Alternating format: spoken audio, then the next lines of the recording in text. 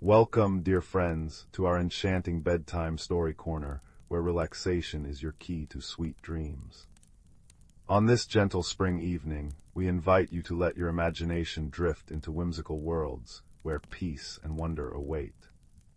Thank you for choosing to spend your evening with us. As the soft narration unfolds, cozy up and allow yourself to be whisked away into a realm of tranquility and delightful dreams. Story 1. In the quiet folds of the whispering woods, nestled beside a silver-stitched river, lay the village of Starlight Hollow. It was a place where chimneys puffed cinnamon-scented smoke, where cobblestones were worn smooth by generations of gentle footsteps, and where every evening, just as the sun dipped below the horizon, the great clock tower in the village square would chime 7 times, a sound as warm and familiar as a grandmother's voice. But lately something peculiar had begun to unfold in Starlight Hollow, and it started, as most peculiar things do, with something small. A young woman named Rowan, who mended clocks and tended the village starlight lanterns, was the first to notice. One evening, as she polished the great clock face, she saw that one of the silver stars that always glittered in the constellation called the Weaver's Shuttle had gone dim. It wasn't merely hidden by clouds, it was simply absent, as though someone had gently plucked it from the sky. The next night, 2 more stars from the same constellation had vanished. And the night after that, the village children began whispering that the little stream behind the bakery was flowing backwards, carrying autumn leaves upstream toward the mountains. Then came the morning when Alara, the baker, stepped outside to find her prized moon-petal flowers, which normally glowed soft silver, had turned the color of twilight blue.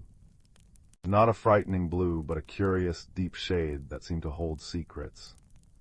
The village elders murmured over steaming cups of chamomile tea. "It's the work of the shadow spinners," said one. "No, no," said another, "it's the old magic waking restless." But no one felt afraid, only deeply intrigued, as though the world had posed a lovely riddle just for them. Rowan, with her quiet eyes and patient heart, decided she would uncover the mystery. She did not rush or fret. Instead, she sat on her cottage steps each evening, listening to the wind chimes singing their glass and breeze melodies, watching the gentle rain patter against the ferns, and observing everything. Her first clue came from an old nursery rhyme the village children sang while skipping rope. When the weaver's shuttle loses thread, and silver stars hide their light, seek the map the moonflowers spread, by the glow of the second night. Rowan pondered this. The weaver's shuttle was the constellation missing stars. The map the moonflowers spread. She thought of Alara's moon-petal flowers, now twilight blue. That very evening, she visited the baker's garden. Under the soft light of the rising moon, the blue petals seemed to shimmer, and upon closer look, Rowan saw they were not simply blue. They were patterned with faint, silvery lines, like veins of starlight. They resembled a map, one that pointed toward the oldest part of the Whispering Woods. With a small satchel of hazelnut biscuits and a lantern that cast a buttery glow, Rowan set off into the woods. The air smelled of damp moss and sleeping earth. She followed the petal map's guidance, stepping over roots gnarled like old men's knuckles, until she came upon a clearing where a circle of ancient stones stood. In the center grew a single luminous plant, a star thistle whose blossoms pulsed with soft light. But one of its flowers had been snapped off, and 2 others looked wilted. Rowan knelt, her fingers gently tracing the stem. "You're hurt," she whispered to the plant. She didn't see the star thistle as a thing, but as a living being. And in that moment she felt a faint tremor of sadness in the air, like a distant sigh. Her next clue came from an old map she'd once mended, a map of the constellations as seen from Starlight Hollow, embroidered by her great-grandmother. On it, the weaver's shuttle was connected by dotted lines to the star thistle circle. A notation in faded ink read, "Where starlight roots in earth, time may bend, and colors remember dreams." Rowan considered the backwards flowing stream. If time was bending near the star thistle, perhaps the stream was simply following the memory of an older path, one it had flowed long ago. She sat by the stream the next afternoon, listening to its watery murmur, and noticed something odd. Though the water flowed backwards, the pebbles along its bed were arranged in the distinct shape of the missing stars from the Weaver's shuttle. This was no accident. Someone or something was trying to recreate the constellation on the Earth. A red herring soon appeared. Old Finn, the village carpenter, reported seeing flickering lights deep in the woods and hearing a low, humming noise. "It's the glimmer moths," he declared. "They're known to borrow starlight for their wings." So Rowan and several villagers ventured out one evening, following the trail of floating lights. They did indeed find a grove full of glimmer moths, their wings like stained glass, sipping dewdrops from bluebells. It was a delightful discovery. The moths were weaving strands of moonlight into the petals, which explained why some flowers in that grove shimmered more brightly than usual. But they had not taken the stars. Another red herring came when the village clock, which Rowan tended, began chiming 8 times at 7 o'clock. The villagers were baffled until Rowan discovered a family of tiny, silver-furred bats had taken residence in the clock tower, and their synchronized wing beats against the chimes created an extra harmonic ring. It was charming, but not the answer. Rowan returned to the star thistle circle, this time at the exact hour when the moon was highest. She brought with her a small, honey-sweetened poultice, a healing salve made from sun-kissed herbs, and tenderly applied it to the broken and wilted star thistle stems. As she worked, she hummed an old lullaby her mother used to sing, one about guardian spirits and forgotten promises. A soft rustling came from behind the stones, and a small, shy creature emerged. It was a star nibbler, a gentle, mouse-like being with fur the color of midnight and eyes that held tiny swirling galaxies. It trembled, holding in its paws one of the missing silver stars, which glimmered like a captured teardrop. Rowan did not startle. She simply sat back and smiled. "You've been tending the star thistle," she said softly. The star nibbler, whose name was Lumen, nodded. In a voice like wind through pine needles, it explained. The star thistle was a bridge between the earth and the sky. Each blossom was tied to a star in the Weaver's shuttle. But a recent rock slide had damaged the roots, and the connection was fading. Lumen had been trying to help by bringing the starlight down to the plant, hoping to strengthen it, but in its small panic, it had accidentally taken the stars out of the sky. The backwards flowing stream was the land itself trying to reverse time too, before the rock slide. The color-changing flowers were echoing the sky's distress, blue for sadness. "I only wanted to help," Lumen whispered, its galaxy eyes glistening. "But I made things worse." Rowan gently took the tiny star from Lumen's paws. "You only needed a friend," she said. She spent the next few evenings teaching Lumen how to mend the roots properly, and together, with the help of the villagers who now understood, they carefully replanted the star thistle in a safer spot. Alara brought nutrient-rich soil from her garden. Old Finn carved a protective fence from fallen branches. The children sang the nursery rhyme to encourage the plant, and the glimmer moths fanned their wings to keep the soil warm. As the star thistle regained its strength, the missing stars slowly reappeared in the constellation, burning even brighter than before. The stream returned to its normal flow, though it now had a new, gentle curve that the villagers found even more lovely. And the moon-petal flowers, having remembered the color of the night sky during their adventure, now shifted peacefully between silver and soft blue each evening. On the night the last star slotted back into the Weaver's shuttle, the whole village gathered in the clearing. They brought blankets and thermoses of spiced cider, and they lay back, watching the stars twinkle above.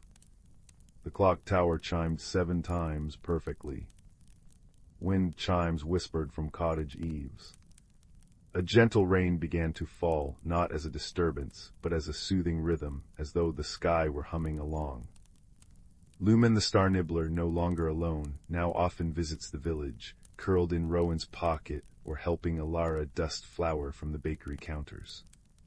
The mystery had not been one of theft or mischief, but of a small, lonely creature trying to heal the world in the only way it knew how. And so in Starlight Hollow, the bond between earth and sky grew stronger, and the people grew closer, reminded that even the most peculiar happenings often bloom from the simplest wishes, to help, to heal, and to not be alone. And as you drift into dreams, may you too feel that gentle connection, under a sky full of kindly stars, listening to the soft, rhythmic chime of a distant clock tower, assuring you all is well. Story 2. The fire crackles softly in the hearth, my dear listeners, its warm light dancing across the walls like shy fairies at dusk. Come closer, wrap yourselves in your coziest blankets, and let me tell you a story about warmth, both the kind that chases away the chill of an autumn evening and the kind that kindles deep within the heart. In a valley nestled between two sleeping mountains, there lived a young boy named Rowan who possessed the quietest footsteps in the world. He was a gentle soul with a heart full of questions, who preferred the company of rustling leaves and chattering brooks to the noisy bustle of the village square. His home was a small cottage at the edge of the whispering woods, where the smoke from the chimney curled into the sky in gentle, gray spirals. Rowan's greatest treasure was a small, smooth stone his grandmother had given him. It was no ordinary stone. When held in the palm of his hand with true kindness in his heart, it would glow with a soft, pulsing light, the color of embers in a dying fire. His grandmother had called it a hearth-glow stone. "It responds to the warmth you carry inside, my dear," she had told him, her voice like the rustle of old parchment. "The kinder your heart, the brighter it burns." For years, the stone had glowed steadily for Rowan, a small, comforting beacon on his bedside table as he slept. But one evening, as the first true chill of autumn crept through the cracks in the cottage walls, something changed. Rowan noticed the stone's light had begun to falter. It flickered, dimmed to a faint smolder, and then, for one terrifying moment, went out completely before struggling back to a weak, sickly glimmer. A cold dread, sharper than the autumn wind, settled in Rowan's chest. Had his heart grown cold? He thought of all the kind things he had done that week, helping a lost fawn find its mother, sharing his lunch with the shy squirrel who visited his windowsill, mending his father's favorite fishing net. His heart felt as warm as ever. Puzzled and worried, he clutched the stone tightly, but its light remained feeble. That night, he dreamt of his grandmother. She stood in a sun-dappled clearing he had never seen, her form shimmering like heat haze. She didn't speak, but simply pointed deeper into the woods, towards the heart of the mountains, where the oldest trees stood guard. When he awoke, the first pale light of dawn was painting the sky, and the meaning of the dream felt as clear as the cool morning air. The stone was not reflecting his own heart, but something else, a warmth that was fading from the world, a fundamental hearth fire that needed rekindling. And so, with a small leather pack containing a crust of bread, a wedge of cheese, and his flickering stone, Rowan set off on a journey. He slipped into the whispering woods as silently as his name, the fallen leaves making no sound beneath his soft-soled boots. The forest was a cathedral of gold and crimson. Sunbeams pierced the canopy like golden spears, illuminating motes of dust that danced like tiny sprites. The air smelled of damp earth, decaying leaves, and the sweet, spicy scent of pine. He walked for hours, the only sounds the sigh of the wind and the distant chatter of a creek. His hearth-glow stone pulsed weakly in his pocket, a quiet, rhythmic companion. As dusk began to weave its purple threads through the trees, Rowan came upon a part of the forest that felt ancient and forgotten. The trees were giants, their bark gnarled and wise, their branches forming a dense roof that blocked out the fading light. A deep quiet had fallen, a stillness that felt watchful. And it was here in the deepening gloom that he heard a sound, a small, pitiful whimpering. Following the sound, he pushed through a curtain of weeping willow branches and found a little fox caught in a cruel, twisted snare of thorny vines. The fox was young, its fur the color of autumn oak leaves, and its eyes were wide with fear and pain. It struggled weakly, but the thorns only dug deeper. "Shh, little one," Rowan whispered, his voice barely a breath. "I won't hurt you." He knelt, his gentle hands working carefully to untangle the vicious vines. The thorns pricked his fingers, drawing tiny beads of blood, but he didn't stop. He spoke to the fox in a soft, steady stream, telling it about his cottage, his grandmother, and the mysterious failing of his stone. The fox stopped struggling, its intelligent eyes fixed on him, listening. When the last thorn was loosened, the fox sprang free, shaking itself and then turning to regard Rowan. It didn't run away. Instead, it took a tentative step forward and gently licked the blood from his pricked fingers. A warmth, immediate and surprising, spread from the small wound, and the pain vanished. The fox then looked at him, gave a soft, yipping bark, and trotted a few paces ahead before looking back, as if waiting. Rowan understood. He had found a guide. He decided to call the fox Ember, for its coat reminded him of his stone's proper, healthy glow. Together, boy and fox journeyed deeper into the ancient part of the woods. Ember would often stop, one paw raised, nose twitching, listening to the secrets the wind carried. He led Rowan away from treacherous bogs and under the shelter of rocky overhangs when a cold, whispering rain began to fall. They shared Rowan's meager rations, and as they traveled, a bond formed between them, a quiet, understanding friendship that needed no words. Rowan found himself talking to Ember about his worries, his hopes, and the loneliness he sometimes felt. The fox would listen, his bushy tail giving a slow, comforting swish. One evening, as they huddled in a small cave, the wind howling outside, Rowan took out his stone. It was still dim. He felt a pang of despair. What if we're too late, Ember? What if the warmth is gone for good? Ember simply nudged his hand with a cold, wet nose, then curled up against his side, sharing his own animal warmth. It was a small gesture, but it reminded Rowan that he was not alone. The warmth of friendship was a real, tangible thing. After several days of travel, the landscape began to change. The giant trees gave way to a high, hidden valley nestled between the two mountains. It was a place of breathtaking beauty. A crystal-clear lake reflected the snow-capped peaks, and the air was filled with the sound of 100 tiny waterfalls. But something was wrong. Despite the sun shining brightly, a profound, deep cold hung in the air. It was a cold that seeped into the bones, a cold that no amount of sunshine could chase away. The flowers that dotted the meadow were frosted at their edges, and the very grass crunched faintly underfoot. In the center of the valley stood the most magnificent tree Rowan had ever seen. It was a great, ancient oak, its trunk so wide that 20 children holding hands could not have encircled it. But the tree was silent and still. Its leaves, which should have been a vibrant green, were dull and brittle, hanging like forgotten memories. And nestled in the great fork of its branches was something that made Rowan's breath catch. It was a nest woven from silver birch twigs and lined with luminous moss. And within the nest rested a single, enormous feather, longer than Rowan was tall. It shimmered with a faint, captured light, like a sliver of a rainbow or the inside of a seashell. But the light within it was faint and stuttering, just like his stone.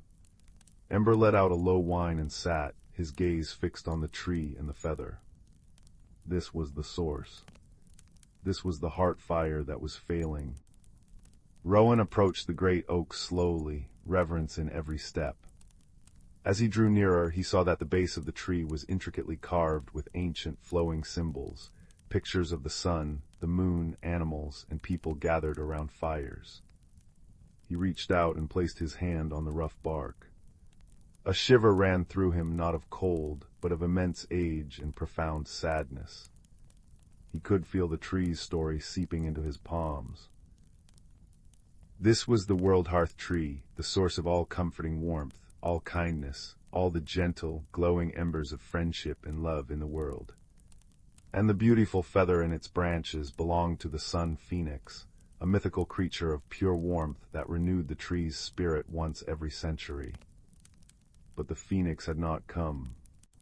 An old, rasping voice spoke from the shadows of the tree's roots.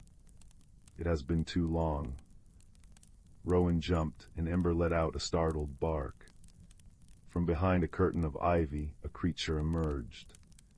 It was a badger, but unlike any badger Rowan had ever seen.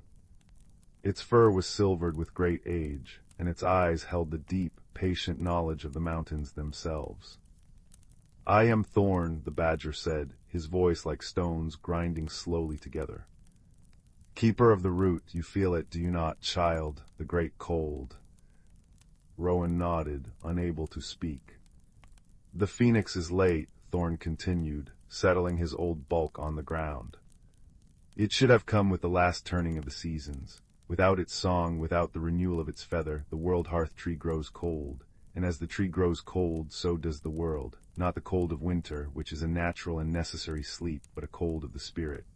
A cold that makes hearts grow distant, that makes kindness feel like a burden, that makes friendship falter."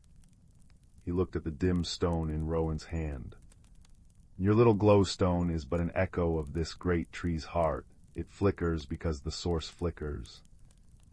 But why? Rowan finally found his voice. Why didn't the phoenix come? Thorn sighed, a long, weary sound. "The path to this valley has become clouded. The old ways are overgrown, forgotten by the world above. The phoenix cannot find its way through the confusion and the noise. It flies, lost, searching for a beacon, for a clear, warm signal to guide it home." Rowan looked from the ancient badger to the magnificent, dying tree, to the fading feather, and finally to his friend Ember, whose warm body was pressed against his leg. He thought of the cold dread he had felt in his cottage, and he understood it now. It was the fear of a world growing slowly colder in its heart.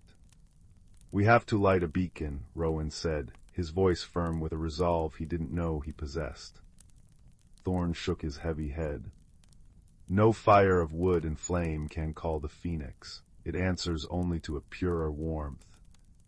Rowan's mind raced. What was purer than flame? He thought of his grandmother's words. "The kinder your heart, the brighter it burns." He thought of the warmth he felt when Ember had licked his wounds. The warmth of his friendship with the little fox. The warmth he felt when he helped others. He looked at the carvings on the tree, people gathered around fires. They weren't just warming their hands, they were sharing stories, sharing food, sharing their lives. The fire was just a symbol for the real warmth they were creating together. "That's it," he whispered. He turned to Thorn. "The phoenix doesn't need a fire, it needs a hearth. A hearth is more than a fire. It's a place of gathering, of community, of shared warmth." He didn't know if it would work, but he had to try. He sat down at the base of the great oak, cross-legged, and placed his flickering hearth-glow stone in front of him. He closed his eyes and did not think of grand, heroic deeds. Instead, he thought of small, authentic moments of warmth. He remembered the feeling of his father's strong, steady hand on his shoulder. He remembered the taste of his mother's honey-sweetened tea on a sore throat.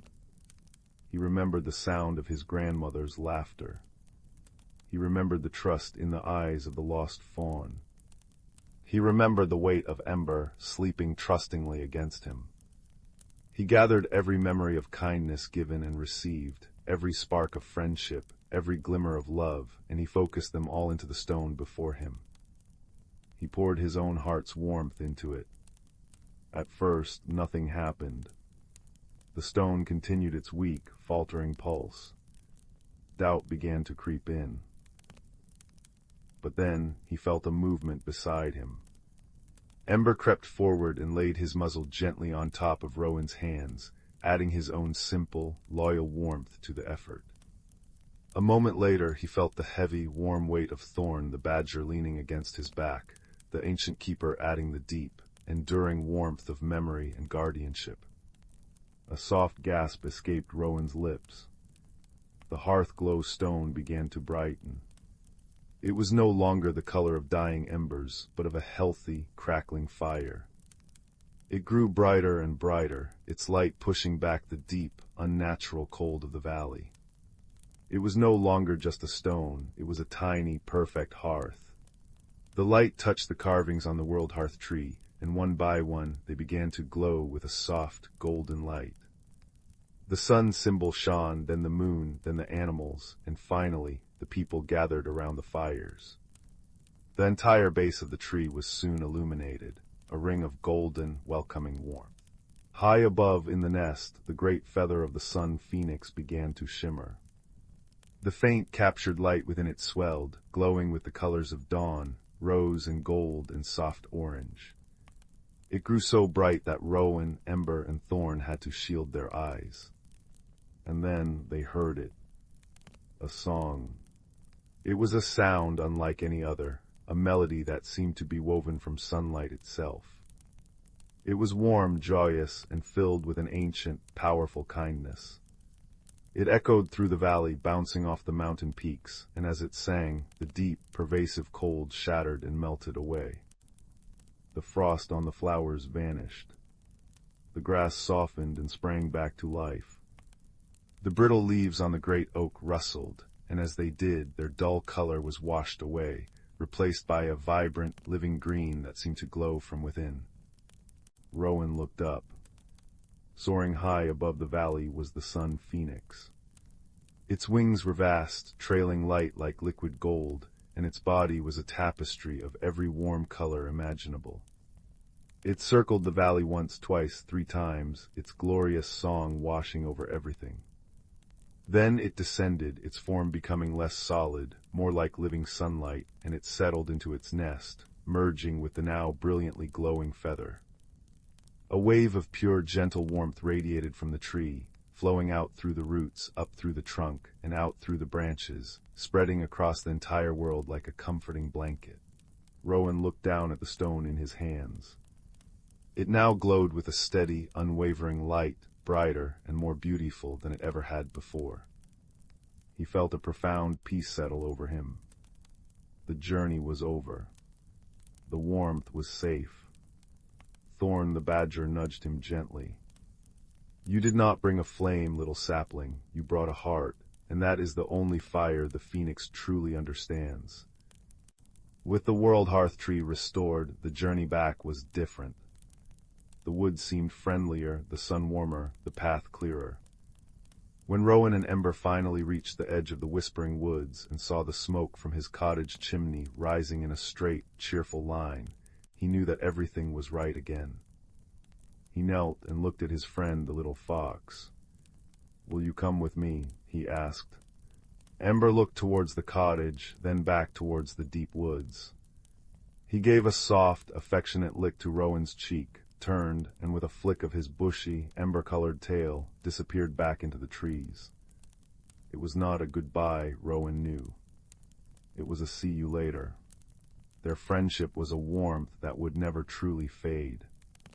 That night, back in his own bed, with his hearth-glow stone shining steadily on his bedside table, Rowan felt a contentment deeper than any he had ever known. He had been transformed not by a great battle or a powerful spell, but by the simple, steady act of offering the warmth of his own heart. He had learned that the greatest magic wasn't in glowing stones or mythical birds, but in the small, kind choices we make every day, the shared warmth of a friend in the dark, the gentle helping of a creature in need, the quiet courage to follow a dream into the unknown. The fire in the hearth has burned low now, my dear listeners, its embers glowing a soft, steady red. The story is told. The world is warm and all is well. Let the warmth of this tale settle in your hearts as you close your eyes. May your dreams be as peaceful as a slumbering valley, and may you always carry your own inner light, steady and true, to guide you through the night. Sleep well. Story 3. The village of Willowbrook nestled in a gentle valley where the river hummed lullabies, and the wind chimes hanging from every eave played soft melodies day and night. It was a place where cobblestone paths curled like sleeping cats between cottages with thatched roofs, where bakeries smelled of cinnamon and warm bread even in dreams, and where the townsfolk greeted one another with the comfortable familiarity of old friends. High above, the stars usually twinkled like scattered diamonds, each one known by name and story to the villagers below. But one evening, as the sun dipped behind the whispering woods and the sky deepened to violet, young Finn, the baker's apprentice with a perpetually flower-dusted apron and kind, observant eyes, noticed something amiss. He stood at the open window of the bakery, breathing in the cool air scented with evening rain and listening to the soft plink-plink of droplets on the copper wind chimes outside. He had been waiting for the first stars to appear, as he did every night, to trace the familiar constellations his grandmother had taught him: the silver swan, the weeping willow, the little lantern. But tonight the silver swan was missing a star from its tail, the brightest one called Lyra's tear. Finn mentioned it to the townsfolk the next morning, as he delivered warm loaves of sunflower seed bread. Old Man Hemlock, who tended the clock tower with its gentle, melodic chimes that marked each hour, shrugged and said, "Perhaps the clouds are teasing you, dear boy." But Finn knew clouds, and he knew stars, and he knew something was not right. The following evening another star was gone, this time from the weeping willow's crown. And the night after that another. Each morning the village awoke to find subtle, peculiar changes. Flowers in Alara's garden bloomed in reversed colors: blue roses, golden violets, silver daisies. The sundial in the town square cast its shadow backward, and a soft, silvery mist curled through the streets just before dawn, smelling not of damp earth, but of honey and starlight. The village buzzed with quiet curiosity, not fear. In the cozy common room of the Starlight Inn, townsfolk gathered by the crackling hearth, sipping mulled cider and sharing theories. Perhaps it was the work of the Star Weaver, a mythical figure from children's tales who mended the sky with thread of moonlight. Or maybe the stars were simply tired and taking a rest. Finn, though, watched and listened. He noticed how the wind chimes seemed to play a different, slower tune at midnight. He observed that the backward-shadowed sundial only occurred when the mist was present. And he remembered an old nursery rhyme his grandmother used to sing: "When silver swan has lost her tear, and willow's crown does disappear, seek the path where shadows fall, and answer the chime's gentle call. Find the key in patterns old, a story in the stars untold." He wondered if the rhyme was more than just a lullaby. The next clue came from Cora, the village librarian, who discovered an ancient map tucked inside a book of celestial myths. The map showed Willowbrook not as it was now, but as it had been centuries ago, with a forgotten path leading into the whispering woods, marked by 7 stones shaped like the missing stars. "It might be nothing," Cora said, her spectacles perched on her nose. "Just an old cartographer's fancy." But Finn felt a tug in his heart. That evening, as rain began to fall again, a gentle, rhythmic patter on the rooftops, he took the map and a lantern and ventured into the whispering woods. The trees leaned close, their leaves rustling secrets. Fireflies blinked in the mist, and the air was thick with the scent of pine and wet moss. He followed the map until he found the first stone, moss-covered and round, with a carving of a swan. As he walked, he hummed the nursery rhyme, and the wind seemed to hum back. He noticed that the forest grew quieter where the stones lay, as if holding its breath.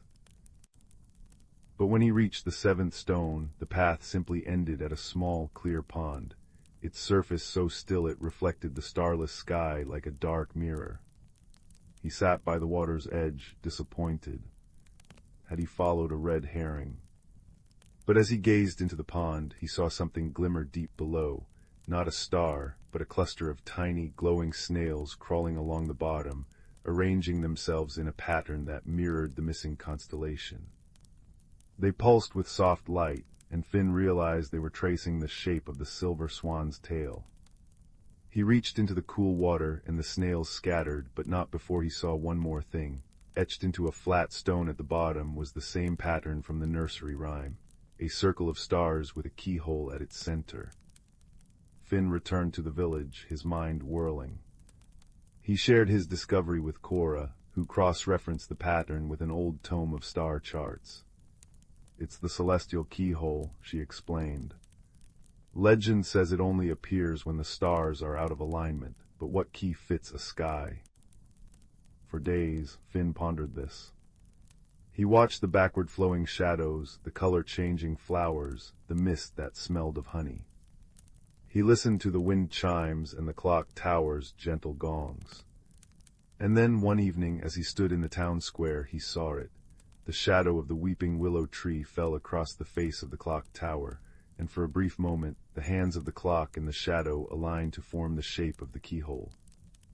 He rushed to Cora with his theory. "The key isn't a physical thing," he said, his voice hushed with excitement. "It's a moment, a specific time when the stars, the shadows, and the chimes align." Together they studied the nursery rhyme again, "Answer the chime's gentle call." Old Man Hemlock confirmed that the clock tower's chimes had been built to chime a special melody at midnight on the night of the celestial equinox, which was only 2 nights away. The village prepared without fully understanding why. They strung new wind chimes made of sea glass and silver. They lit lanterns shaped like stars and hung them from the trees. They gathered in the square as the mist began to curl and the rain fell softly, each drop ringing like a tiny bell as it struck the chimes. Finn stood at the center, watching the sky. As the clock tower began to chime midnight, each note clear and sweet, the shadow of the weeping willow stretched across its face, and the missing stars began to glow faintly in the sky, one by one. The wind chimes played the melody from the nursery rhyme, and the color-changing flowers shimmered, their petals turning to soft light. And then from the heart of the whispering woods, a figure emerged, not a mythical star weaver, but a young girl, no older than Finn, with hair like spun moonlight and eyes the color of the twilight sky. She held a small, glowing orb in her hands. "I am Leora," she said, her voice like the whisper of leaves. "I am the keeper of the Starlight Pool. The stars have been fading because the pool's heart, the source stone, grew dim. I needed the help of the village to reignite it." She explained that the strange occurrences, the missing stars, the backward shadows, the changing colors, were the world's way of rebalancing itself while the source stone weakened. But to restore it, she needed the collective warmth and wonder of a community working together. The glowing orb in her hands brightened as the villagers joined hands, their faces upturned to the sky. The chimes swelled into a chorus, the clock tower sang its final note, and the stars blazed back to life, brighter than ever before, swirling into new, beautiful patterns. Leora smiled. "You reminded the stars how to shine," she said. "And you reminded me that I do not have to care for them alone." From that night on, the village of Willowbrook and the Keeper of the Stars became fast friends. Leora visited often, teaching the children the names of the new constellations, the flower-dusted apprentice, the library's light, the chime mender. The flowers returned to their usual colors, but every now and then, on especially magical nights, a blue rose or a silver daisy would bloom, glowing softly under the starlight. And Finn, back in the warm bakery, would often pause at the window to watch the stars, listening to the gentle rain and the wind chimes, knowing that some mysteries are not meant to be feared, only cherished. For in a village where kindness was the compass and empathy the map, every puzzle led not to an end, but to a new beginning, wrapped in the quiet comfort of shared stories and the soft, steady glow of the heavens above. Story 4. The village of Whimsy Wham was the sort of place you might only find on the edge of a particularly deep sleep. It was nestled in a valley where the river ran backwards, chuckling softly as it flowed uphill, and the forests were ever so slightly inside out, so that the soft, mossy parts of the trees faced the winding paths, perfect for leaning against during a thoughtful pause. In this village lived a dragon named Pippin. Pippin was not a fearsome, treasure-hoarding sort of dragon. Oh no. Pippin was a collector of teacups. His collection was vast and wonderful, featuring cups that chimed when empty, cups that changed color with the weather, and one very special cup that told terribly shy jokes in a tiny, whispery voice. Pippin's cave was not dark and smoky, but bright and airy, with shelves carved into the walls that held his precious collection. The only time he breathed fire was to perfectly steam the water for his afternoon Earl Grey. His two dearest friends were as peculiar as he was. There was Cumulus, the cloud shepherd, who spent his days tending to a flock of fluffy, bleeding clouds on the high meadows. With a crook made of a sunbeam and a wisp of wind, he would guide them across the sky, shearing them gently at the end of each season to stuff the pillows of Whimsy Wham, which ensured everyone had the lightest, most buoyant dreams. Then there was Seraphina, the professional dream painter. Each night, with a palette of starlight and a brush made from a single eyelash of a sleeping moth, she would add delicate details to the dreams of the villagers. A splash of silver for a happy surprise, a soft blur of blue for a comforting memory. One Tuesday, which in Whimsy Wham was the day that felt most like a Saturday, and smelled faintly of buttered toast, a most peculiar problem arose. Pippin, while dusting his favorite cup, the one with the painted parade of dancing badgers, felt a tremendous tickle in his snout. It was the sort of tickle that had been building for days, fed by the pollen from the upside-down lilies and the dust from his own collection. He scrunched his snout. He wiggled his scales. But it was no use. Whoa. It wasn't a roar of fire, but a tremendous sneeze of pure, shimmering magic. A whoosh of sparkling air shot through his cave. The effect was immediate and, frankly, a little bit ridiculous. Every single one of his teacups lifted gently off their shelves. They didn't crash or break. Instead, they began to float. They bobbed in the air like a fleet of tiny, ceramic hot air balloons, clinking together with a sound like a wind chime made of giggles. "Oh my," Pippin said, his eyes wide. "This is a rather steamy situation." He tried to grab them, but they simply bowinged away from his claws, spinning merrily. The cup with the shy jokes started telling one, but it was too flustered to finish. Why did the cookie hiccup? Oh dear, never mind. Pippin hurried out of his cave, his floating teacup collection trailing behind him like a string of peculiar, chiming pearls. He found Cumulus on the hillside, trying to corral a particularly frisky cloud that kept shape-shifting into a sofa. "Cumulus," Pippin cried. "A calamity, my cups have come unstuck." Cumulus tipped his wide-brimmed hat.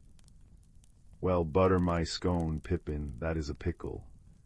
He tried to use his sunbeam crook to gently herd the cups, but they just floated through his flock of clouds, causing them to sneeze little puffs of rainbows. PFFT. PFFT. "They seem very light-hearted," Cumulus observed, as a cup with a willow pattern did a loop-the-loop. "They need to be grounded." Pippin wailed softly. "A teacup's place is on a saucer, not in the stratosphere." So they went to find Seraphina. She was in her studio, a cozy nook at the top of the town's only clock tower that ticked backwards. She was just putting the finishing touches on a dream for the village baker, a lovely scene of warm, rising bread that sang gentle opera. "Seraphina," Pippin said, his voice full of woe. "My collection has caught a case of the floaty bobs." Seraphina put down her starlight palette. "Let me see." She peered at the bobbing cups. "The magic is one of pure levity. It's made them too light for their own good. They need something to weigh them down. We could tie little rocks to them, suggested Cumulus. The teacups all shivered at once with a collective clink clink clink of disapproval. No, no, said Seraphina. That would be far too crude. They need a different kind of weight, the weight of contentment. This was a puzzling concept. How does one give a teacup the weight of contentment?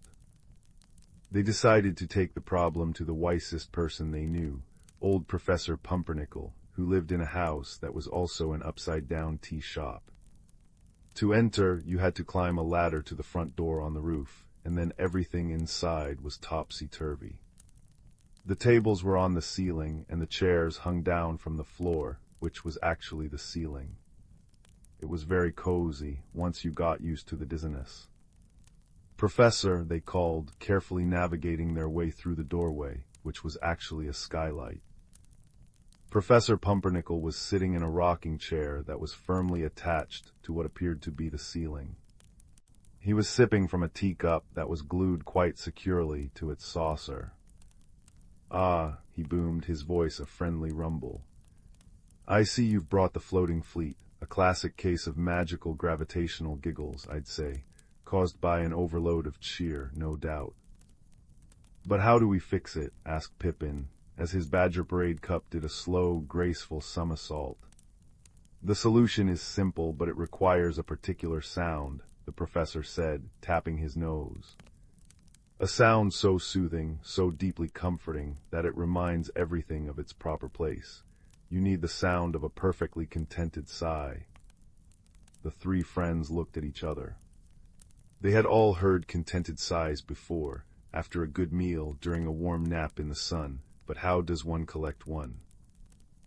I know, said Seraphina. We need to create a moment so perfectly cozy that it will generate the sigh we need. And so they set to work. They went to the meadow by the backwards river, where the water's gentle glug glug glug as it flowed uphill was a constant, soothing soundtrack. Cumulus gathered the fluffiest, sleepiest clouds and sheared them into a gigantic, pillowy mound. Seraphina used the last of her starlight paints to add a soft, golden glow to the air. And Pippin, though his cup still floated, managed to use his carefully controlled fire breath to heat a large, non-floating pot of water, into which he sprinkled a blend of chamomile, lavender, and a single crumb of a nightingale's song. They all sat on the cloud pillow. The floating teacups drifted around them in a slow, silent waltz. They sipped the fragrant tea from mugs they'd borrowed from the professor's shop, which were, of course, bolted down.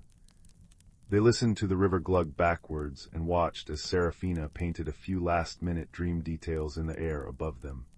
A shooting star that moved in slow motion, and the faint scent of old books. It was quiet. It was warm. The cloud was softer than a promise. The tea was the perfect temperature.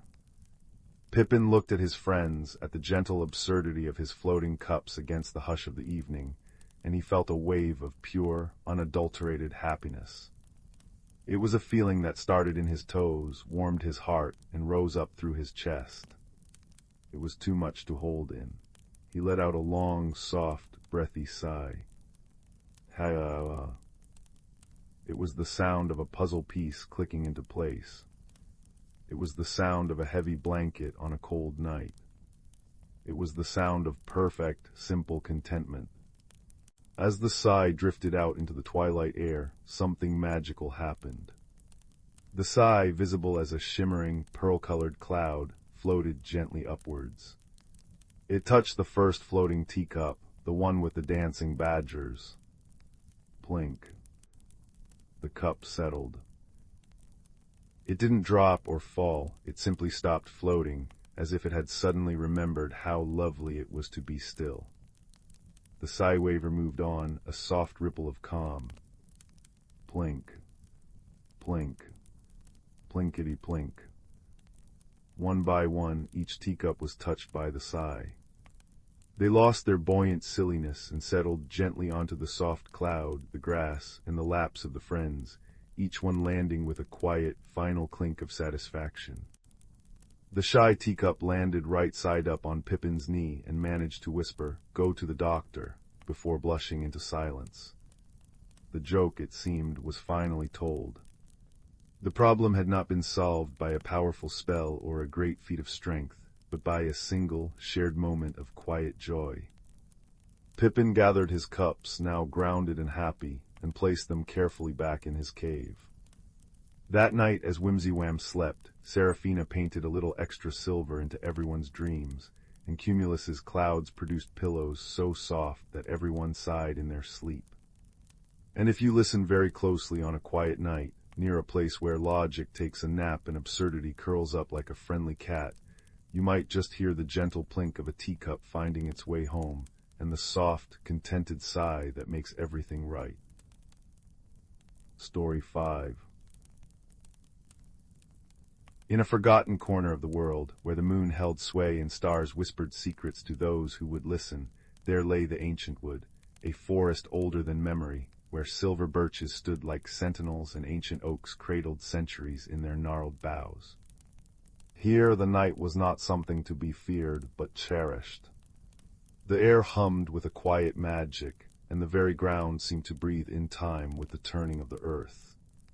On this particular evening, a soft, persistent rain had just ceased, leaving behind a world washed clean and shimmering. Droplets clung to pine needles like tiny crystal beads, and the air carried the rich, damp scent of wet earth and decaying leaves. Through this freshly baptized world, a young red fox picked her way, her paws making no sound on the spongy moss. Her name was Rowan, and a restless curiosity flickered in her bright, dark eyes. For nights, a strange silence had been gathering at the edges of the ancient wood. The usual chorus of crickets had softened to a hesitant chirp. The streams, which normally sang cheerful, babbling songs, now murmured in worried tones. Most concerning of all, the gentle, pulsing glow of the moon-petal flowers, the forest's primary source of bioluminescent light, had begun to dim, casting long, deep shadows where there should have been soft, blue-white radiance. Rowan's heart felt heavy with the forest's unease. She knew of only one being who might understand such mysteries, an old owl who lived in the hollow of the great oak, the eldest tree in the forest. He was known simply as the Watcher, and it was said he understood the secret languages of the trees, the streams, and the stones. As she approached the great oak, its trunk wider than a river, she saw the Watcher perched at the entrance to his hollow. His feathers were the color of weathered bark and silvered moss, and his eyes held the deep, patient light of 1,000 full moons. "The streams speak of a clogged heart, little runner," the Watcher said, his voice a soft, rhythmic hoot that blended with the sound of water dripping from the leaves. "The stones murmur of a forgotten rhythm, and you carry their worries in your quick steps." Rowan sat, curling her bushy tail around her paws. "The light is fading, Watcher. The moon petals are growing dim. The forest feels tired." The Watcher blinked slowly.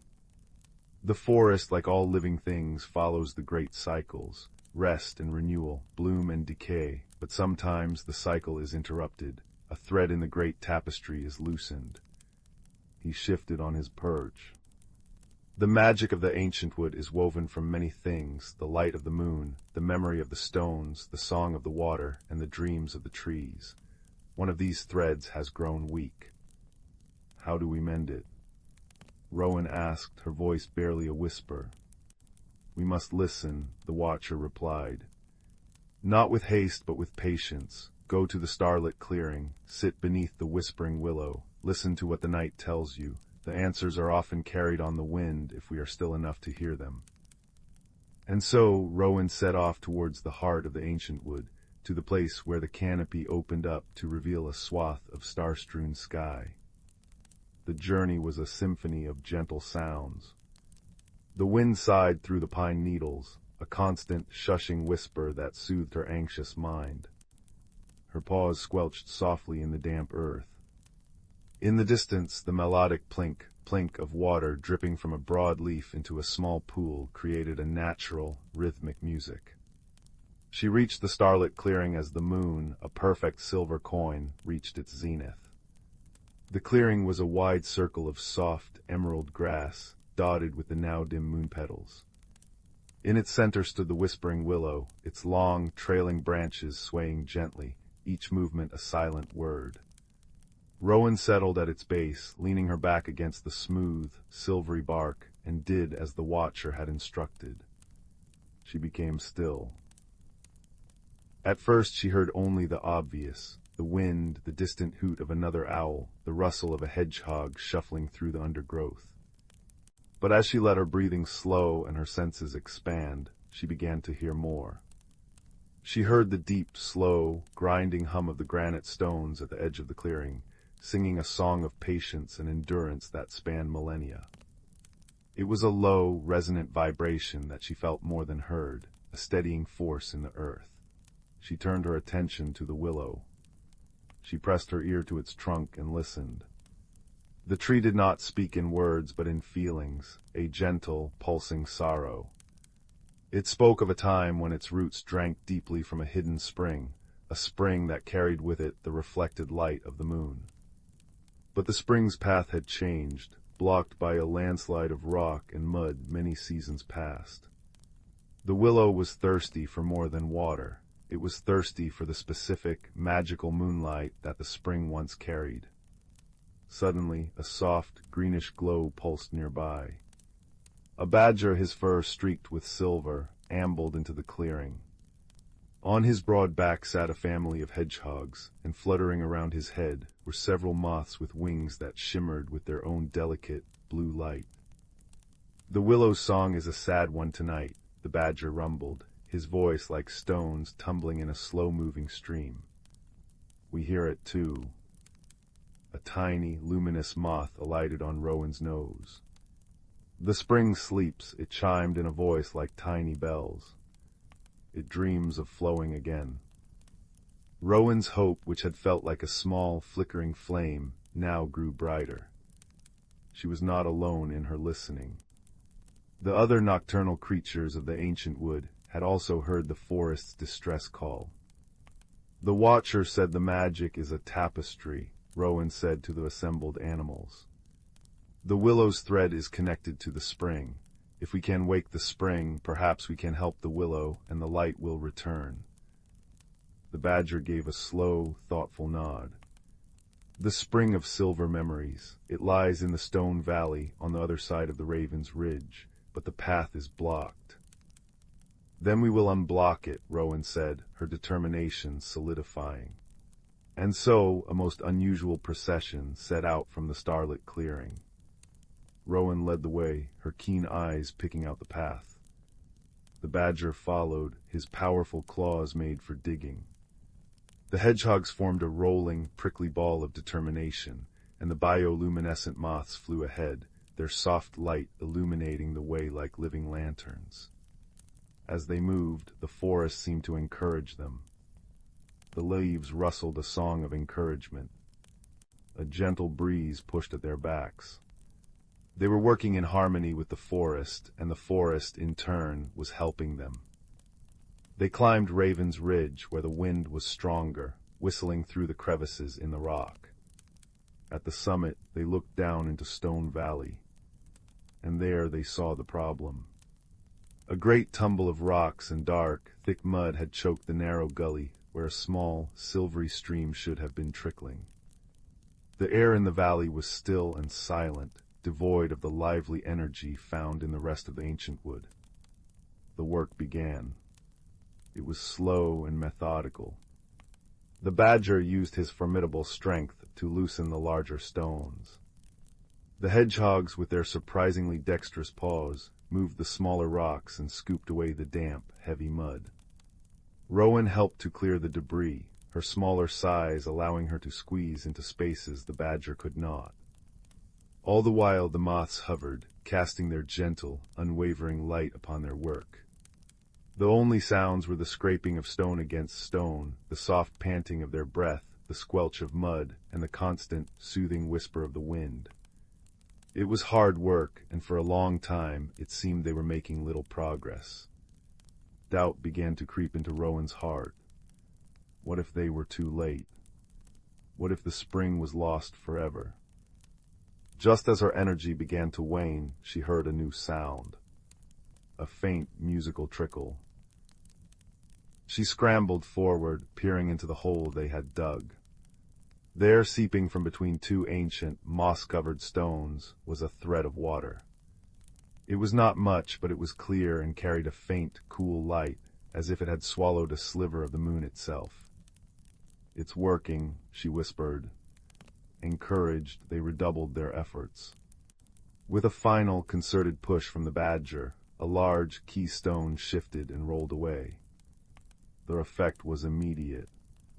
The small trickle became a steady flow, gurgling joyously as it burst free from its earthly prison. The water, the spring of silver memories, began to carve its old path down the valley, its song a bright, laughing melody that echoed off the stone walls. They followed the stream as it wound its way down the mountainside, through root and rock, until it finally reached the edge of the starlit clearing and nourished the thirsty roots of the whispering willow. As the moon water touched its roots, the willow shuddered. A wave of soft, silver light traveled up its trunk and out along every branch, causing the hanging leaves to shimmer. The light did not stop with the tree. It pulsed outward through the moss across the grass and touched the moon-petal flowers. One by one, then in a great silent wave, the moon-petals began to glow. Their light was not the dim, weary flicker from before, but a brilliant, steady, blue-white radiance that filled the entire clearing. The bioluminescent moths danced in ecstasy, their own light flaring in response. The entire ancient wood was bathed in a soft, magical luminescence, brighter and more beautiful than ever before. The silence was gone, replaced by a vibrant, thrumming peace. The crickets resumed their confident chorus. The streams sang their babbling songs with renewed vigor. The very air felt lighter, charged with the magic of renewal. Rowan stood in the center of it all, watching the restored light play on the faces of her friends. The badger gave a contented grunt. The hedgehogs uncurled, their eyes bright. The moths settled on the now glorious willow, their lights blending with its own. A soft swoosh of wings announced the watcher's arrival. He landed on a low-hanging branch of the willow, his wise eyes reflecting the glowing clearing. "You did not force the forest to heal," the watcher said, his voice full of warmth. "You listened to its need, you understood its language, and you worked with its rhythm, not against it. You reminded the ancient wood of its own strength, its own cycles. The deepest magic was not in the spring or the stones or the light. It is here." He tapped a claw gently over his own heart, and then gestured to the assembled creatures. "It is in the friendship that listens and the community that acts." Rowan felt a deep, profound peace settle over her. The gentle narrative tension that had pulled at her for nights had finally resolved into a quiet, powerful joy. She lay down in the soft grass, surrounded by the gentle sounds of the revitalized forest, the babbling brook, the wind through the luminous leaves, the happy chirping of insects, and the soft, rhythmic breathing of her sleeping friends.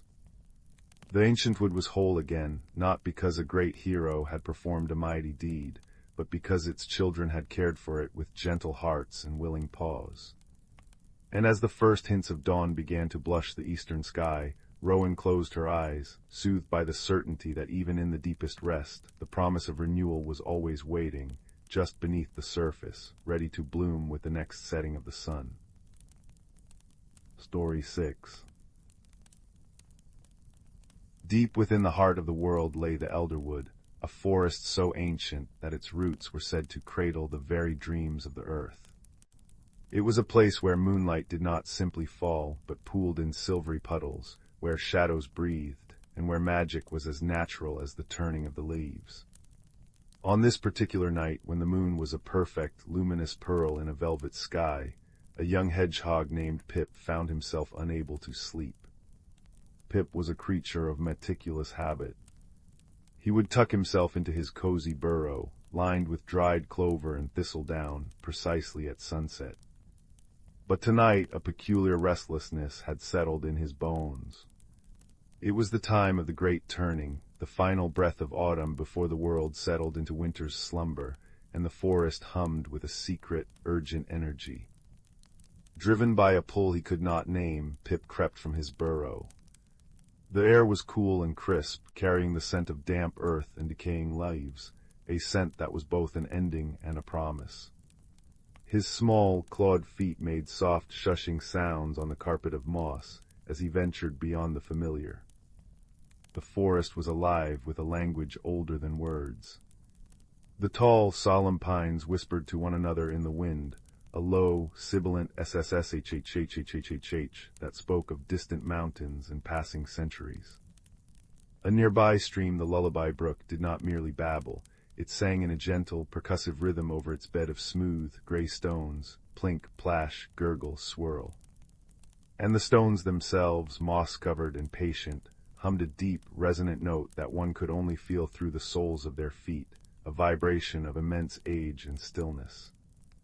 Pip paused by the brook, watching as motes of moonlight danced upon the water's surface. Then he saw them.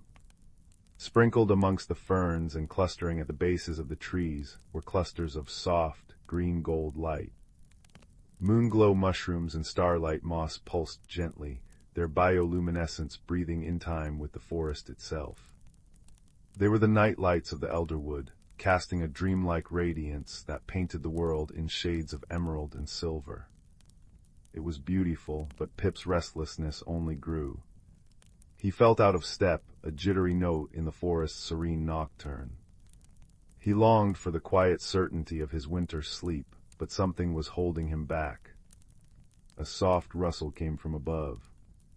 Pip looked up into the gnarled branches of a wisdom oak, a tree so old its trunk was a tapestry of crevices and knots. There, perched on a low-hanging bough, was a great horned owl. Her name was Seraphine, and her feathers were the color of twilight and tree bark. Her eyes were not merely yellow, they were twin pools of liquid amber, holding the collected wisdom of countless moon cycles. "Your footsteps sound troubled, little Pip," Seraphine said, her voice a low, soothing hoot that seemed to blend with the wind. "The season turns, and yet you turn in circles." "How did you know?" Pip asked, his voice small. "The forest tells me," she replied, blinking slowly. "The moss sighs where you have paced, and the stones hum a fretful tune. You are fighting the great turning." "I'm not fighting it," Pip insisted, shuffling his feet. I don't feel ready. Everything is slowing down, going quiet, but I feel loud inside." Seraphine nodded, a gesture of profound understanding. "Come," she hooted softly. "The forest has a story to tell you tonight, but you must listen not just with your ears, but with your whole being." She took flight, her wings beating the air with a sound like a gentle, rhythmic whump-whump-whump. Pip followed as best he could, scurrying along the glowing path laid by the fungi. They journeyed deeper into the wood, to a place Pip had never seen. It was a wide clearing, where the canopy opened to a perfect circle of star-strewn sky. This was the starlit amphitheater. In its center stood a single, magnificent silver birch, its bark gleaming like polished bone in the moonlight. "Listen to the tree," Seraphine whispered, alighting on a rock beside him. Pip crept closer. He pressed his ear to the cool, smooth bark. At first he heard nothing. Then he focused past the thrum of his own anxious heart. He heard it, a faint melodic hum, a vibration that sang of sap slowing, of energy retreating deep into the roots, of a quiet, purposeful surrender. It was not a song of sadness, but of profound peace. "The trees do not see winter as an end," Seraphine explained, her voice blending with the trees' silent song. "They see it as a long, deep breath held beneath the snow, a time for dreaming new leaves and stronger branches. The silence is not empty, it is full of potential." As if on cue, a gentle breeze swept through the clearing, rustling the few remaining leaves on the birch. The sound was a dry, papery whisper, a lullaby for the coming sleep. Swish, swish, sigh. Next, Seraphine led him to the edge of the clearing, where a small, hidden spring welled up from between the roots of an ancient willow. The water fell in a delicate cascade over a series of stone steps, creating a soft, pattering melody. Drip, drop, plink. Drip, drop, plink. Listen to the water, the owl instructed.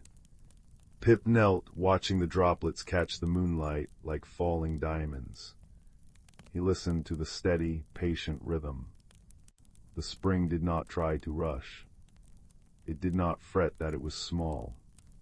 It simply fell over and over, each drop a promise that the flow would continue, even when the surface froze. It was teaching the lesson of persistence, of trust in the cycles. The stream knows that to rest is to gather strength, Seraphine murmured. The stillest water runs the deepest. Finally, she guided him to a large, flat stone at the center of the amphitheater, warmed by a full beam of moonlight. It was intricately carved with spirals and circles, the secret language of the stones, worn smooth by time and weather. Lie here, Seraphine said, and listen to the stone. Pip curled up on the sun-warmed granite, the lingering heat a comfort against the cool night. He closed his eyes and let his small body sink against the unyielding surface. He felt the hum, the deep, resonant thrum of the earth's own heartbeat. It was slow, immeasurably slow, and steady. It spoke of epochs and eras, of glaciers advancing and retreating, of mountains rising and softening. This stone had witnessed countless great turnings. It held no fear of the coming quiet, only a timeless, patient certainty. As Pip lay there, the sounds of the forest wove around him, the rhythmic drip of the spring, the whispering rustle of the willow, the distant, reassuring hoot of Seraphine, the gentle chorus of crickets providing a soft, percussive backdrop. The bioluminescent fungi pulsed around the edge of the clearing, their light swelling and fading like the breath of the world itself. The loudness inside him began to soften. The jittery, frantic energy melted away, replaced by the deep, resonant calm of the stone, the patient persistence of the water, and the wise surrender of the tree. He was not separate from the cycle, he was a part of it. His restlessness was simply the final, vibrant leaf clinging to the branch before its graceful fall. The magic of the seasons is not about avoiding the quiet little one, Seraphine said, her voice now seeming to come from all around him, as gentle as moonlight. It is about learning to hear the music within it. The winter's lullaby is the most important song of all, for it prepares the heart for the symphony of spring. Pip understood now. His hibernation was not an absence, it was his own long, deep breath. A time for his heart to beat slowly, for his dreams to take root in the quiet dark, ready to blossom when the world turned again.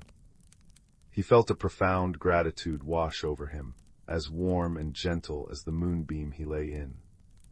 He had been guided not by lectures, but by whispers, the whispers of the wind, the water, and the stone. He had been shown that wisdom was not always spoken. Often it was heard in the spaces between sounds. Seraphine, seeing the peace settle upon the little hedgehog, gave a final, soft nod. Her work was done. She spread her silent wings and lifted into the night, becoming one with the shadows from whence she came. Pip did not rush back to his burrow. He lay on the warming stone for a long while, simply listening to the serene ASMR of the slumbering forest, the drip, the rustle, the hum, the sigh. He was no longer out of step. He was in harmony. When he finally uncurled and made his way home, the path seemed clearer, the moonlight brighter. The moonglow mushrooms pulsed in a friendly farewell. He reached his burrow just as the first, faint hint of pearl-gray light touched the eastern horizon. He tucked himself into his nest of clover and thistledown, his body finally heavy with a welcome drowsiness. As he drifted into the long, deep sleep of winter, his last conscious thought was not of restlessness, but of the gentle, guiding voices of the elder wood. And curled tightly in his paws was a small, smooth stone from the clearing, still humming with the patient, ancient magic of rest and renewal. The forest settled into a perfect, peaceful silence, holding the little hedgehog and all its creatures in a soft, dark embrace, dreaming of the spring to come. Story 7. In the heart of the world, nestled between the shoulders of sleeping mountains, lay the ancient forest of Luminwood. This was no ordinary woodland, for here the moonlight wove itself into the very fabric of existence, and magic flowed as naturally as the streams that chuckled over smooth, dark stones. The trees stood as silent sentinels, their bark etched with the wisdom of centuries, their leaves whispering secrets in a language only the attentive could understand. On this particular evening, as the last crimson streaks of sunset melted into violet twilight, a young fox named Rowan sat at the edge of a starlit clearing. His russet fur silvered by moonlight, he watched the forest awaken with nocturnal life. Fireflies drifted like floating embers, their gentle glow pulsing in rhythm with the forest's breathing. Somewhere in the distance, a stream murmured over pebbles, its watery voice a constant, soothing presence. Rowan was troubled. For days, a restless energy had coursed through him, a feeling that something was out of balance. The seasonal magic was shifting, the vibrant energy of summer giving way to the quiet contemplation of autumn, and he felt unprepared for the change. "Your thoughts are loud tonight, little one," came a voice as soft as velvet night. Rowan turned to see Orion, the great horned owl, perched on a moss-covered branch above him. Orion's feathers were the color of twilight shadows, and his eyes held the depth of the starry sky. He was the forest's elder, a keeper of wisdom who guided without commanding, who taught by asking questions rather than giving answers. "The forest speaks of change," Rowan said, his voice barely above a whisper. "The leaves are beginning to turn, the nights grow longer, and I don't feel ready to let go of summer's warmth." Orion blinked slowly, his golden eyes capturing the moonlight. "The forest has many languages, young one. Perhaps you have been listening to only one of them. Come, walk with me." Together they moved deeper into the woodland, where the canopy thickened and moonlight filtered through in scattered silver coins. The forest floor was carpeted with moss so deep and soft that their footsteps made no sound. All around them bioluminescent fungi glowed with ethereal light, tiny lanterns of blue, green, and gold illuminating their path. "Listen," Orion murmured as they paused beside a stream. "What do you hear?" Rowan tilted his head, his ears twitching. "The water, it's telling stories as it flows." "Indeed," Orion said. "Each stone it passes over adds a new note to its song. The stream does not mourn the water that has already flowed downstream, nor does it cling to the water yet to come. It simply sings with what is present." They continued walking until they reached a circle of ancient stones, their surfaces smooth and cool to the touch. In the center of the circle grew the oldest tree in Luminwood, a mighty oak whose branches seemed to hold up the very sky. This was Elderwood, who remembered when the mountains were young. Orion settled on a low-hanging branch as Rowan approached the ancient tree. "Place your paw upon the bark," the owl suggested gently. Rowan did so, and immediately he felt a deep, resonant hum moving through him. It was the tree's heartbeat, slow and steady as the turning of seasons. Images began to form in his mind, memories of countless autumns, winters, springs, and summers. He saw leaves bursting forth in vibrant green, then turning gold and crimson before drifting gently to the earth. He saw snow collecting on bare branches, then melting to nourish new growth. "A tree knows the secret of seasons," Orion's voice floated to him. "It does not fight the falling of its leaves, for it understands that letting go is not an ending, but a preparation for new beginnings." As Rowan stood with his paw on the ancient bark, the first drops of a gentle rain began to fall. The sound was a soft percussion on leaves and moss, a natural lullaby that seemed to ease the tension in his shoulders. The raindrops caught the moonlight, creating a shimmering curtain of silver through the forest. Even the rain has wisdom to share, Orion noted. It falls without resistance, nourishing what is ready to be nourished. The shower passed as quietly as it had come, leaving the forest washed clean and sparkling. The air smelled of damp earth and pine, and everywhere the dripping water created tiny, musical notes as it fell from leaf to leaf. "Look," Orion said, directing Rowan's attention to a patch of moss nearby. Where the rainwater had collected in the cup-shaped leaves, tiny bioluminescent organisms had gathered, creating pools of liquid light that shimmered with every slight movement. They were like captured starlight, temporary and breathtakingly beautiful. "Some magic exists only in transition," the owl observed. "If the water tried to remain forever in those leaves, the light would never form. It is the flowing, the changing, that creates the wonder." A family of badgers emerged from their set, their striped faces curious in the moonlight. They moved with deliberate slowness, their paws making soft, shuffling sounds in the damp leaves. One of the younger badgers approached Rowan, nudging his leg with a cool, damp nose before continuing on its way. "The badgers understand the coming season," Orion said. "They are preparing their home for winter's rest, not with sadness, but with purposeful anticipation." As they walked on, Rowan began to notice things he had overlooked before. He saw how the ferns curled inward, protecting their tender centers. He noticed the squirrels gathering nuts with focused intensity, their movements a dance of preparation rather than panic. He observed the way the moonlight painted shifting patterns through the moving branches, never the same from one moment to the next. They came to a place where the trees opened to reveal a small, hidden meadow. Here the night-blooming flowers had unfurled their petals, releasing a fragrance that was both sweet and mysterious. Moths with wings like stained glass fluttered between the blossoms, their flight silent and graceful.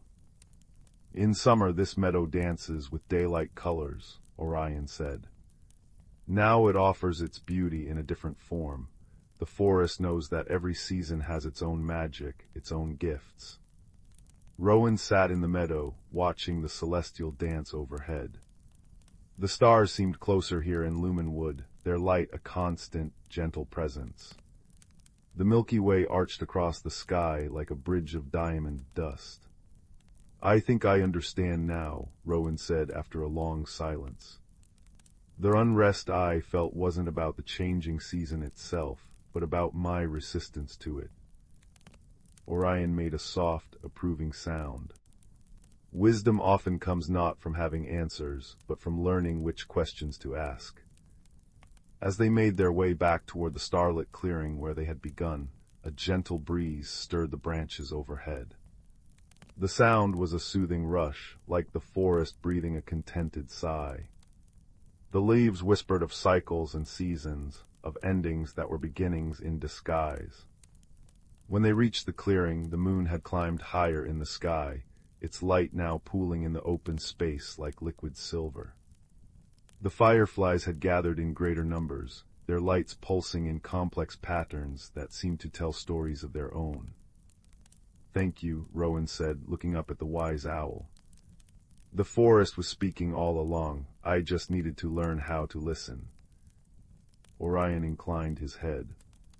"The listening is a lifelong practice, little one, but you have taken the first steps tonight." With a soft rustle of feathers, the owl took flight, disappearing into the canopy with silent grace.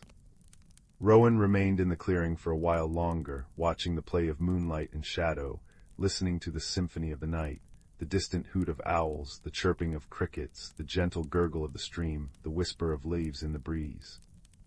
The seasonal magic no longer felt like something to fear, but like a dance in which he had a part to play. He thought of the stream that sang with what was present, the tree that understood the purpose of letting go, the rain that fell without resistance, and the temporary magic of the glowing water pools. Each had offered its wisdom in the secret languages of the forest. As he finally turned toward his den, a sense of peace settled over him as softly as the moonlight settled on the forest floor. The cycles of rest and renewal were not something to be endured, but something to be embraced, each season with its own beauty, its own lessons, its own unique magic. The ancient forest of Luminwood continued its nocturnal rhythms around him, every creature and plant playing its part in the great, interconnected web of life. And Rowan the fox, with his newfound understanding, took his place among them, no longer fighting the currents of change, but learning to flow with them, to find the magic in every transition, and to listen always to the many voices of the forest, each speaking its timeless wisdom in the language of moonlight and magic. Story 8. In the quiet village of Starlight Hollow, nestled between whispering pines and a babbling brook, there existed a peculiar sort of magic. It wasn't the flashy kind that shot sparks or turned pumpkins into carriages, but something softer, woven into the very fabric of daily life. Wind chimes made of seashells and silver tinkled from every cottage eave, their melodies carried on the breeze. The village clock tower, ancient and wise, chimed not just the hours, but also the seasons, its deep bronze bells ringing differently for autumn's crispness or spring's first blush. And every evening, as dusk settled, the villagers would light their lanterns, casting a warm, golden glow that rivaled the stars beginning to pepper the twilight sky. Our story begins with a young baker named Rowan, whose kind heart was as warm as the ovens in which he baked his honey oat bread and lavender shortbread. Rowan noticed things others often overlooked, the way the morning dew clung to spiderwebs like tiny diamonds, the particular scent of rain before it fell, the secret language of birdsong at dawn. He lived above his bakery, the gilded crust, and every night before bed he would open his window to count the stars, a ritual that brought him immense peace. But one evening, as Rowan leaned on his windowsill, a steaming cup of chamomile tea in hand, he noticed something odd. The constellation known as the Weaver's Spool, a cluster of 7 bright stars that formed a delicate thread across the northern sky, was missing one of its gems. He blinked, thinking perhaps a wisp of cloud had drifted past. But no, the sky was clear, and the Weaver's Spool now had only 6 stars. Rowan felt a gentle tug of curiosity, not fear, but a sense that something in the harmonious order of Starlight Hollow had shifted. The next morning the village buzzed with other strange happenings. Old maps carefully preserved in the library seemed to have redrawn their streams and footpaths overnight. Flowers in Alara Meadow, which normally bloomed in soft pastels, had changed to vibrant, jewel-like hues overnight, ruby reds, sapphire blues, and emerald greens. And most peculiar of all, the village clock tower had begun chiming backwards, its bells ringing 9 times at 3 o'clock and 3 times at 9. The villagers gathered in the square, their faces lit with wonder and mild confusion. "It's the work of the Glimmer folk," declared Mr. Thistlewick, the clockmaker, adjusting his spectacles. "They've always been mischievous." Others whispered about forgotten spells or the shifting of ancient ley lines. But Rowan simply listened, his empathy sensing no malice, only a strange sort of longing behind these peculiar events. That afternoon, while delivering a basket of cinnamon buns to the village library, Rowan found the elderly librarian, Miss Juniper, humming an old nursery rhyme as she dusted the shelves. The tune was familiar, one every child in Starlight Hollow learned at their grandmother's knee. When the spool loses a thread, and the clock counts time in reverse, seek the key the stars have shed, in the map's forgotten verse. Rowan's ears perked up. "Miss Juniper," he said gently, "that rhyme, do you think it could be connected to what's happening?" She smiled, her eyes twinkling. "All old rhymes hold a kernel of truth, dear boy, but which kernel is the right one to plant?" She gestured to a wall of ancient, leather-bound books. "Somewhere in these pages lies the answer, if one has the patience to look." Rowan spent the rest of the day poring over books of folklore and star charts. He discovered that the Weaver's Spool constellation was tied to an old legend about a celestial weaver who mended the fabric of the night sky. If a star went missing, it was said the weaver had dropped a thread that could be found somewhere on Earth, disguised as something ordinary. Meanwhile, the village continued to experience delightful oddities. Thinking the backwards chiming of the clock tower was a clue, Mr. Thistlewick spent a day taking the clock apart, only to discover a family of songbirds had built a nest inside the mechanism, their sweet chirping somehow affecting the gears.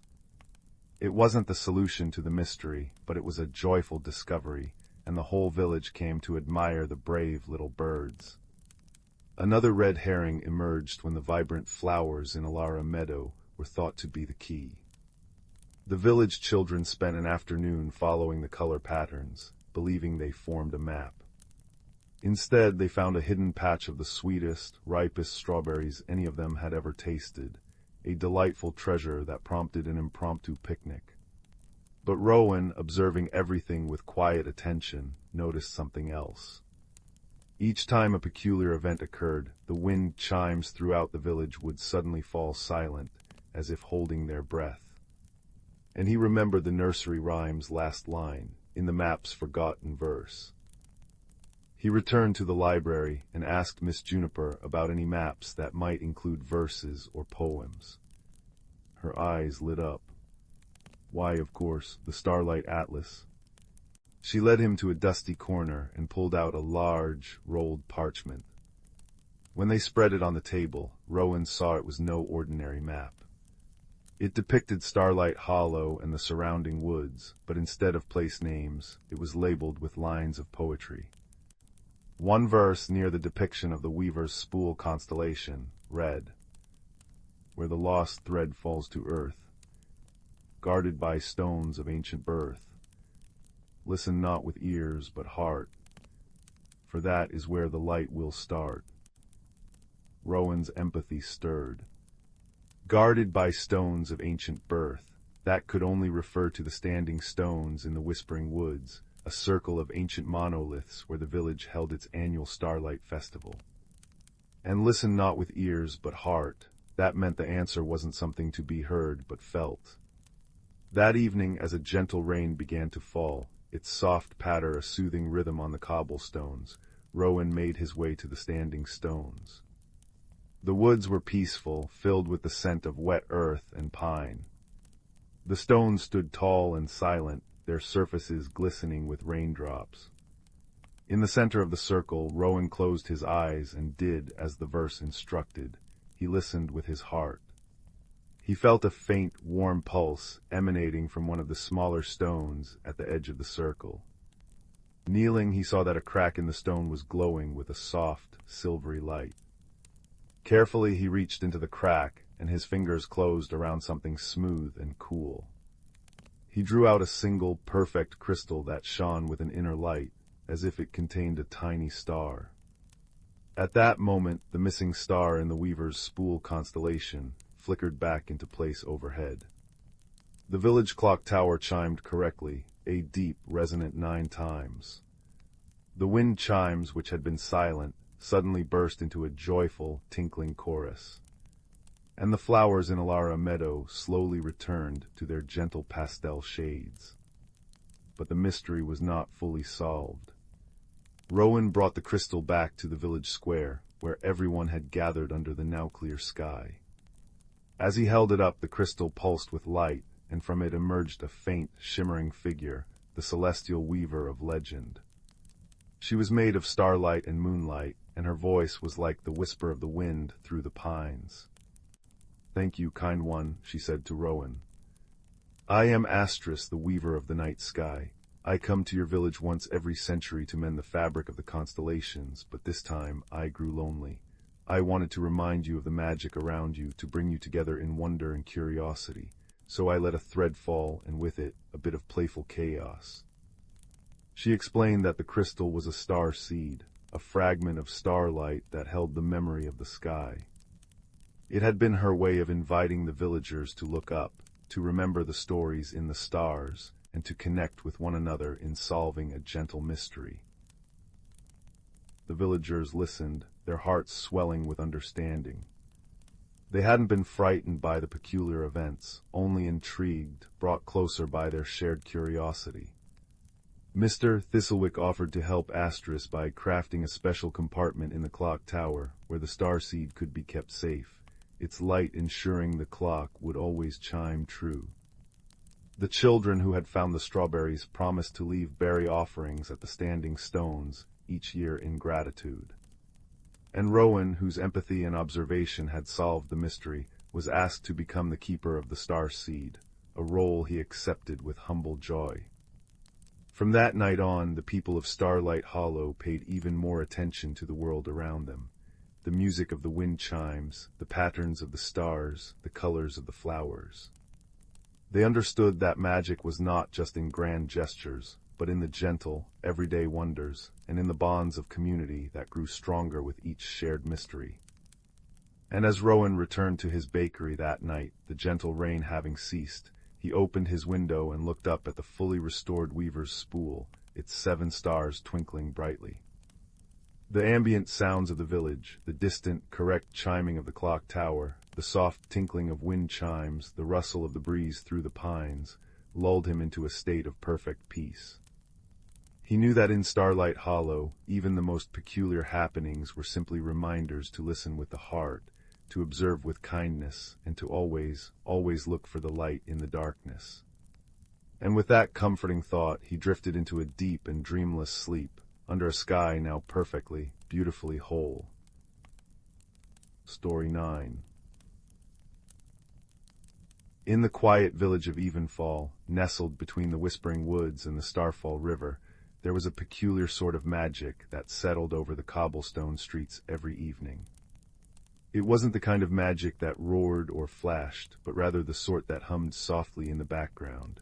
The gentle chime of the clock tower marking each hour with silver bells, the rustle of leaves sharing secrets with the wind, and the way the fireflies seemed to dance in time with some unheard melody. The villagers of Evenfall were accustomed to small wonders. Their flowers sometimes changed color overnight, their cats could understand 3 languages, and their bread always rose perfectly no matter the weather. But lately something unusual had been happening, something that even the oldest residents found peculiar. It began with the stars. Not all of them, mind you. Just one particular constellation, known as the Silver Harp, which normally shone directly above the village square every night at 8 o'clock. Over the past week, the stars forming the harp had begun disappearing, one by one, until only 3 remained where there should have been 7. This would have been concerning enough, but another strange occurrence accompanied the vanishing stars. Every evening precisely at 7, the hands on the village clock tower would pause for exactly 7 minutes, then slowly begin turning backwards until they reached 6:45, before resuming their normal forward motion. During these 50 minutes, the rain, which fell gently every evening in Evenfall, would appear to rise back up into the clouds, and the scent of freshly baked cinnamon bread from the village bakery would reverse its path through the streets, returning to the ovens from which it came. Most villagers simply accepted these happenings with the same calm acceptance they afforded all of Evenfall's quirks. But a young woman named Alara, who tended the village's moonflower garden, found herself particularly intrigued. She had always been observant, noticing which flowers bloomed first after winter, which birds built their nests where, and how the sunlight fell differently through the stained glass windows of the library each season. One evening, as Alara watered her moonflowers, which had begun glowing a faint lavender instead of their usual silver, she heard the clock tower chime 7 times. The last note hung in the air longer than it should have, shimmering like visible sound. Then, as had become customary, the clock hands paused. Alara watched as Mrs. Higgins, the baker's wife, walked backwards out of her shop, the delicious scent of cinnamon retreating with her. Mr. Abernathy, the postmaster, slowly reversed his steps from the mailbox to his front door. And high above, Alara noticed with a soft gasp, one of the remaining stars in the Silver Harp constellation winked out entirely. She decided then that she would solve this gentle mystery. The next morning, Alara visited the village library, a circular building with a domed ceiling painted to mirror the night sky. The librarian, an elderly man named Finnegan with spectacles that magnified his kind eyes, was rearranging books that had apparently reshelved themselves overnight. "Good morning, Alara," he said without looking up. "The astronomy section is particularly restless today. The books keep migrating to the poetry aisle." "Mr. Finnegan," Alara began, "have you noticed the stars disappearing?" Finnegan peered at her over his spectacles. "I have indeed, and the clock and the rain and the cinnamon scent. Not to mention my tea has been cooling rather than warming itself lately. Most peculiar. Do you think there might be something in the old village records, some explanation for what's happening?" Finnegan gestured toward a dusty corner where scrolls and leather-bound journals were kept. "You're welcome to look, though I should warn you. Those records have a tendency to show you what you need rather than what you're looking for." Alara spent the morning poring over the ancient documents. She found birth records, weather journals, and accounts of particularly spectacular sunsets, but nothing about disappearing stars or backwards time. Just as she was about to give up, a small, unbound piece of parchment slipped from between the pages of a gardening manual. On it was written a nursery rhyme in faded ink. "When the harp loses its silver strings, and backwards the clock tower rings, when colors shift and scents retreat, follow the path where light and shadow meet. Seek what was lost in memories deep, where the silent forest secrets keep." Alara read the rhyme 3 times, committing it to memory. "Follow the path where light and shadow meet," she murmured. That sounded like something to do with twilight, that magical hour when day and night embraced. That evening, as the clock struck 7 and the world began its gentle reversal, Alara stood in the village square watching carefully. She noticed something she hadn't before. A path of shimmering light appeared between the clock tower and the edge of the Whispering Woods, visible only during those 15 minutes when time flowed backwards. The path seemed to be made of starlight and shadow intertwined. The next day, Alara followed her first clue. She visited the clock tower first, climbing the spiraling staircase to the mechanism room where giant gears turned with quiet precision. The clockkeeper, a woman named Beatrice with hair the color of moonlight, was polishing the brass gears with a soft cloth. "Hello, dear," Beatrice said without turning around. "Come about the backwards ticking, I presume." "Yes," Alara said. "Has this ever happened before?" Beatrice shook her head. "Not in my lifetime, but my grandmother used to tell stories about the Great Remembering, a time when the village had to recover something precious it had forgotten.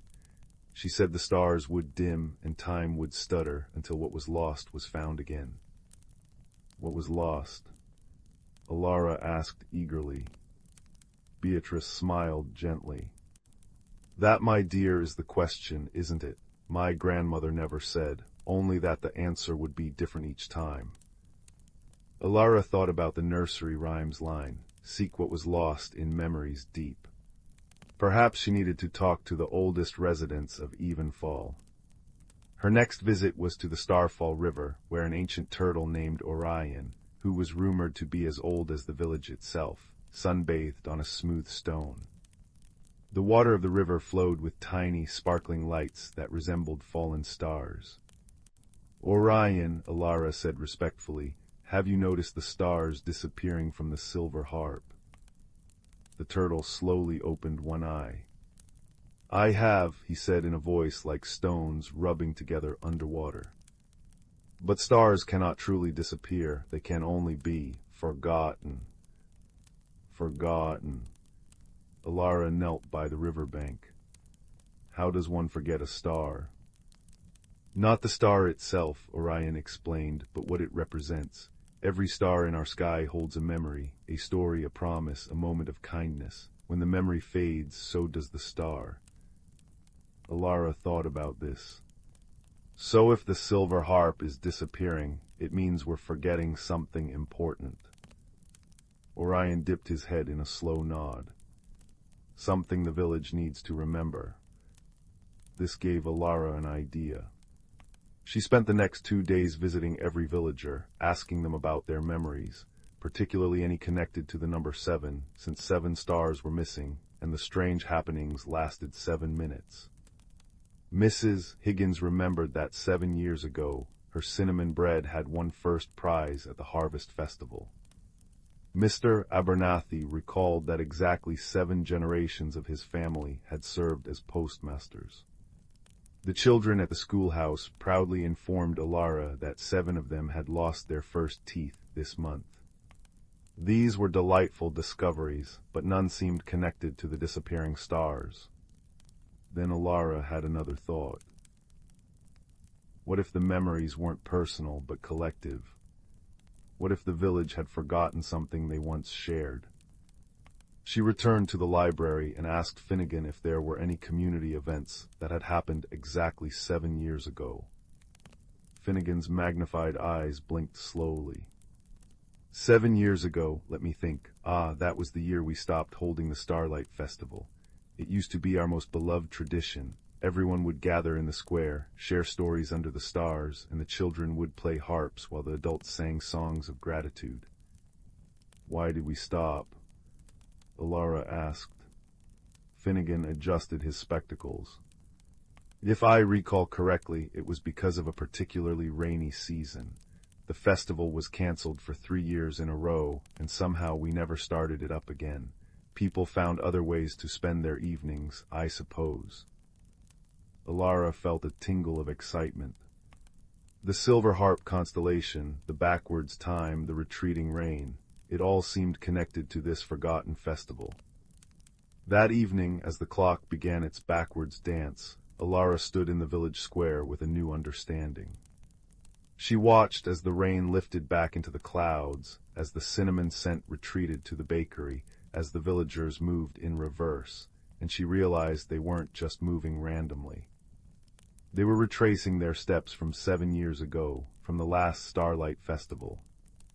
The path of light and shadow appeared again, and this time Alara followed it, not to the edge of the woods, but to the center of the village square, where it formed a perfect circle.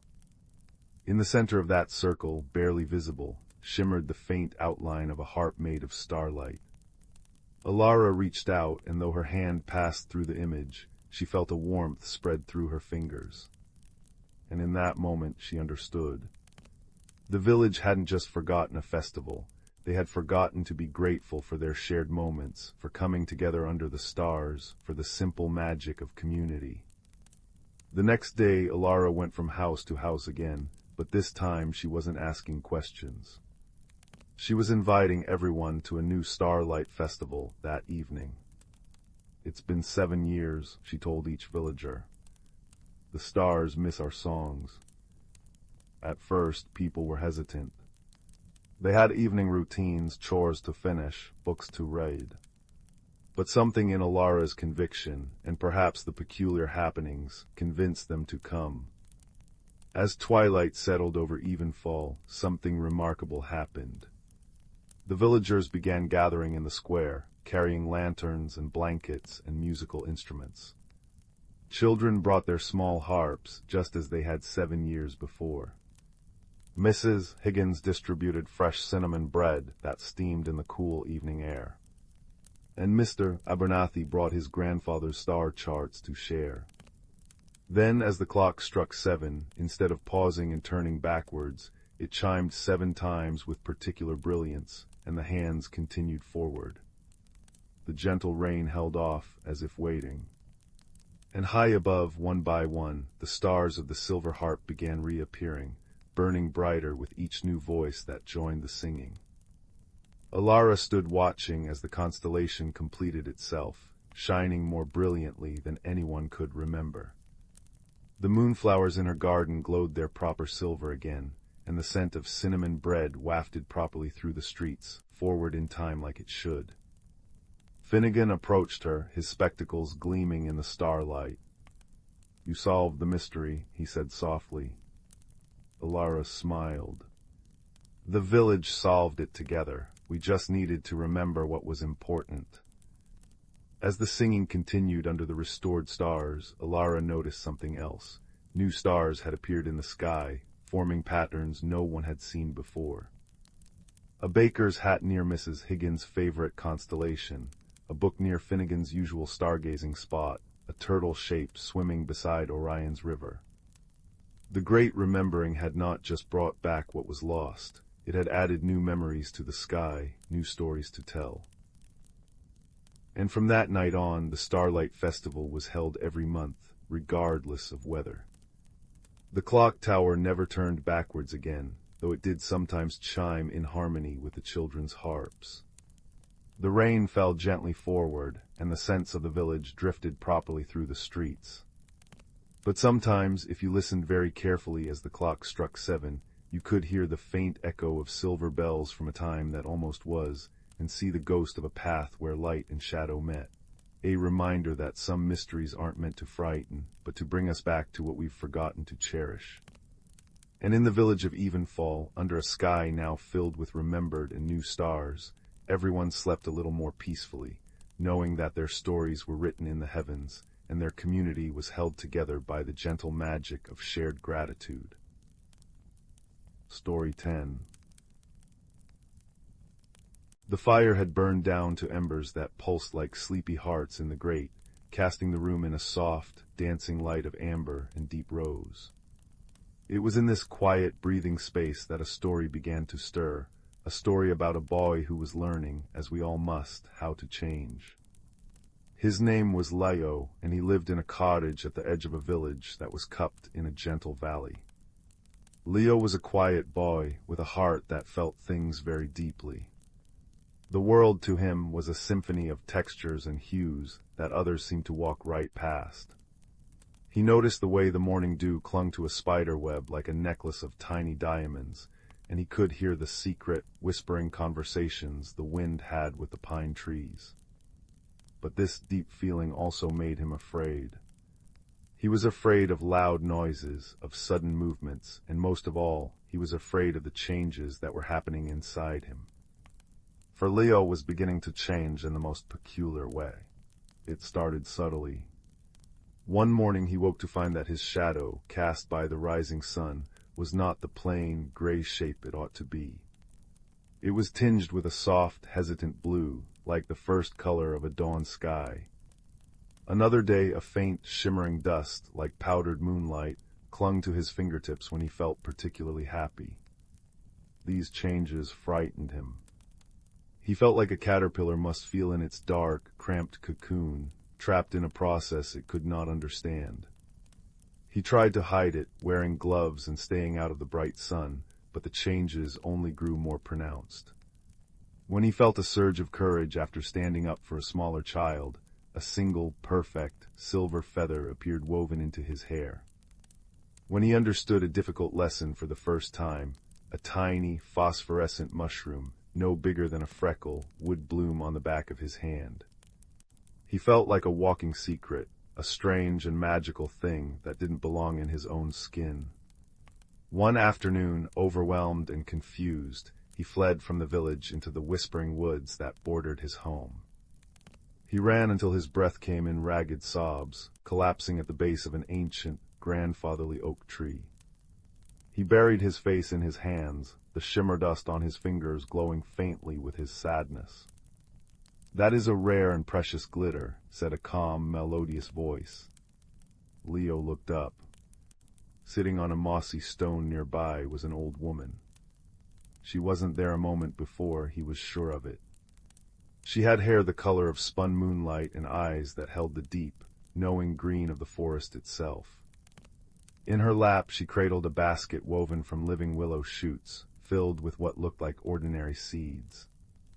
"Who are you?" Leo asked, his voice trembling. "You may call me Alara," she said, though the name felt less like a name, and more like the sound the wind makes through ripe barley. And you, little seed, seem to be having trouble with your sprouting. Leo looked at his hands, at the faint glow. I'm changing, and I don't know why. It's scary. Alara nodded, her smile as gentle as a falling leaf. All the best changes are at first. The seed fears the dark soil, not knowing it is becoming a tree. The caterpillar dissolves in its cocoon, not knowing it is becoming the wind. She leaned forward, her gaze kind. Your heart is a garden, Leo, and these. She gestured to the shimmer on his hands. These are just the first flowers. She stood and offered him her hand.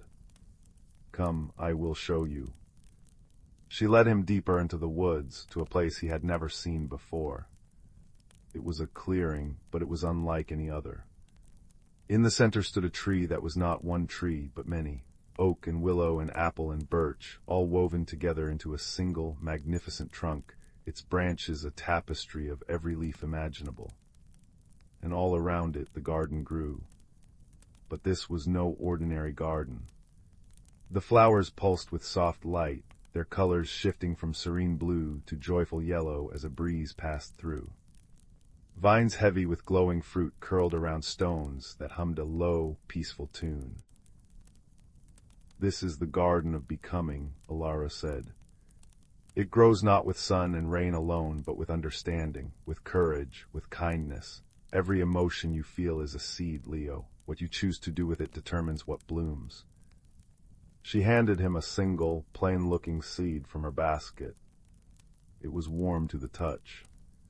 This is a seed of patience. Plant it, not in the earth, but in yourself. Hold it in your palm and think of a time you waited for something good. Skeptical but curious, Leo closed his fingers around the seed. He thought of waiting for the first snowflake of winter, standing by the window with bated breath. He thought of waiting for a wounded bird he had found to heal enough to fly away. As he held those thoughts, the seed in his hand grew warm, then cool, and when he opened his palm, it had vanished. But on the ground before him, a small green shoot pushed through the soil, unfurling into a plant with leaves of deep, velvety green and a single bud that looked like a folded piece of the night sky. A small victory, Alara whispered. The first of many. Leo visited the garden of becoming every day after that. Alara was always there, appearing when he needed her most, a quiet guide in his journey. She taught him that his changes were not something to be feared, but something to be tended.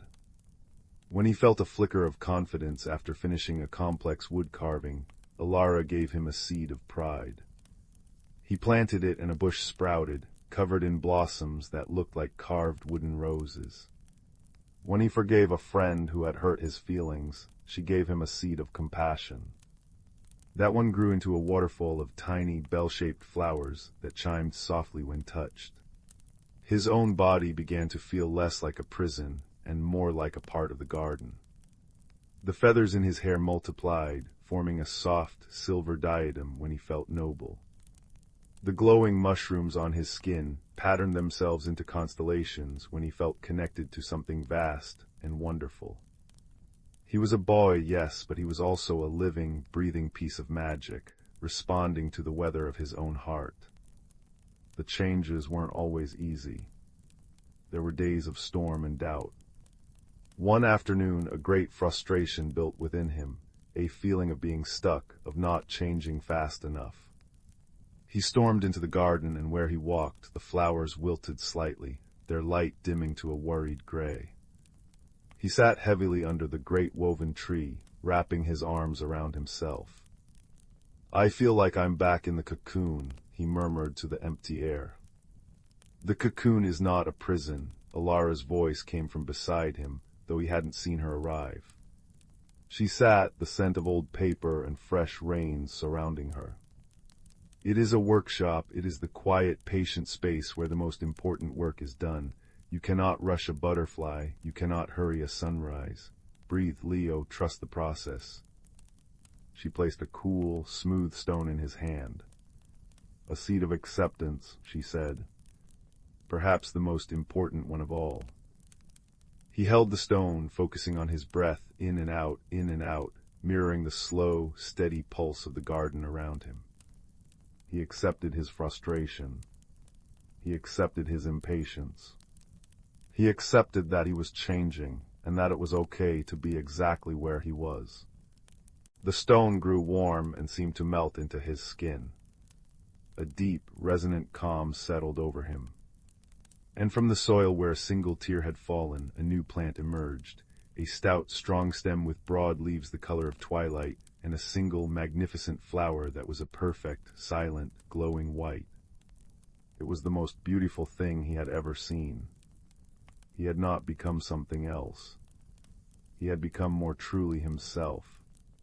One evening, as the sun bled orange and purple across the sky, Leo walked into the garden of becoming and found it empty of Alara's presence.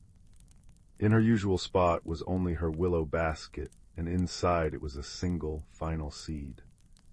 This one was different. It was not plain but opalescent, shimmering with every color he had ever seen in the garden, and some he hadn't.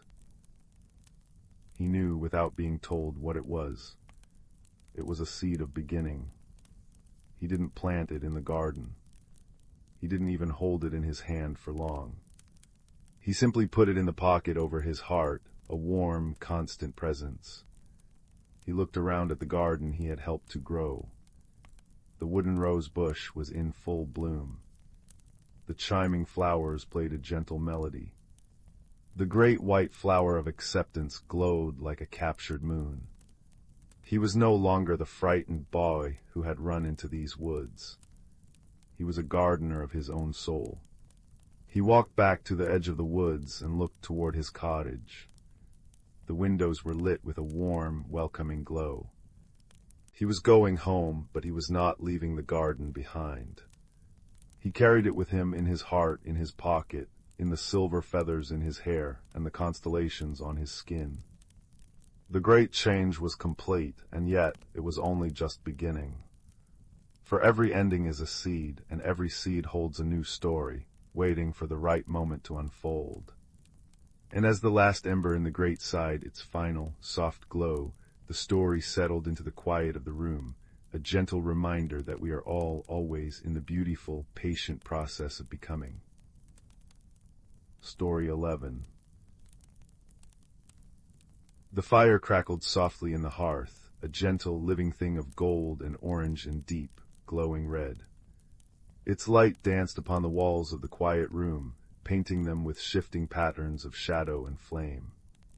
It was a light that promised warmth and stories and the gentle approach of dreams.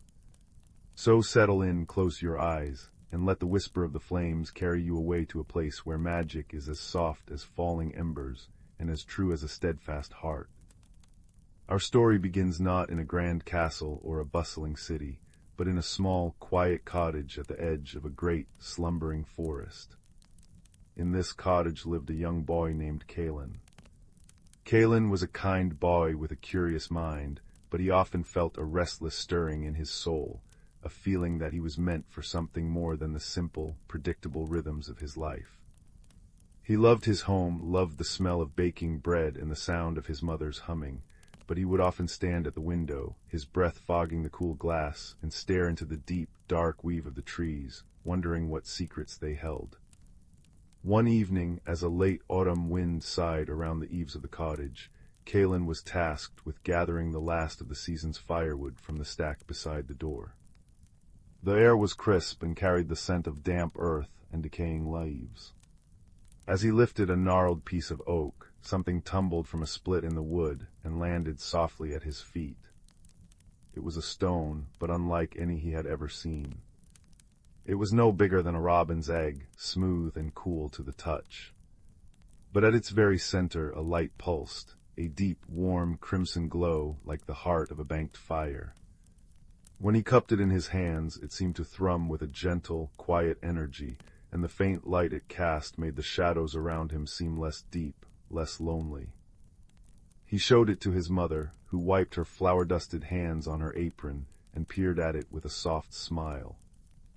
"Ah," she said, her voice as warm as the kitchen hearth. A hearthstone, I've heard tales of them, but never thought to see one.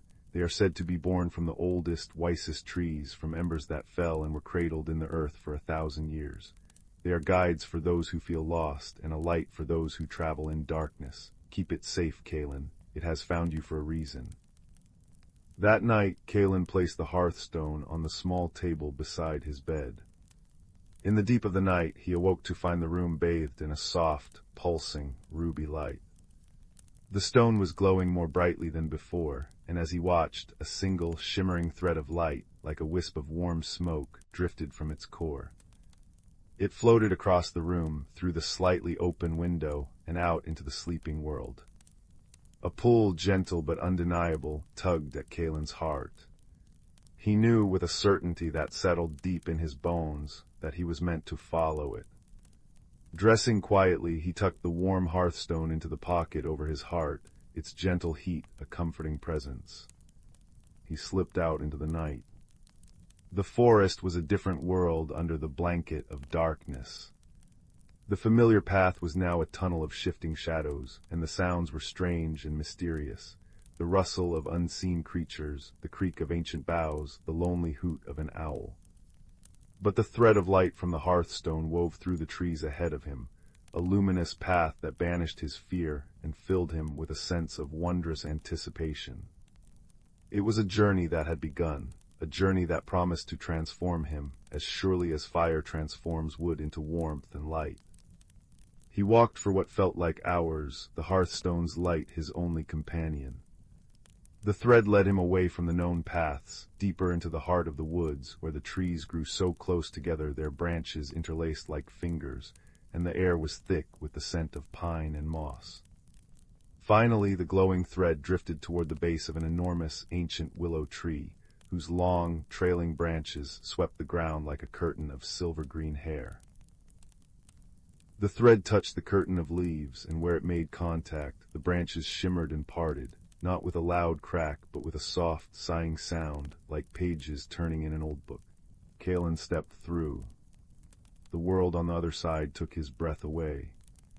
He stood in a hidden glen, a secret world nestled within nature's embrace. The air here was warmer, carrying the fragrance of night-blooming flowers and sweet, damp soil. Soft, phosphorescent mosses clung to the trees, casting a gentle, blue-green glow that mingled with the light of countless fireflies drifting like living stars. In the center of the glen, a small, clear pond reflected the shimmering scene, and from its center rose a tiny, perfect island, upon which grew a single, magnificent tree whose bark seemed to be made of silver and whose leaves shimmered with a light of their own. But the most astonishing thing was the silence. It was not an empty silence, but a deep, resonant quiet, a peace so profound it felt like a physical presence, a soft blanket wrapped around the world.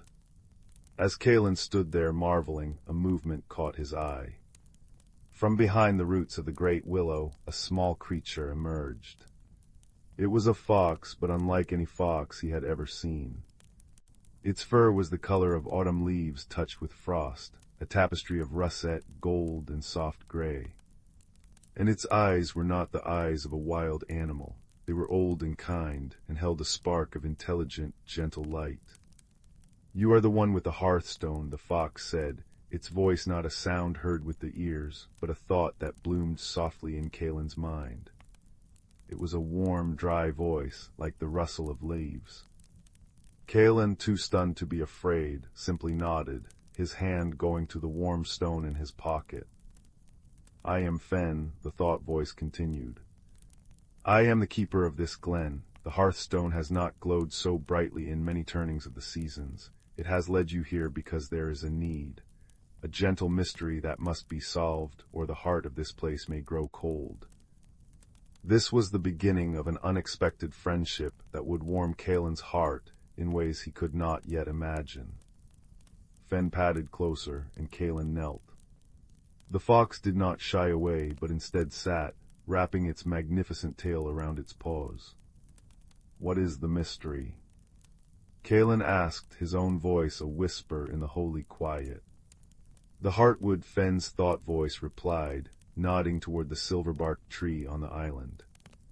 It is the source of the glen's warmth and light, the anchor of its peace, but its song has grown faint. The leaves do not shimmer as brightly, and the peace it radiates has developed a tremor, a note of sorrow. We do not know why. The way to the island is barred to me and to all the creatures of the glen. But you who carry the old light of the hearthstone, perhaps you can cross the water and discover what ails it. Kalen looked at the still, dark water that separated him from the island. It didn't look deep, but it seemed final. A barrier not of distance, but of spirit. He felt a flicker of his old restlessness, the desire for purpose, and it was met now with a surge of determination. He had been led here. He had been given a light. He would not turn back. "I will try," he said. He walked to the water's edge. As he approached, the hearthstone in his pocket grew warmer, and its deep crimson light spilled out, painting the surface of the black water with a path of shimmering red gold. Where the light touched, the water seemed to grow solid, not like ice, but like a bridge of solidified moonlight. Step by cautious step, Kalen walked across the glowing path, Fen watching from the shore with quiet, hopeful eyes. Reaching the island felt like stepping into a dream. The air hummed with a soft, musical energy. He approached the heartwood tree and placed his hand upon its silver bark. It was warm, like living wood in the sun, but the warmth was fading, like the last embers of a fire. He could feel a tremor of distress running through it, a silent, deep-rooted sorrow. "What is wrong?" he whispered to the tree. He closed his eyes, and with his hand on the bark and the hearthstone glowing against his chest, he listened not with his ears, but with his heart. And then he felt it. A story unfolded in his mind, not in words, but in feelings and images. He saw the heartwood, strong and vibrant, its roots drinking deeply from the magic of the glen. He saw how it wove the peace of the place, how its song was a tapestry of contentment. And then he saw a crack, a tiny, almost invisible fissure in one of its great roots, caused not by violence, but by the slow, patient gnawing of a lonely, sorrowful spirit. A small, earth-dwelling creature who had lost its way in its family, and whose grief had over time become a corrosive thing, leeching the joy from the very earth around it. The creature meant no harm. Its sadness was simply so great it had become a poison. Kalen opened his eyes. The mystery was solved. The problem was not one of malice, but of loneliness. A heart had grown cold, and in its coldness was chilling the heart of the glen. He walked back across the water bridge to where Fen waited. "It is not sick," Kalen explained, his voice filled with the wonder of his discovery. "It is sad. A creature's loneliness is hurting it." Fen's ears twitched. The noodle, he thought, a note of understanding in his mental voice. A small, burrowing being, it has been alone since the last rains washed its family away. We had not seen it. We did not know its sorrow was so deep. "We have to help it," Kalen said. "We have to show it that it isn't alone." And so began the true test of Kalen's journey. It was not a quest of strength or bravery in the face of monsters, but one of empathy and patience. With Fen's guidance, Kalen sought out the noodle. They found its burrow, a small, forlorn hole near the edge of the glen, from which emanated a palpable aura of melancholy. Kalen did not try to force the creature out. Instead, he sat by the burrow, the hearthstone glowing softly in his palm. He began to talk. He talked about his own life, about the restless feeling in his own heart, about how sometimes he felt alone, even in his own cozy cottage. He spoke of small, happy things, the taste of sun-warmed berries, the sound of rain on the roof, the way his mother's laughter could light up a room. He was simply sharing his own small, authentic moments, building a bridge of shared experience. For a long time, there was no response. But Kalen did not give up. He returned the next night and the night after, each time guided by the hearthstone's light, each time sitting by the burrow and sharing a little piece of his world. Fen would often sit with him, a quiet, supportive presence, his warm fur brushing against Kalen's side. On the third night, as Kaelin was describing the way the first snowfall of winter muffled all the sounds of the world into a soft hush, a small, shy head poked out of the burrow. The noodle was a delicate creature, with large, dark, liquid eyes and fur the color of rich soil. It looked at Kaelin, then at the softly glowing hearthstone, and then at Fen. Its eyes were filled with a deep, ancient sadness. But then something miraculous happened. The noodle slowly, hesitantly, crept out of its hole and sat beside Kaelin. It didn't speak, but it leaned against his leg, a tiny, trembling weight. And as it did, Kaelin felt the hearthstone in his hand grow suddenly, brilliantly warm. A wave of pure, golden light, warm as a hug and soft as a sigh, flowed from the stone and enveloped the small creature. The noodle looked up, and for the first time, the profound sorrow in its eyes was joined by a flicker of wonder. A single luminous tear traced a path down its furry cheek and fell to the earth. Where it landed, a small, bright flower sprouted instantly, its petals glowing with a soft, inner light. The change in the glen was immediate and profound. It was as if a held breath had finally been released. The air seemed to grow warmer, the phosphorescent mosses glowed more brightly, and the fireflies danced with renewed joy. From the center of the glen, a new sound emerged, a soft, clear, musical note that seemed to come from the heartwood itself. It was a song of gratitude, of healing, of peace restored. Kaelin looked at the noodle, now curled contentedly near his feet, and then at Fen, whose fox face wore an expression of deep contentment. He understood. The journey had transformed him. His restlessness had been a search for connection, for purpose. He had found it not in grand adventures, but in the quiet act of easing another's loneliness. His own heart, which had sometimes felt as small and cold as the noodle's burrow, now felt as warm and expansive as the glen itself.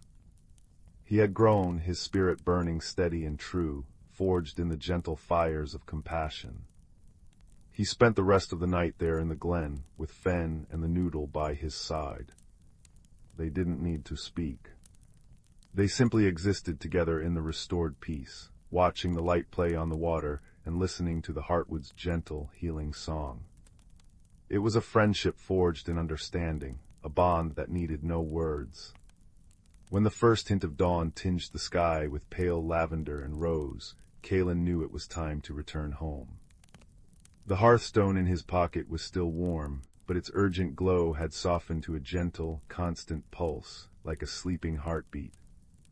"Will I be able to come back?" he asked Fen. The fox's thought voice was warm and sure. "The path is always here for you, Kaelin. You are a part of this glen now, as it is a part of you. You carry its warmth within you." The noodle rubbed against his ankle one last time, a gesture of pure affection, before scampering back to its burrow, which no longer seemed forlorn but simply a home. Kaelin walked back through the curtain of willow branches, which sighed softly as they closed behind him. The forest in the early morning light was familiar again, but it was also new. He saw the beauty in the gnarled roots, heard the music in the chirping of the waking birds, felt the life in the cool, damp air. He was the same boy who had left the cottage, and yet he was entirely new. When he slipped back into his room, the embers in the hearth were still glowing. He placed the hearthstone back on his bedside table, its deep red light a comforting presence in the dim room. As he climbed into bed, warm and weary and filled with a profound sense of peace, he knew the restless feeling was gone. It had been replaced by a quiet, steady light, a warmth that would never truly fade. And so, dear listener, as the fire in this hearth burns down to a bed of warm, glowing coals, remember Kaelin's story. Remember that the greatest journeys are often those of the heart, that the most powerful magic is kindness, and that even the smallest light can guide us home. The world is full of hidden glens and quiet friendships waiting to be found. Carry your own inner light, be a friend to those who are lonely, and trust that your own path, however mysterious it may seem, will unfold as it should, leading you always toward growth and warmth and peace. Now let the rhythm of your breathing slow to match the gentle pulse of the embers. Let the warmth of this story wrap around you like a soft blanket. The night is deep and quiet and full of gentle dreams. Sleep well. Story 12. In the heart of the world, where the sun's final rays surrender completely to the velvet night, there lay the ancient forest of Luminwood. This was no ordinary woodland. Here the moonlight did not merely fall. It pooled in clearings like liquid silver, and the very air shimmered with a quiet, ancient magic. The trees, great sentinels of time, wore thick coats of emerald moss, and their leaves whispered secrets in a language only the heart could understand. Our story begins with a small, rather timid creature named Pip, a field mouse with fur the color of dried chamomile and eyes that held the perpetual wonder of one who sees the world anew each night. Pip lived at the edge of Luminwood, and though he was a creature of the dusk, the deep woods had always called to him with a silent, compelling song.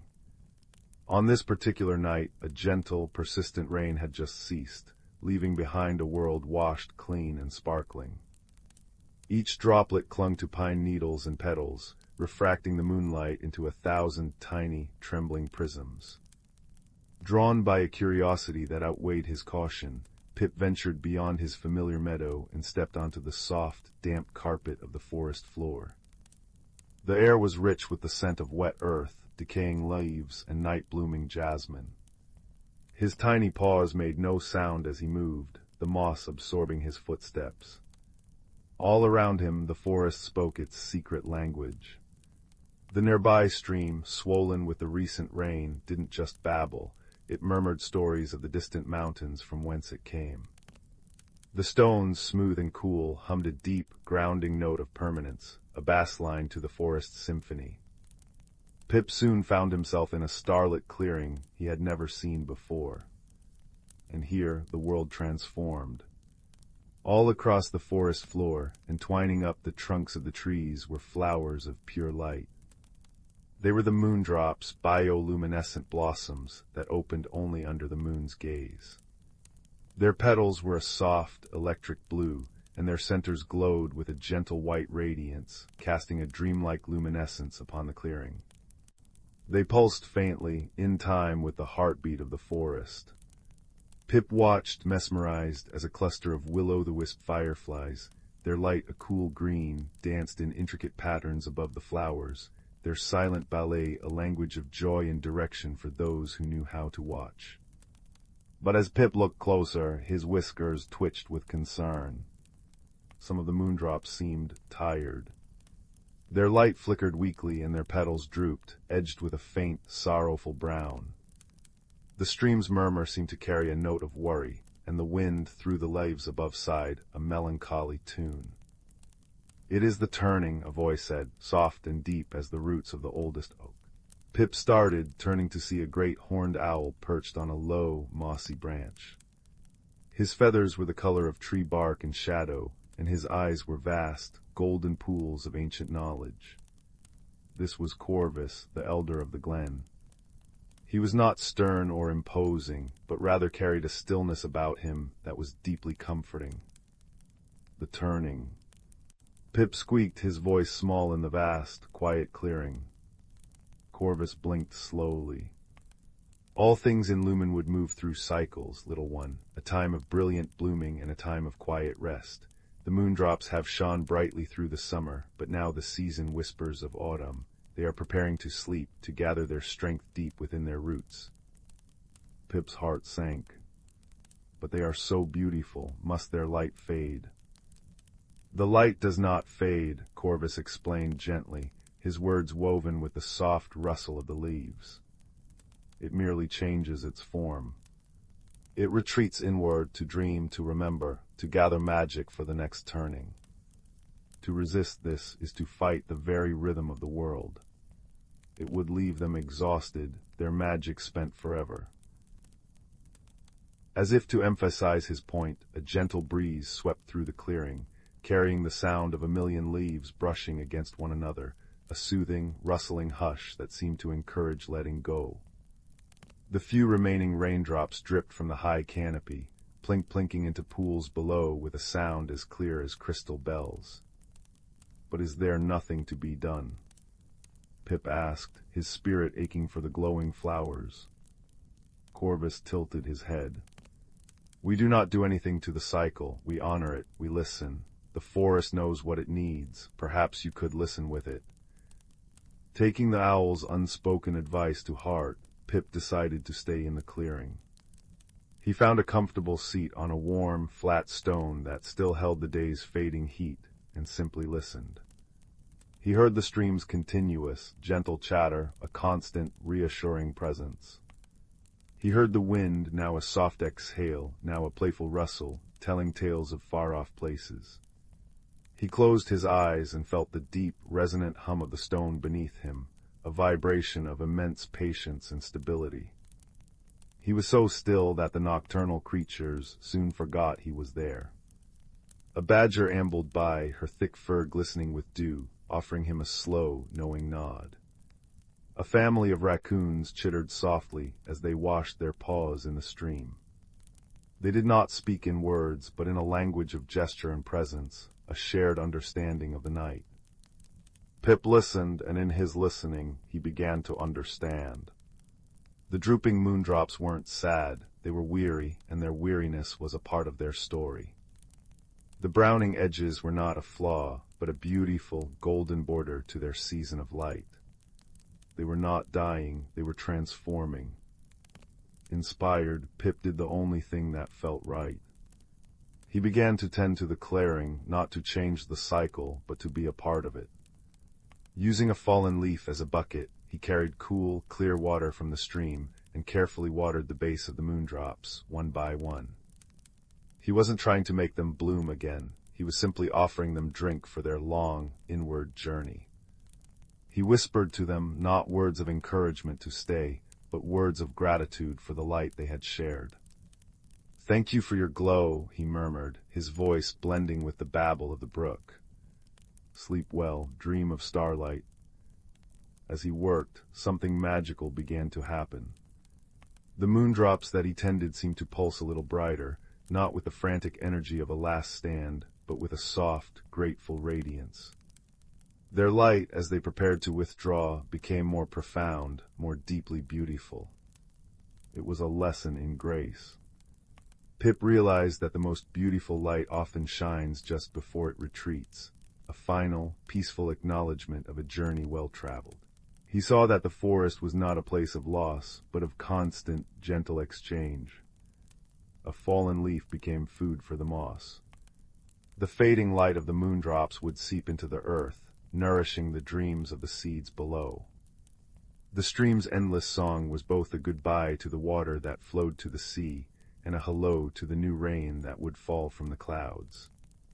After what felt like both a moment and an eternity, Corvus glided down silently to land beside him. The owl didn't offer praise or judgment. He simply sat, a solid, serene presence in the luminescent glen. "You have learned the first language," Corvus said, his voice the softest of whispers.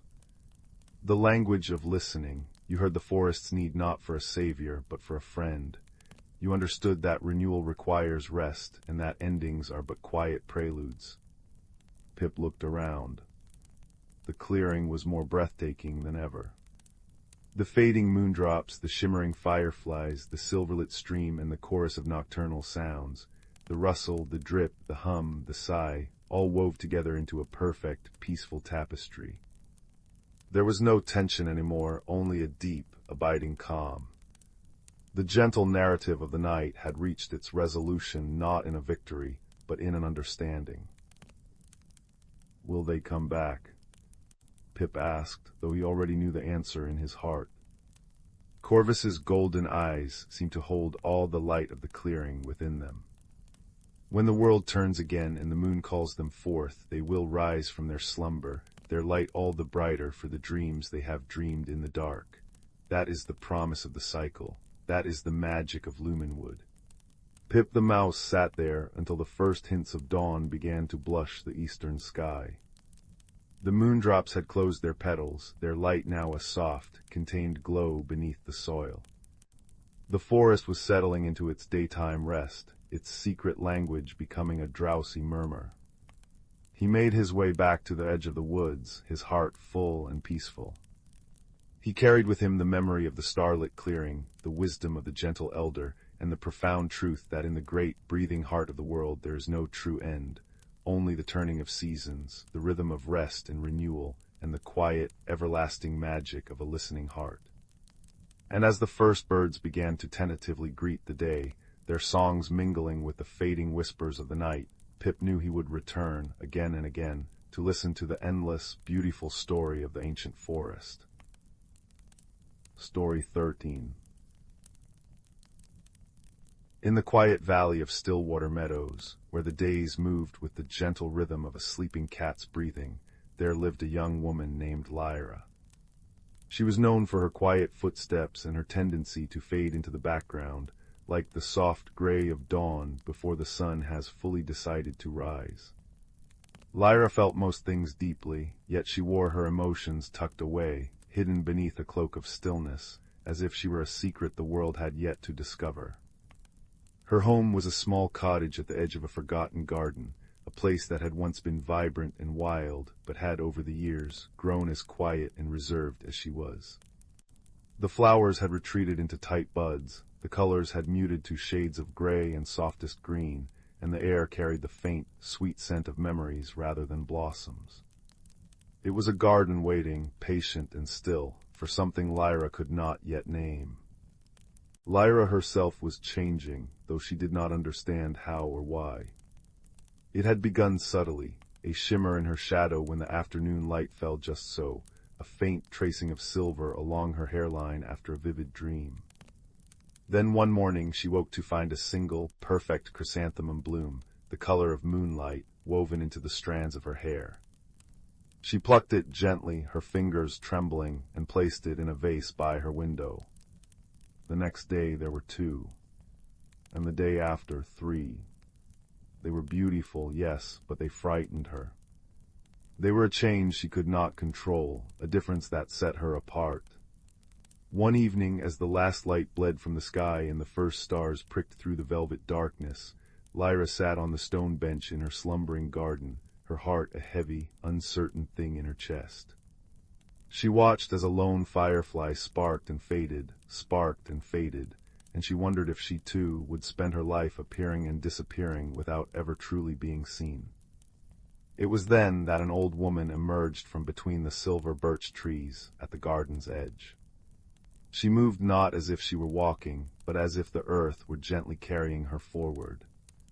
Her hair was the white of dandelion clocks, and her eyes held the deep, knowing calm of a forest pool. In her hands she carried a small woven basket filled with seeds of all shapes and sizes. "Good evening, child," the woman said, her voice like the rustle of leaves in a soft breeze. "Your garden is dreaming very deeply." Lyra started, her hand flying to the new moon-pale blossoms threading through her braid. "Who are you?" "I am a keeper of seeds," the woman replied, sitting beside her without an invitation, as if they had shared this bench for 100 evenings. "And a watcher of transformations. You may call me Alara."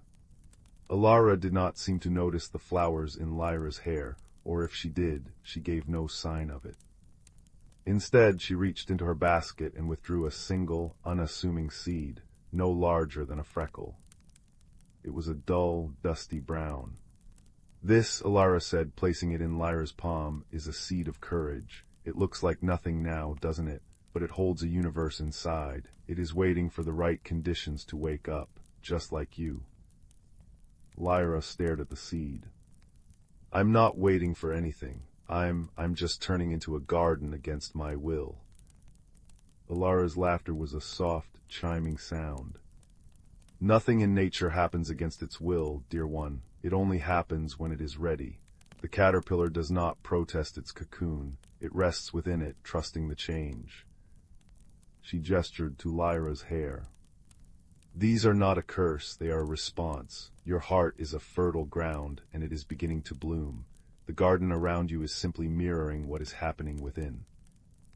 That night, Lyra placed the seed of courage in a tiny pot of rich, dark soil on her windowsill. She watered it with care and whispered to it, though she felt foolish doing so. "Grow, then," she murmured, "if you can."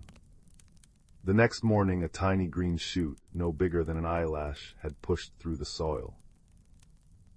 Lyra felt a corresponding shift within herself, a small, fragile unfurling of hope. It was her first small victory. She began to spend her days with Alara, who appeared in the garden each afternoon as reliably as the lengthening shadows. Alara taught her the language of the land. She showed Lyra how the soil's richness was a kind of memory, holding the stories of all that had grown there before. She taught her that a seed is a promise, and a cocoon is a sanctuary, not a prison. As Lyra learned, her changes became more pronounced and more beautiful. When she felt a surge of joy upon understanding a new lesson, tiny, golden buttercups would sprout along the path where she walked. When she felt a pang of sadness for the years she had spent feeling invisible, the willows at the garden's edge would weep silvery leaves, which caught the light and made the whole area glitter. The garden was no longer sleeping, it was breathing in time with her, its colors shifting from muted grays to the soft pastels of early spring, lavender, peach, and the palest blue. One day a challenge arose. A storm, sudden and fierce, swept down from the northern hills. The wind howled, and rain fell in sharp, stinging sheets. Lyra rushed into the garden, her heart pounding with fear, watching as the tender new growth was battered. She felt her own confidence wither, and the blossoms in her hair began to droop, their petals turning translucent with worry. It was then that Alara was beside her, a steady presence in the chaos. She did not try to stop the storm. Instead, she placed a hand on Lyra's shoulder and said, "A tree's roots grow deepest when the winds are strong. Do not fight the change, feel it, let it teach you resilience." Lyra closed her eyes, breathing deeply. She stopped fearing the storm and instead listened to its song. She felt the rain not as an attack, but as a nourishing gift. She stood her ground, and as she did, a wonderful thing happened. The flowers in her hair, which had been drooping, straightened. They began to glow with a soft, internal light, illuminating the swirling rain around her. The garden, seeing her calm, seemed to sigh and settle. The plants bent with the wind but did not break. When the storm passed, everything was washed clean and sparkling, stronger than before. This was a larger victory. Lyra had not just endured the storm, she had learned from it. She had allowed herself to be vulnerable, and in doing so, she had found a core of strength she never knew she possessed. The transformations within her and the garden began to accelerate. Where once there had been tight, fearful buds, now there were explosions of color. Sunflowers tall as Lyra's shoulders turned their faces to follow her through the day.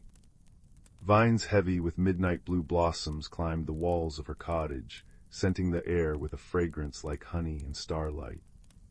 Lyra herself was now constantly adorned with living flowers, not just in her hair, but sometimes tiny forget-me-nots would trace the lines of her wrists, or a crown of ivy and jasmine would appear when she felt particularly wise and grounded.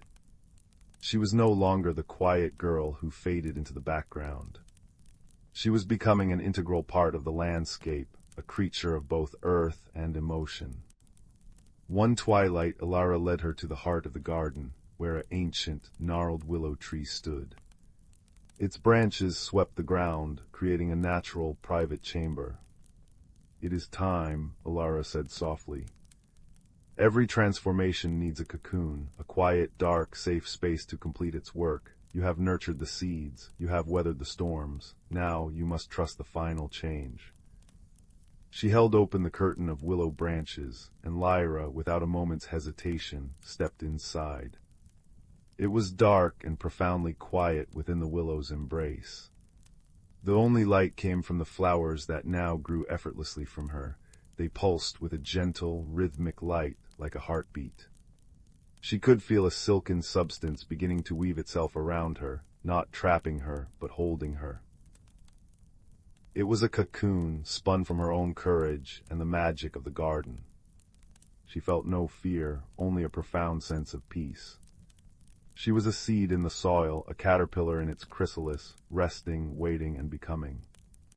She did not know how long she stayed there, wrapped in that soft darkness. Time lost its meaning. She dreamed of roots drinking deeply from hidden streams, of stars sowing light in the furrows of the earth, of her own heart opening like a 1,000-petaled lotus. When she finally stirred, the cocoon fell away like a whisper. She pushed through the willow branches and stepped back into the garden. The world was new. The garden was a tapestry of impossible, breathtaking beauty. Flowers bloomed in colors that had no name, shimmering with dew and inner light. The air hummed with the vibration of life, and every leaf, every petal, seemed to be singing a silent song of welcome. And Lyra was transformed. She was still herself, but more so. Her skin held the faint, pearlescent sheen of morning mist. Her hair flowed like a river of dark water, threaded not with flowers, but with living, miniature constellations that twinkled softly. When she moved, it was with a grace that suggested she was not walking on the earth, but with it. Alara was waiting for her, her face a landscape of gentle pride. "You see," she said, "you were not becoming a garden, you were remembering that you always were one. You and this place are one heart." Lyra looked at her hands, at the world around her, and understood. The changes had never been something happening to her. They were her emerging. Her emotions, her growth, her very spirit, given form and fragrance and color. "What happens now?" Lyra asked, her voice now carrying the soft rustle of leaves. Alara smiled, a sunrise of an expression. "Now you tend the garden, not just this one, but all the sleeping gardens in the world. You will be a guide for others who feel their own changes beginning, who see the first strange, beautiful blossoms of their true selves and are afraid. You will teach them that a cocoon is a place of love, and that a seed holds the most powerful magic of all, the promise of a new beginning." As the moon rose, full and benevolent, over Stillwater Meadows, Lyra walked through her radiant garden. She could feel the roots beneath her feet, the sap rising in the trees, the dreams of every sleeping seed in the soil. She was not at the end of her story. She was at the very beginning. And somewhere in a quiet cottage in another valley, another young soul was waking to find a single, mysterious blossom in their hair. And Lyra, her heart a blooming, boundless thing, felt their confusion, their fear, and their nascent hope. She turned her face in their direction, a gentle smile gracing her lips, ready to begin. Story 14. In a time before clocks and calendars, when the world was stitched together by root and river, there lay the ancient forest of Elmswood. It was a place where the moonlight was a tangible thing, a silver syrup that pooled in the clearings and dripped from the leaves. By day it was a cathedral of green and gold, but by night it transformed into a kingdom of whispers and soft, glowing light. Our story begins with a young hedgehog named Pip, whose quills were the color of dried oak leaves, and whose nose was in a perpetual, curious twitch. Unlike his brothers and sisters, who dozed contentedly in their cozy nest of moss and feathers, Pip was restless. He felt a pull in his heart, a yearning for something more than the familiar boundaries of their bramble patch. He longed to understand the secrets that the older creatures spoke of in hushed tones, the language of the trees, the songs of the streams, and the ancient magic that hummed through the very soil. One evening, as the last sliver of sun vanished and the first star pricked the velvet sky, Pip made up his mind. He kissed his sleeping siblings softly on their furry foreheads and crept out into the luminous night. The forest floor was a tapestry of sound. The gentle patter-patter of a light, misting rain began to fall, each drop landing on a broad foxglove leaf with a soft plink. The wind, a tender sigh, moved through the high branches of the pines, creating a hushed shh, like the forest itself was breathing. Pip followed the sound of water, and soon he came upon a babbling brook. It didn't just gurgle, it spoke. If he listened very carefully, leaning his small, round ear close to the water, he could hear it. Over stones, smooth and old, stories in the water are told, the brook seemed to whisper. Wash your worries, let them flow to where the quiet moonbeams go. Pip felt a sense of peace wash over him, but his curiosity was not yet quenched. He continued on, his tiny paws making no sound on the damp, spongy earth. He passed stones covered in a thick, emerald velvet of moss. He paused, placing a paw on the largest one. It was warm, humming with a deep, patient energy. It didn't speak in words, but in a feeling, a profound, grounding stillness that seemed to say, "Wait, be, all things come in their own time." Further in, the forest grew brighter, though there was no moon visible through the thick canopy. The light came from below. Delicate fungi sprouted from fallen logs, glowing with an ethereal, blue-green bioluminescence. They pulsed softly, like tiny, sleeping hearts. Ghost moths with wings like powdered silver fluttered between them, their flight a silent ballet. Pip was entranced, his restlessness soothed by the sheer, quiet beauty around him. It was in a starlit clearing that he found her. In the center of the open space, where the moonbeams fell unimpeded, painting the grass in strokes of liquid silver, stood the great oak. She was ancient, her bark gnarled and twisted into patterns that held the memory of 1,000 seasons. Her leaves whispered secrets to the stars. Sitting on a low, sturdy branch was a great horned owl, her feathers the color of storm clouds and tree bark.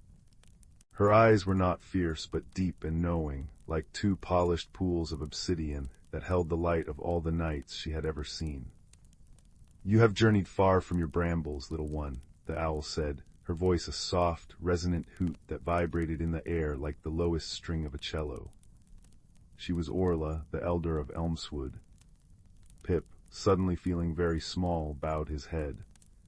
"I was restless, Elder Orla. I feel a hollow space inside. I hear the forest speaking, but I don't understand its language. I see its magic, but I don't know its purpose." Orla blinked slowly. "The hollow space is not a void to be filled, but a chamber to be opened. You are listening for words, little Pip, when you should be listening for the silence between them. Come, sit with me." Pip climbed up onto the root of the great oak, which rose from the earth like a gentle knee. The rain had softened to a drizzle, and the pit-pat on the oak's leaves was a gentle, rhythmic lullaby. "Watch the seasons in this clearing," Orla said, not as a lecture, but as an invitation. "They are the forest's greatest teacher." As if summoned by her words, the magic of the clearing stirred. The air shimmered, and Pip watched in awe as the scene before him began to cycle through the year. He saw the vibrant, buzzing life of high summer, where fireflies wove threads of gold in the air, and the stream sang its loudest, most joyful song. Then it shifted to the rich, ripe abundance of autumn. The leaves of the great oak blazed with color before drifting down, one by one, with a soft, rustling sigh. They carpeted the earth in a blanket of crimson and gold, a lesson in letting go with grace. The clearing then hushed, folding into the deep, quiet slumber of winter. A blanket of pristine snow settled, muffling all sound into a profound peace. The brook's voice became a mere whisper under a pane of ice, and the bioluminescent fungi dimmed, saving their light for another time. It was a season of deep, essential rest.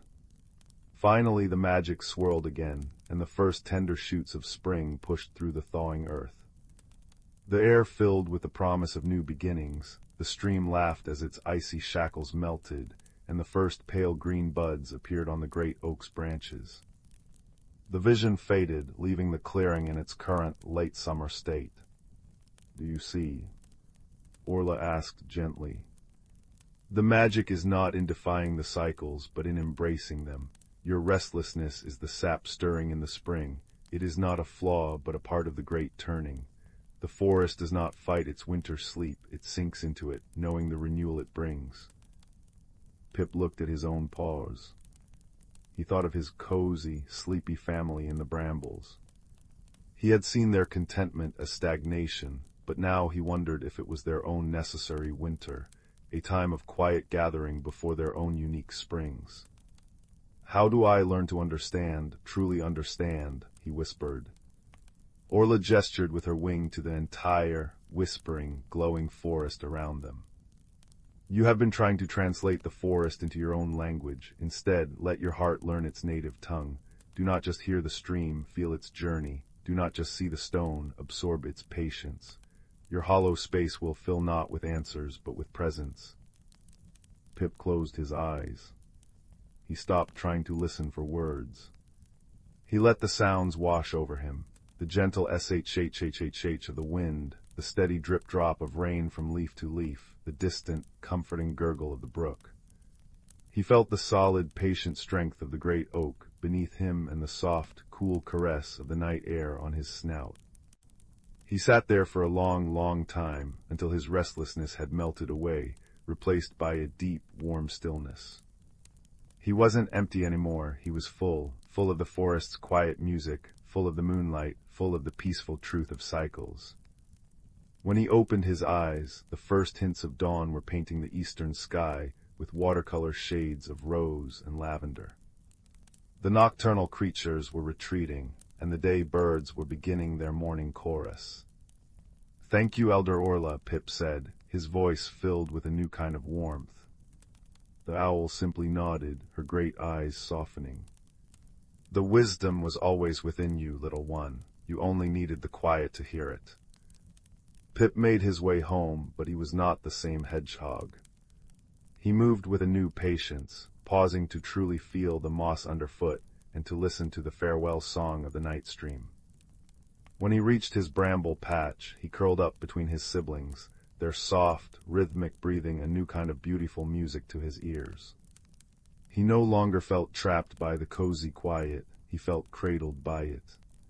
He knew that his own spring would come again, with new journeys and new questions, but for now, this was his gentle, necessary winter. And as he drifted into a deep and dreamless sleep, a single perfect moonbeam, finding its way through the tangled brambles, came to rest upon his brow, a soft, silver kiss from the forest he now understood. Story 15. The old house on Willow Lane had always held a certain kind of quiet music, a symphony of creaking floorboards, whispering drafts, and the soft, rhythmic ticking of the grandfather clock in the hall. But for a young girl named Clara, the most captivating melody was the one she hadn't yet heard, the one waiting in the silence of the uppermost room. It was a rainy afternoon, the kind that painted the world in soft, gray watercolors, and made the inside feel like a warm, gingerbread-scented hug. With a cup of cocoa warming her hands, Clara found herself standing at the bottom of the narrow staircase that led to the attic. The door was seldom opened, a heavy, dark wood thing that seemed to guard its secrets with a gentle solemnity. Creak. The sound the door made was a long, low note of protest as she pushed it open. A puff of air smelling of old paper, cedar, and forgotten summers drifted down to meet her. The attic was a landscape of memory, draped in soft, white cloths and dotted with trunks and boxes like sleeping beasts. Dust motes danced in the single slanted beam of gray light that fell from the round window, swirling like tiny, lazy fireflies. Clara's exploration was a quiet ritual. She would trace the shapes of furniture with her fingertips, feeling the cool, smooth wood and the rough, nubby fabric of the covers. It was under the eaves, tucked behind a worn leather trunk with brass clasps, that she found it. Not a chest of gold or a glowing sword, but a small, rectangular box made of dark, polished wood, inlaid with what looked like mother-of-pearl stars and a crescent moon. It was a music box. She carried it down to her room, the wood warm and smooth against her palms. Placing it on her bedside table, she carefully lifted the lid. Inside, instead of a ballerina, there was a tiny, intricate scene of a forest made of silver wire and polished stones. And nestled in the center was a small brass key, shaped like a winding vine. But when she turned the key, it moved with a soft, grinding resistance, and no sound came out. The music box was silent. That night, as the rain whispered against her window pane, Clara dreamed of a faint, distant melody, a tune that was both sad and hopeful, like a memory trying to find its way home. The next morning she brought the silent music box down to the kitchen, where Mrs. Higgins, the woman who cared for the house and for Clara, was kneading dough, her hands strong and sure. The kitchen was the heart of the house, filled with the smells of baking bread and simmering soup. A plump ginger cat named Marmalade purred like a tiny engine on the windowsill, watching sparrows in the garden. "It's beautiful, my dear Mrs." Higgins said, wiping her flour-dusted hands on her apron before gently taking the box. She turned it over in her hands, her eyes kind and knowing. But a silent music box is like a bird with a broken wing. Its song is still in there, somewhere. It just needs a little help to find its voice again. "How do we help it?" Clara asked, her voice barely a whisper. "Ah," Higgins said with a soft smile. "That's a journey of its own, and every journey needs a guide. I think you should speak with Alistair." Alistair, she explained, was not a person, but a mouse. A very old, very clever field mouse who lived in a neatly appointed hole behind the kitchen pantry. He was a collector of lost things and a keeper of small, important histories. With a crumb of Mrs. Higgins' freshly baked shortbread as an offering, Clara knelt by the pantry. She gave a soft, gentle tap on the floorboard. There was a moment of silence, then a faint scritch-scritch sound. A moment later, a mouse with silvery gray fur and spectacles made of twisted wire, perched on his nose, peered out. "A visitor," he squeaked, his voice surprisingly clear and precise. "And she brings a token of goodwill. You may proceed." Clara carefully placed the music box before him. Alistair adjusted his spectacles and leaned in, his whiskers twitching. "Aha, the celestial sonata box," he declared, tapping a tiny paw on the mother-of-pearl stars. "Crafted by the starlight itself, they say. Its song is meant to be a lullaby for lonely dreams, but see here," he pointed to the key. "The mainspring of memory is wound too tight. It has been sleeping for so long, it has forgotten how to sing." "Can we fix it?" Clara asked, her heart feeling as tight as the spring. "The spring cannot be forced," Alistair said wisely. "It must be loosened with patience. You need the dew of letting go. It collects only in the heart of the silverwood at the bottom of the garden, on the petals of the moondrop flowers just before the dawn." The silverwood was not a far-away, dangerous forest. It was simply the name for the old, overgrown part of the garden, where the willow trees wept and the moonlight pooled like liquid silver on the grass. But to Clara, who had never ventured there alone after dark, it felt like a journey of 1,000 miles. That evening, as the sky turned to lavender and the first stars pricked the heavens like tiny holes in a dark blanket, Clara prepared for her journey. Her courage was not the kind that roared, but the kind that whispered, a small, steady flame in her chest. She wrapped herself in her warmest shawl and, holding the silent music box close, stepped out into the twilight. The garden was alive with soft sounds. The shushing of the willow leaves, the cheer-up of a solitary cricket, and the distant, melodic dong-dong of the church bell marking the hour. The path to the silverwood was lined with foxgloves that seemed to glow in the dim light, their bells silent and still. As she reached the edge of the wood, where the shadows deepened, she felt a flutter of fear. The trees seemed taller, their branches like long, grasping fingers. Just as she was about to turn back, a soft, rumbling purr sounded at her feet. It was Marmalade. The ginger cat brushed against her legs, his presence a warm, vibrating comfort. He looked up at her with his large, knowing eyes, then trotted ahead into the wood, his tail held high like a beacon. He was to be her second guide. Together, they walked deeper into the Silverwood. It was not a frightening place, but a deeply peaceful one. The air was cool and smelled of damp earth and night-blooming jasmine. Moonlight filtered through the canopy, dappling the forest floor in shifting patterns of silver and shadow. Marmalade moved with a quiet confidence, his purr a constant, soothing rhythm accompanying their footsteps. In the very center of the wood was a small, circular clearing where the moondrop flowers grew. They were small, bell-shaped blossoms that seemed to be made of captured moonlight, their petals holding a soft, internal luminescence. And there, trembling in the very center of each flower, was a single, perfect dewdrop. This was the dew of letting go. Clara knelt, her knees sinking into the soft, cool moss. But as she reached for the nearest dewdrop with a small vial Alistair had given her, she saw that the stem of the flower was wrapped tightly in a stubborn, thorny vine.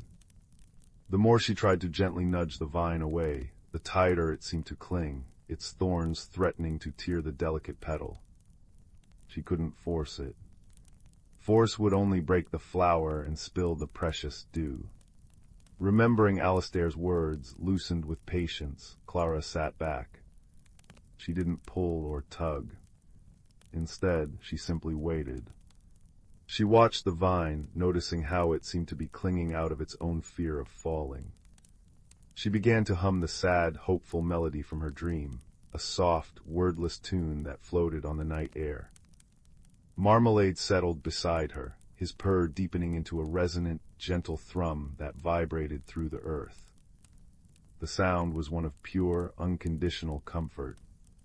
Slowly, as if listening to the kindness in the hum and the purr, the thorny vine began to relax. Its grip loosened, the thorns retracting slightly. It wasn't a sudden magical transformation, but a gradual, gentle unfurling, like a clenched fist slowly opening. After a few minutes of this patient, silent communication, the vine slipped away from the stem of its own accord, coiling harmlessly on the ground. With a heart full of quiet triumph, Clara carefully collected a single, shimmering dewdrop into her vial. It felt cool against the glass. The walk back to the house felt lighter. The journey was the same, but her courage had grown, not because she had slain a monster, but because she had sat quietly with her fear and offered kindness instead of force. The church bell tolled once more in the distance, a soft dong that seemed to say, "Well done." Back in her room, with the first light of dawn painting the sky in hues of rose and gold, Clara performed the final act. Following Alistair's instructions, she carefully placed a single drop of the dew of letting go onto the tight, brass mainspring inside the music box. There was a soft pinging sound, like a tiny metallic sigh of relief. The spring visibly relaxed. With a heart full of hope, Clara turned the key. This time it moved smoothly, with a gentle, whirring resistance. And then the music began.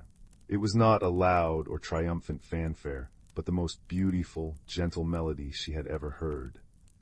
It was the sound of starlight touching leaves, of moonlight on still water, of a comforting hand on a worried brow. The tiny silver forest inside the box seemed to glow with a soft, internal light, and as the music played, a celestial sonata, just as Alistair had said, Clara felt a profound sense of peace settle over her. The song filled the quiet corners of the room, weaving itself into the fabric of the morning, a lullaby for lonely dreams that were lonely no more. She had traveled a great distance, not in miles, but in heart. She had discovered that the greatest magic often lies not in power, but in patience, not in force, but in friendship, and that the most extraordinary secrets are sometimes waiting in the most ordinary of places, simply asking for a little kindness to help them find their voice again. And as the last notes of the music box faded into the warm, sunlit air, Clara knew, with a certainty that warmed her from the inside out, that this was only the first of many gentle adventures waiting to be found. Story 16. In the quiet heart of the whispering woods, nestled in a gentle valley where the moonlight pooled like liquid silver, lay the village of Stillwater. It was a place where time seemed to breathe rather than march, marked not by the frantic ticking of clocks, but by the soft, resonant chimes of the great clock tower in the village square. Each hour was announced by a melody woven from wind and memory, a sound so comforting it could lull even the most restless soul to sleep. The village was home to a young woman named Alara, who possessed a quiet nature and eyes that noticed the small, secret things others often overlooked. She lived in a small cottage at the edge of the woods, its garden a tangle of night-blooming jasmine and rosemary. Her closest friend was a badger named Barnaby, a creature of immense dignity and a fondness for chamomile tea. The peculiar happenings began on an evening painted with the soft hues of twilight. Alara was in her garden, listening to the gentle patter of rain beginning to kiss the broad leaves of the foxgloves, when she noticed something amiss. The sky, usually a tapestry of familiar constellations, seemed incomplete. The bright shepherd, a constellation of 7 stars that watched over the northern horizon, was missing its central star, the one known as the shepherd's lantern. She mentioned it to Barnaby over tea later that evening, the steam from their cups curling towards the ceiling like sleepy ghosts. "Perhaps it is merely hiding behind a cloud," Barnaby rumbled, his voice like stones shifting in a slow-moving stream. But the next night the star was still absent.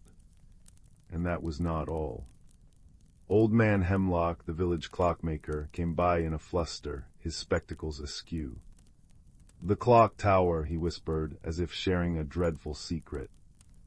The great hands, they moved backwards for a full 3 minutes at the stroke of 8.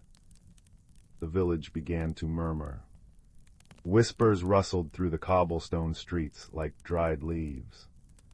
Then the third oddity arrived with the morning sun. Alara's prized moonflowers, which always bloomed a pristine, glowing white, had unfurled their petals to reveal centers of deep, vibrant indigo. These were not frightening events, but they were puzzling. They were a gentle riddle whispered on the wind, and Alara, with her observant eyes and empathetic heart, felt a quiet call to understand. Her first clue came from the village children. They were skipping rope in the square, their sing-song chant echoing off the ancient stones. When the shepherd loses his light, and the clock unwinds the night, seek the map the moon has drawn, upon the path of the sleeping fawn. Alara stopped to listen, a thoughtful frown on her face. The children, when asked, said it was a rhyme their grandmothers had always sung. It was just a nonsense rhyme, they said, for keeping time with the jump rope. But to Alara it felt like a key. She decided to visit the village library, a round building that smelled of old paper and beeswax. The librarian, a woman with hair the color of dandelion fluff named Mistress Willow, was more than happy to help. They pored over ancient texts and star charts, but found no mention of disappearing stars. It was in a dusty folio of local nursery rhymes that Alara found another piece of the puzzle. A rhyme about the founding of Stillwater read. "By the laughing brook we set our stone, where the silver ferns are overgrown. The fox's eye sees the truth we keep, in a promise made both wide and deep." The laughing brook, Mistress Willow mused. "That's the stream that feeds our village well. It hasn't been called that in a century, and the fox's eye." She trailed off, her eyes distant. "There's an old story about a rock formation deep in the woods that looks like a fox's head. On the summer solstice, the setting sun aligns with a hole in the rock, the eye, and casts a beam of light." This felt significant. A map drawn by the moon, a path of a sleeping fawn, and a fox's eye that saw the truth. Alara felt the first threads of the mystery beginning to weave together. Her investigation led to a delightful red herring. Convinced the backwards-moving clock was central to the mystery, she spent an afternoon with Old Man Hemlock in his workshop, a delightful chaos of cogs, pendulums, and ticking things. He showed her the intricate mechanics of the tower clock. "It's impossible," he declared, polishing a gear with his handkerchief. "The mechanism is flawless unless—" He paused. "Unless the magic of the place itself is interfering." This sent Alara on a new path. What if the village itself was trying to tell them something? What if the clock, the stars, and the flowers were all symptoms of a single, gentle disturbance? That night, under a sky still missing its shepherd's lantern, Alara walked to the laughing brook. The gentle rain had ceased, leaving the air clean and fresh. Fireflies blinked in the ferns, and the sound of the babbling water was a constant, cheerful companion. She was looking for the path of the sleeping fawn. She walked slowly, her eyes scanning the ground until she saw it. A narrow trail, almost hidden by ferns, where the moss grew in a particular pattern that resembled the gentle curve of a fawn at rest. She followed it. The path led her deeper into the whispering woods than she usually ventured. The trees grew taller, their branches intertwining to form a canopy that filtered the starlight into shifting, dappled patterns on the forest floor. The air was still and carried the scent of damp earth and pine. In the center of a small glen she found it, the Fox's Eye. It was a massive, weathered stone formation that did indeed look like the profile of a wise, resting fox. A hole about the size of her fist pierced the stone where the eye would be. But the solstice was weeks away. The sun would not align with the eye. Alara sat on a soft patch of moss, feeling a little defeated. Barnaby, who had accompanied her in silent solidarity, nudged her hand with his cool, wet nose. "It's the moon," Alara whispered, the realization dawning like the morning sun. "The rhyme said the map the moon has drawn, not the sun." She looked up through the canopy. The nearly full moon was high in the sky. She positioned herself behind the Fox's Eye and peered through the hole. The beam of moonlight that shone through was not a simple circle. It projected a perfect, shimmering map onto the opposite side of the glen, illuminating a patch of otherwise unremarkable ground. The map showed a pattern of 7 points, a perfect replica of the bright shepherd constellation, with the central point glowing brightest of all. Alara hurried to the spot. She knelt and brushed away the layer of moss and leaves. Her fingers touched something cold and smooth. It was a large, flat stone, and set into its center was a crystal the size of her palm. It was dull and lifeless, but its shape was unmistakable. It was the shepherd's lantern, the missing star. As she touched the crystal, a wave of understanding washed over her, not in words, but in feelings and images. She saw the founding of Stillwater generations ago. The first villagers had made a promise to the woods, to live in harmony, to take only what they needed, and to always remember the magic that flowed through the streams and slept in the stones. This crystal was the heartstone, a focus for that promise. It was connected to the village's well-being. Over the years, as the villagers had become busy with their own lives, the old traditions had been forgotten. The promise had begun to fade from collective memory, and so the heartstone was fading, too. Its dimming was causing gentle, magical ripples. The clock, connected to the village's heart rhythm, stuttered. The flowers, sensitive to the shift in magical energy, changed their colors. And the constellation in the sky was a reflection of the one on the ground. As the earthly lantern faded, so did its celestial counterpart. The mystery was solved. But how does one mend a forgotten promise? Alara did not keep this discovery to herself. The next day, she gathered the villagers in the square. The clock tower chimed softly overhead as she explained what she had found. She spoke not of broken rules or failures, but of a sleepy promise that simply needed to be remembered. She showed them the nursery rhymes, not as childish songs, but as a map left by their ancestors. A wonderful thing happened.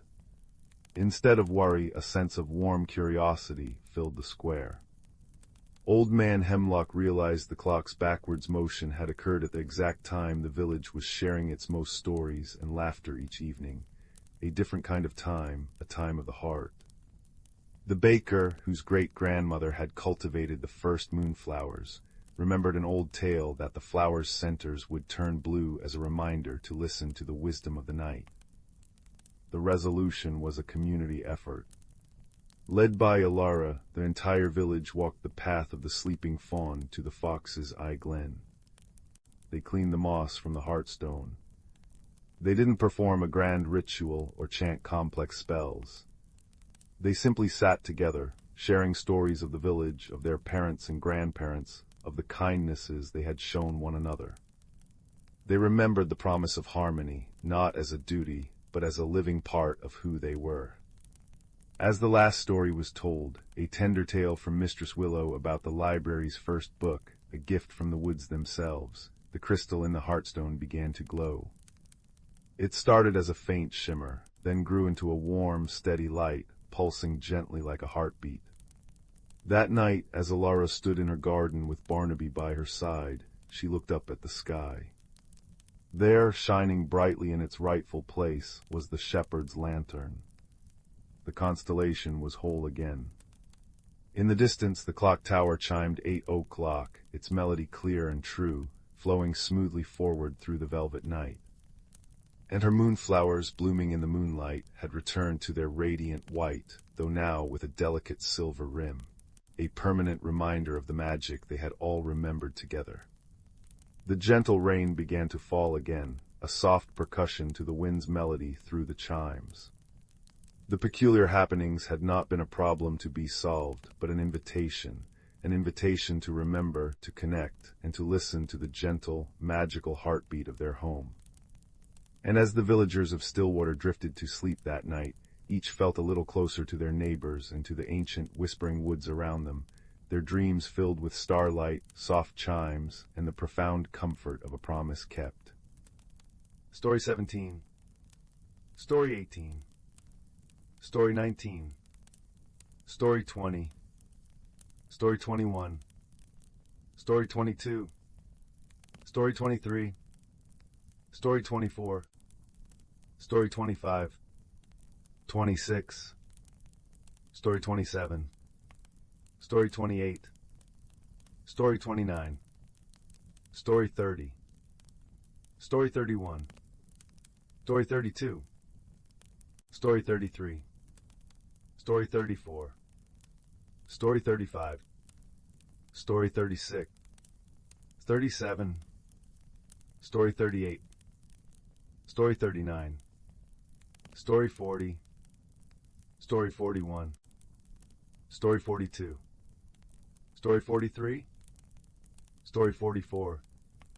Story 45. The embers in the hearth pulsed like sleepy fireflies, casting long, dancing shadows across the worn rug. Outside, the wind whispered secrets to the old oak tree, its leaves answering with a soft shhhh, shhhh. Tonight we journey not to distant mountains, but to a place much closer to home, the dusty, forgotten embrace of the attic. Young Leo, a boy with eyes the color of storm clouds and a heart that listened more than it spoke, had been tasked with finding his grandmother's old quilt. The stairs creaked a familiar protest beneath his feet as he climbed, the air growing thick with the scent of aged paper, cedar wood, and the faint, sweet ghost of dried lavender. A single cobweb brushed his cheek like a feather as he pushed open the door, the hinges groaning a low, rusty irk. Moonlight, pale and silvery, streamed through the small, round window, illuminating swirling galaxies of dust motes. Boxes piled like sleeping giants, and forgotten furniture wore shrouds of white sheets. Leo's lantern beam cut through the gloom, finally settling on an old, humpback trunk tucked beneath the eaves, its leather straps brittle with age. That's where Gran said the quilt would be. He knelt, the worn floorboards cool beneath his knees, and carefully unbuckled the straps. The lid lifted with a sigh of released air, revealing not just the promised quilt, folded neatly atop layers of yellowed letters and lace, but something else nestled beside it. It was a small, oblong box, no larger than Leo's hand, crafted from dark, polished wood inlaid with delicate mother-of-pearl swirls. It looked like a tiny treasure chest forgotten by time. Intrigued, Leo lifted it out. It was surprisingly heavy for its size and cool to the touch. His fingers traced the intricate patterns until they found a tiny, almost invisible catch. With a gentle click, the lid sprang open. Inside, nestled on faded blue velvet, wasn't jewelry but a miniature scene. A perfect, tiny forest glade carved from wood and moss, complete with minuscule trees, a sparkling silver thread of a stream, and a hollowed-out acorn serving as a cottage. At its center stood a tiny figure, no taller than Leo's thumb, a little wooden badger wearing a neat waistcoat and spectacles perched precariously on his snout. He held a tiny lantern. As Leo watched, utterly enchanted, the little badger blinked. Not just once, but several times, as if waking from a long sleep. He stretched, gave a minuscule yawn that sounded like the squeak of a mouse, and then peered up at Leo with bright, intelligent eyes. "Goodness gracious," the badger exclaimed, his voice surprisingly resonant for his size, like the low chime of a distant bell.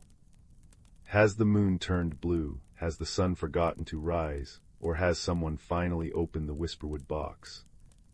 He adjusted his spectacles, peering intently at Leo. "You don't look like a goblin or a grumpy gnome. Bit tall for a squirrel, though."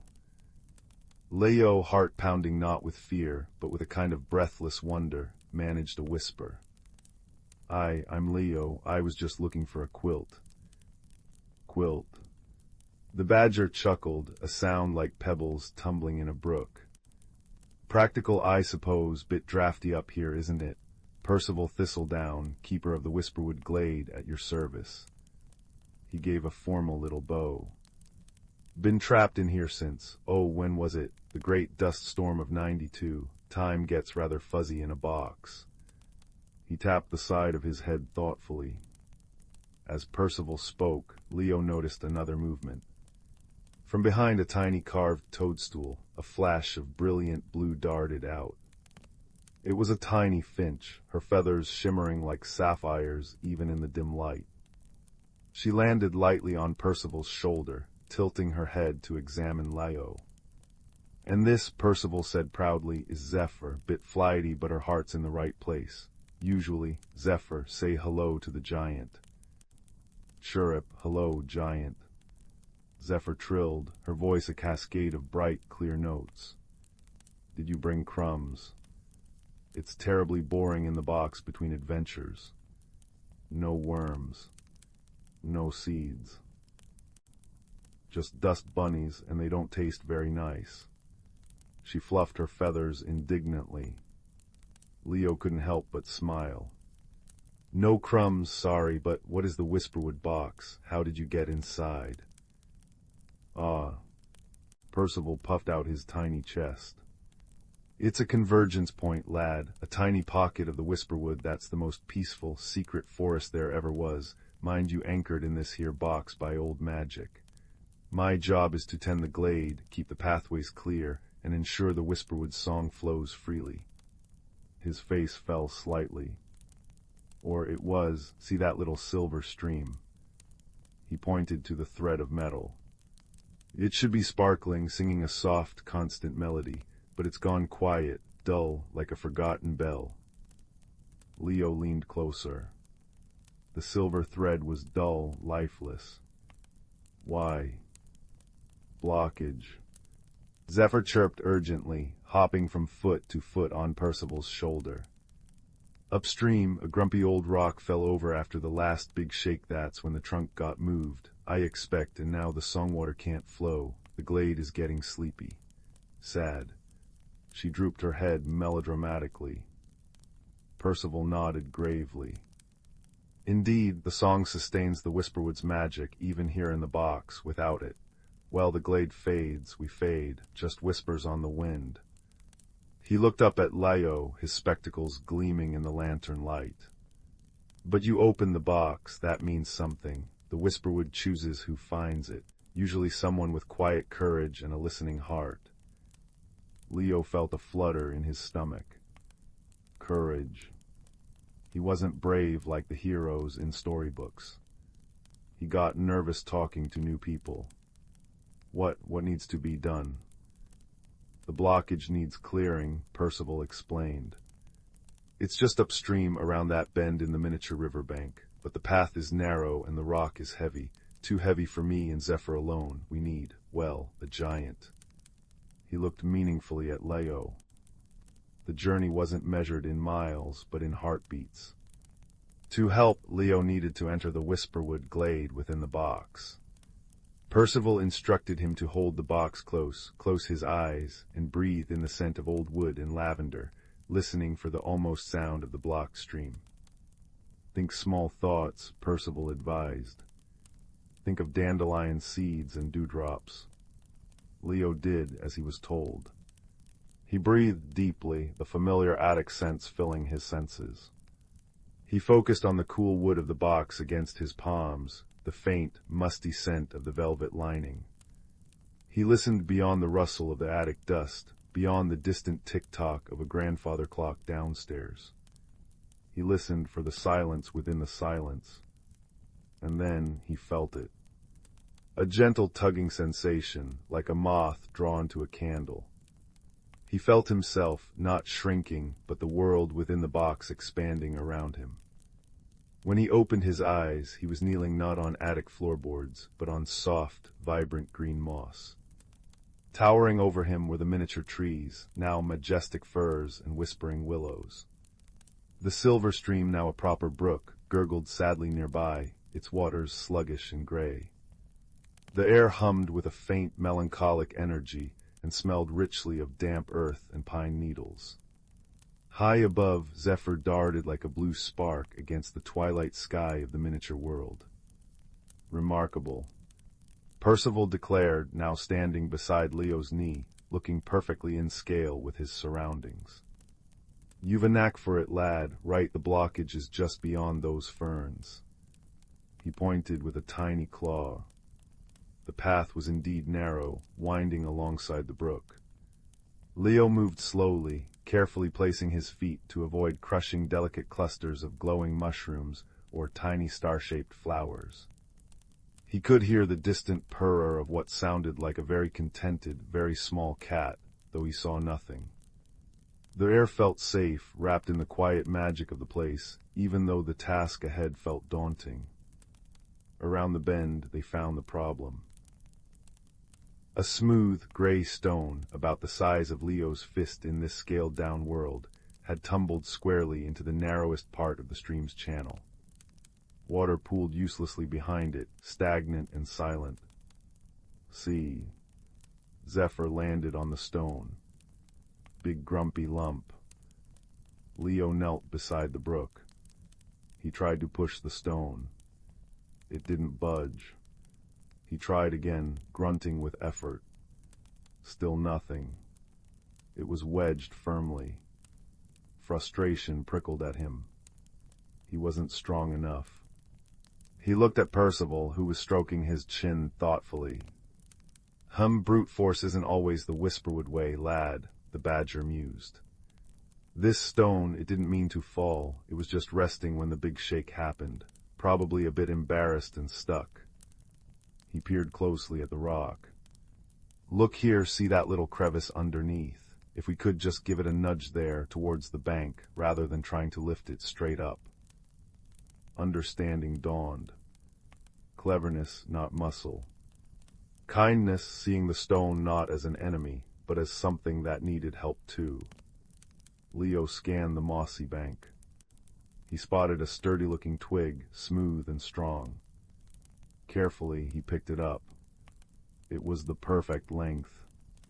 Okay, Leo whispered, more to himself than anyone. He knelt again, not pushing the stone, but gently inserting the end of the twig into the crevice Percival had pointed out. He braced the other end against a solid root on the bank. It was a lever. Zephyr, Leo said softly.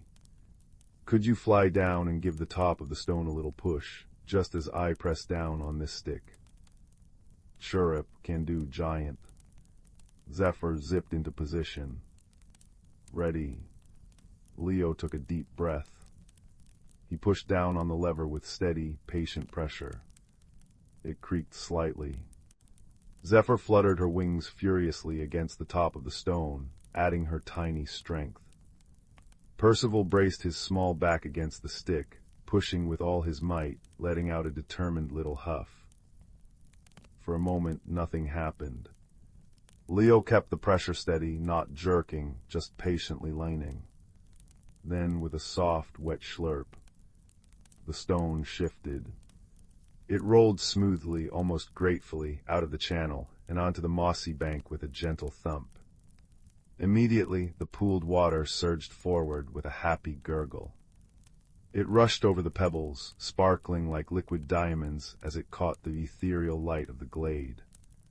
As it flowed, a sound emerged not loud but profound. A deep, resonant hum, like the lowest note of a cello played very softly, intertwined with the bright tinkle-tinkle of water over stones.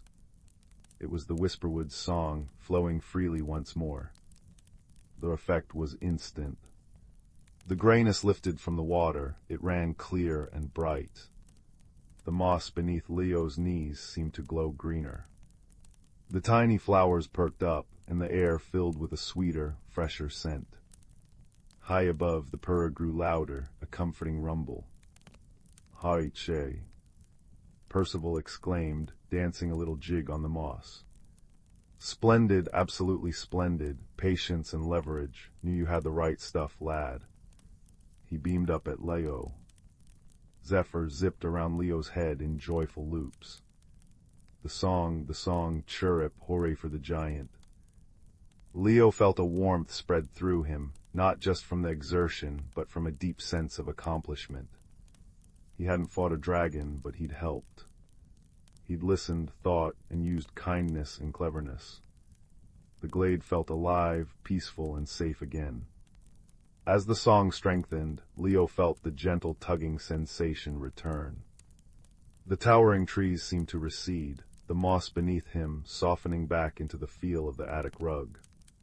He blinked, finding himself back in the dusty attic, the Whisperwood box open on his lap. Inside, the miniature glade was vibrant. The silver stream sparkled, and tiny lights like fireflies danced among the trees. Percival waved cheerfully from beside his acorn cottage. Zephyr did a quick happy loop-de-loop above the glade. "Thank you, Leo," Percival's voice drifted up, faint but clear, like wind chimes on a breeze. "You've mended the song." The Whisperwood remembers its friends. Remember, courage often wears quiet shoes, and kindness can move mountains, or at least grumpy rocks. Visit any time. Just maybe bring a crumb or two next time. For Zephyr.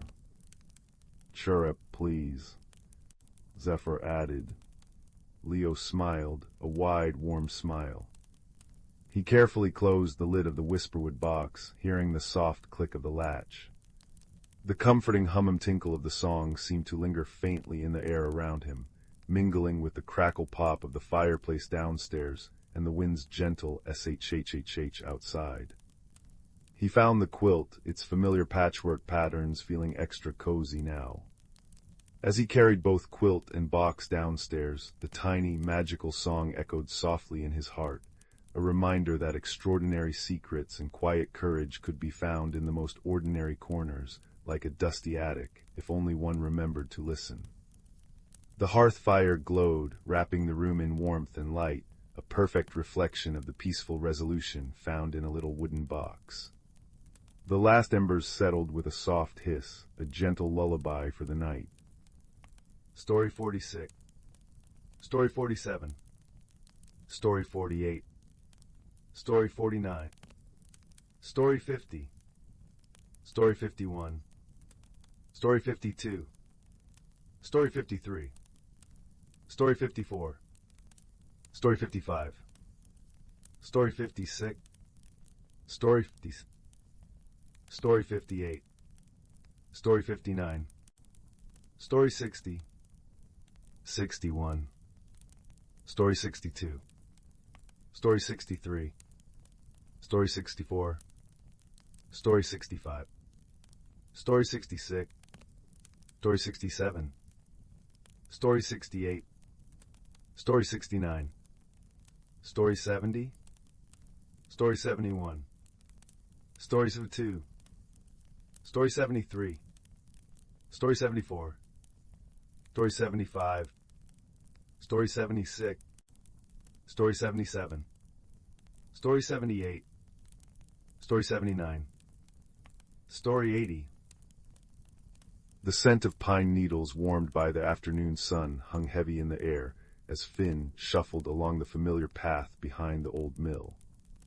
10 years old, with eyes the color of storm clouds and a perpetually thoughtful expression, Finn often felt like a misplaced pebble in the bustling stream of Millhaven village. While other children chased frogs in the reeds or played raucous games of tag, Finn preferred the quiet company of the whispering woods. They possessed a peculiar knack, a quiet noticing the intricate pattern on a moth's wing, the precise moment a dewdrop fell from a fern, the subtle shift in a badger's path. It wasn't magic anyone else saw, just Finn's way of being in the world. One crisp autumn day, driven by a restlessness he couldn't name, Finn ventured deeper than usual. Sunlight dappled through the canopy, painting shifting patterns on the mossy floor. The usual chirps and rustles seemed hushed, expectant. Then Finn noticed something unusual, a cluster of impossibly vibrant blue mushrooms, glowing faintly, circling the base of a colossal, ancient oak. Its bark was deeply furrowed, like the wise face of a slumbering giant. Drawn by an inexplicable pull, Finn placed a small hand against the cool, rough bark. Instead of solid wood, Finn's hand sank in, as if dipping into cool, clear water. A gasp escaped him. He pulled back, heart pounding, but the bark remained solid. He touched it again, pressing gently. The same yielding sensation. Taking a deep breath, filled with the scent of damp earth and decaying leaves, Finn pushed forward. He stumbled not into darkness, but into a breathtaking twilight glade. The air shimmered with a soft, golden light that seemed to emanate from the very plants. Giant luminous flowers pulsed gently like slow hearts. Trees with silver bark and leaves like spun moonlight swayed soundlessly. A carpet of velvety moss, softer than any blanket, cushioned Finn's feet. Butterflies with wings like stained glass drifted on unseen currents. This was Whisperwood, Finn realized with a surge of wonder, a world folded within the world, hidden from ordinary sight. In the center of the glade, near a pool of water reflecting the luminous canopy above, sat something. Finn froze. It wasn't frightening, but utterly unexpected. Roughly Finn's height, it appeared sculpted from moss, lichen, and smooth river stones. Twigs formed its limbs, capped with acorns for knuckles. Bright green moss covered its torso, dotted with tiny white star-like flowers. Its face was a smooth, polished gray stone, featureless except for two deep, calm pools of darkness where eyes should be. It radiated a profound sense of stillness and ancient patience. "Hello," Finn whispered, voice barely audible in the profound quiet. The moss being turned its stone face slowly towards Finn. A low, resonant hum filled the air, vibrating deep in Finn's chest. It wasn't speech, but a feeling curiosity, a gentle welcome. An image bloomed in Finn's mind, sunlight filtering through green leaves, the slow drip of water onto stone. "Peace. I'm Finn," he offered, stepping closer. I touch the tree." The being hummed again, a warmer tone this time. An image of Finn's hand touching the ancient oak filled his mind, followed by a sense of recognition, like finding a familiar path. It gestured slowly with a mossy limb towards the pool. Finn peered in. The water wasn't just reflecting the luminous plants. It seemed to hold shifting scenes within its depths, a glimpse of Millhaven's bridge, a flash of the sun on the river, a close-up of a dragonfly's iridescent wing. It was like looking into the forest's own memory. Over the next few days, Finn returned whenever he could, drawn by the quiet magic and the strange companionship. He learned the being's name wasn't a sound, but a feeling thrum. Thrum communicated through resonant hums and vivid, wordless images projected directly into Finn's mind. Finn would talk, sharing stories of the village, his quiet observations, his feeling of being different. Thrum would respond with images of interconnected roots beneath the forest floor, the slow turning of seasons, the vital dance of sunlight and rain. Thrum embodied the deep, patient wisdom of the earth itself. Their unlikely friendship blossomed. Finn showed Thrum the smooth, skipping stones he collected by the riverbank. Thrum, in turn, guided Finn to hidden springs where the water tasted sweeter than honey, and groves where luminous berries grew, filling Finn with a gentle warmth. Thrum taught Finn to listen differently, not just with ears, but with his whole being. Finn learned to feel the faint tremor in the ground signaling a distant deer, to sense the subtle shift in the wind before rain, to understand the silent language of the plants. His quiet noticing deepened into a profound connection. One afternoon, as Finn sat beside the memory pool, sharing a story about Old Man Hemlock's grumpy cat, the water rippled violently. The serene images shattered, replaced by swirling darkness. A foul, acrid smell, utterly alien to the glade's sweetness, momentarily filled Finn's nostrils. Then the water cleared, showing a distressing scene. The Millhaven River, the village's lifeblood, looked sickly. Its usual clear, sparkling flow was sluggish, murky, and tinged with an unnatural, oily green. Dead fish floated belly up near the banks. The vibrant reeds were wilting, turning brown at the edges. Thrum emitted a low, distressed hum that vibrated through the mossy floor. Images flooded Finn's mind, tangled roots choked with thick sludge, fish gasping for clean water, flowers drooping with poison petals. A wave of profound sorrow emanated from Thrum, mixed with a deep, rumbling anger that felt like the earth groaning. The poison was spreading, Thrum conveyed, seeping into the hidden streams that fed Whisperwood itself. If it reached the heartspring, the luminous pool before them, the source of the glade's magic, Whisperwood would wither and die. Fear, cold and sharp, pierced Finn's wonder. What's causing it? How do we stop it? Thrum projected an image of the river upstream, beyond the village boundaries, near the old, abandoned quarry. Then came images of thick, viscous liquid oozing from cracked barrels half buried in the earth, seeping relentlessly into the soil and groundwater. Human carelessness. Poison. The source needed to be found and cleansed, but Thrum's form, rooted in the slow rhythms of the earth, was ill-suited for navigating the human world quickly.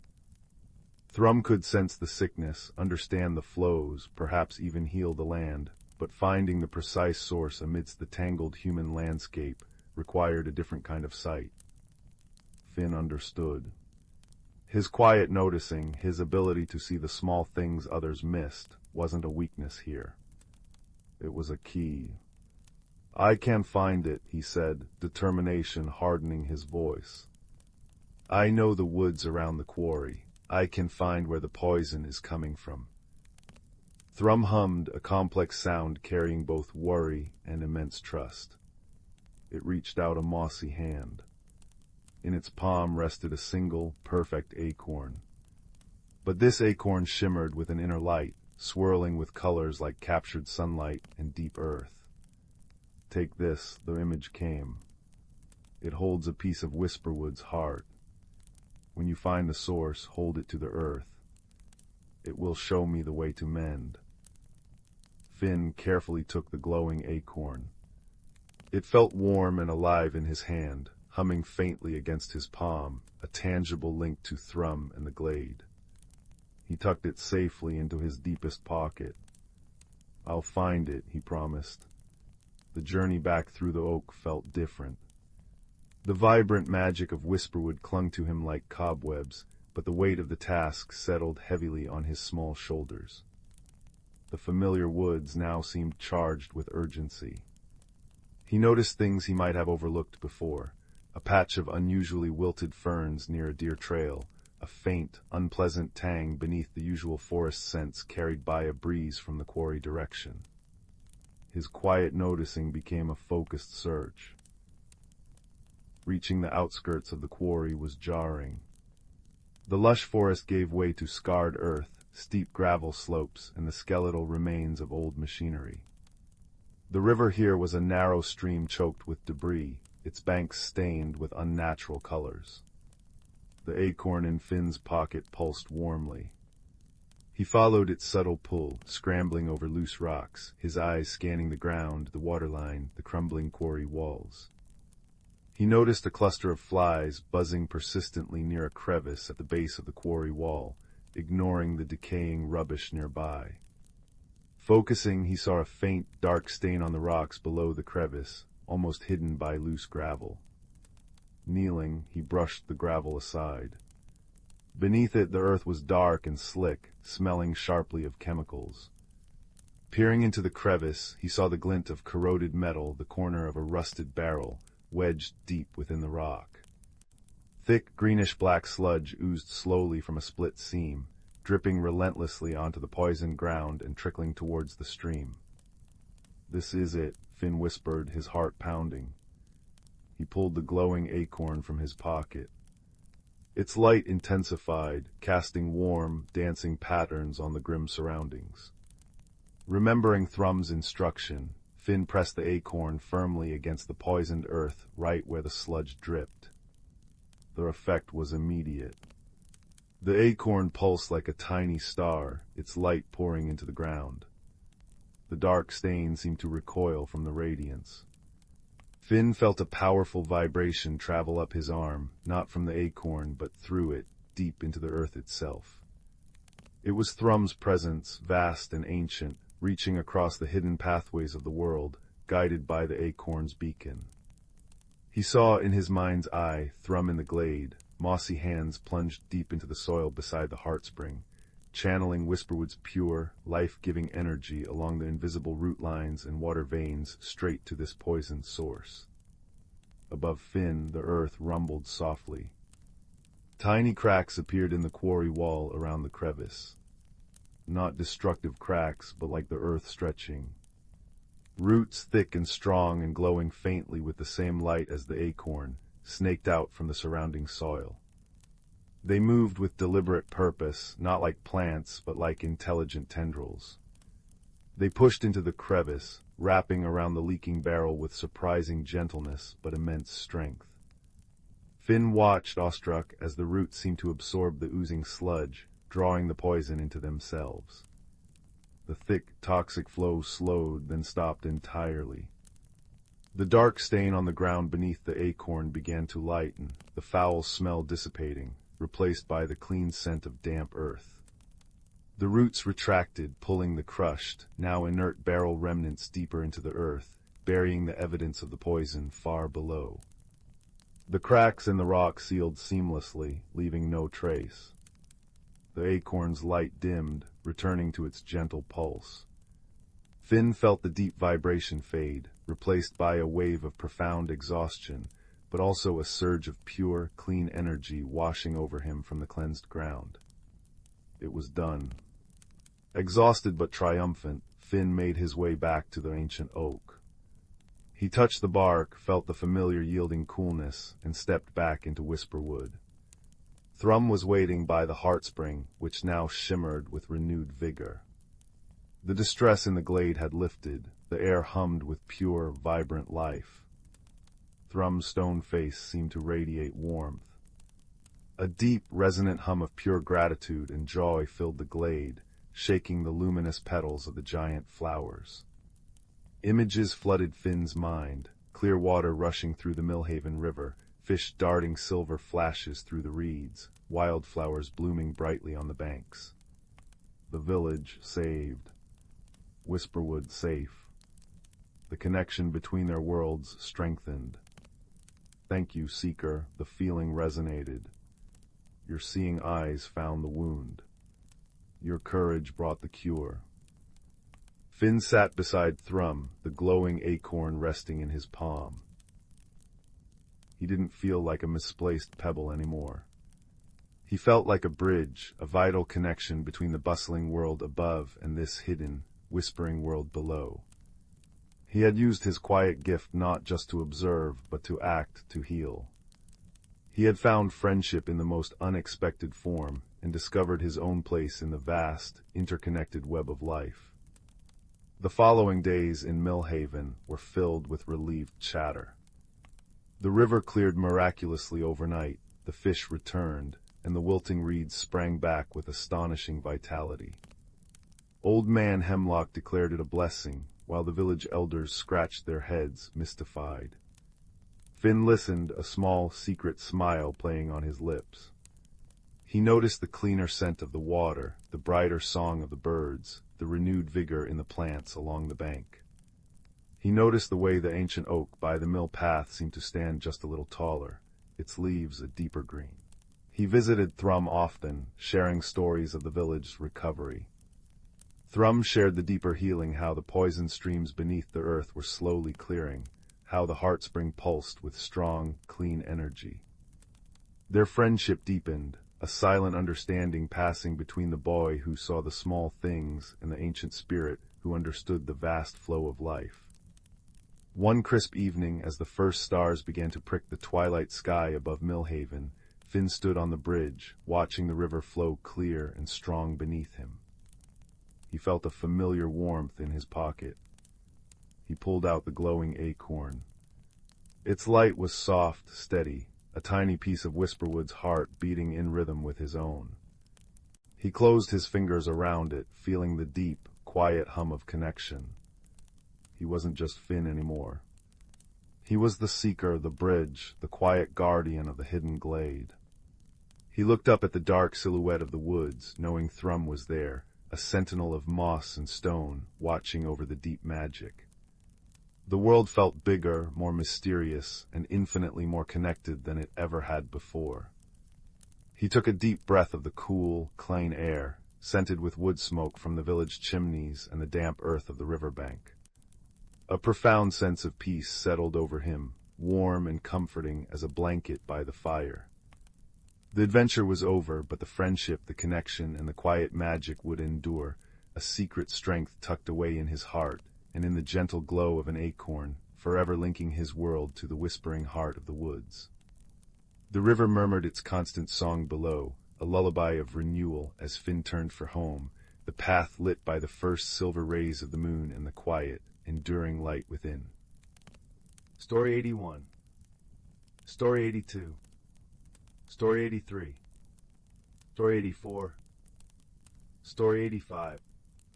Story 86. Story 87. Story 88. Story 89. Story 90. Story 91. Story 92. Story 93.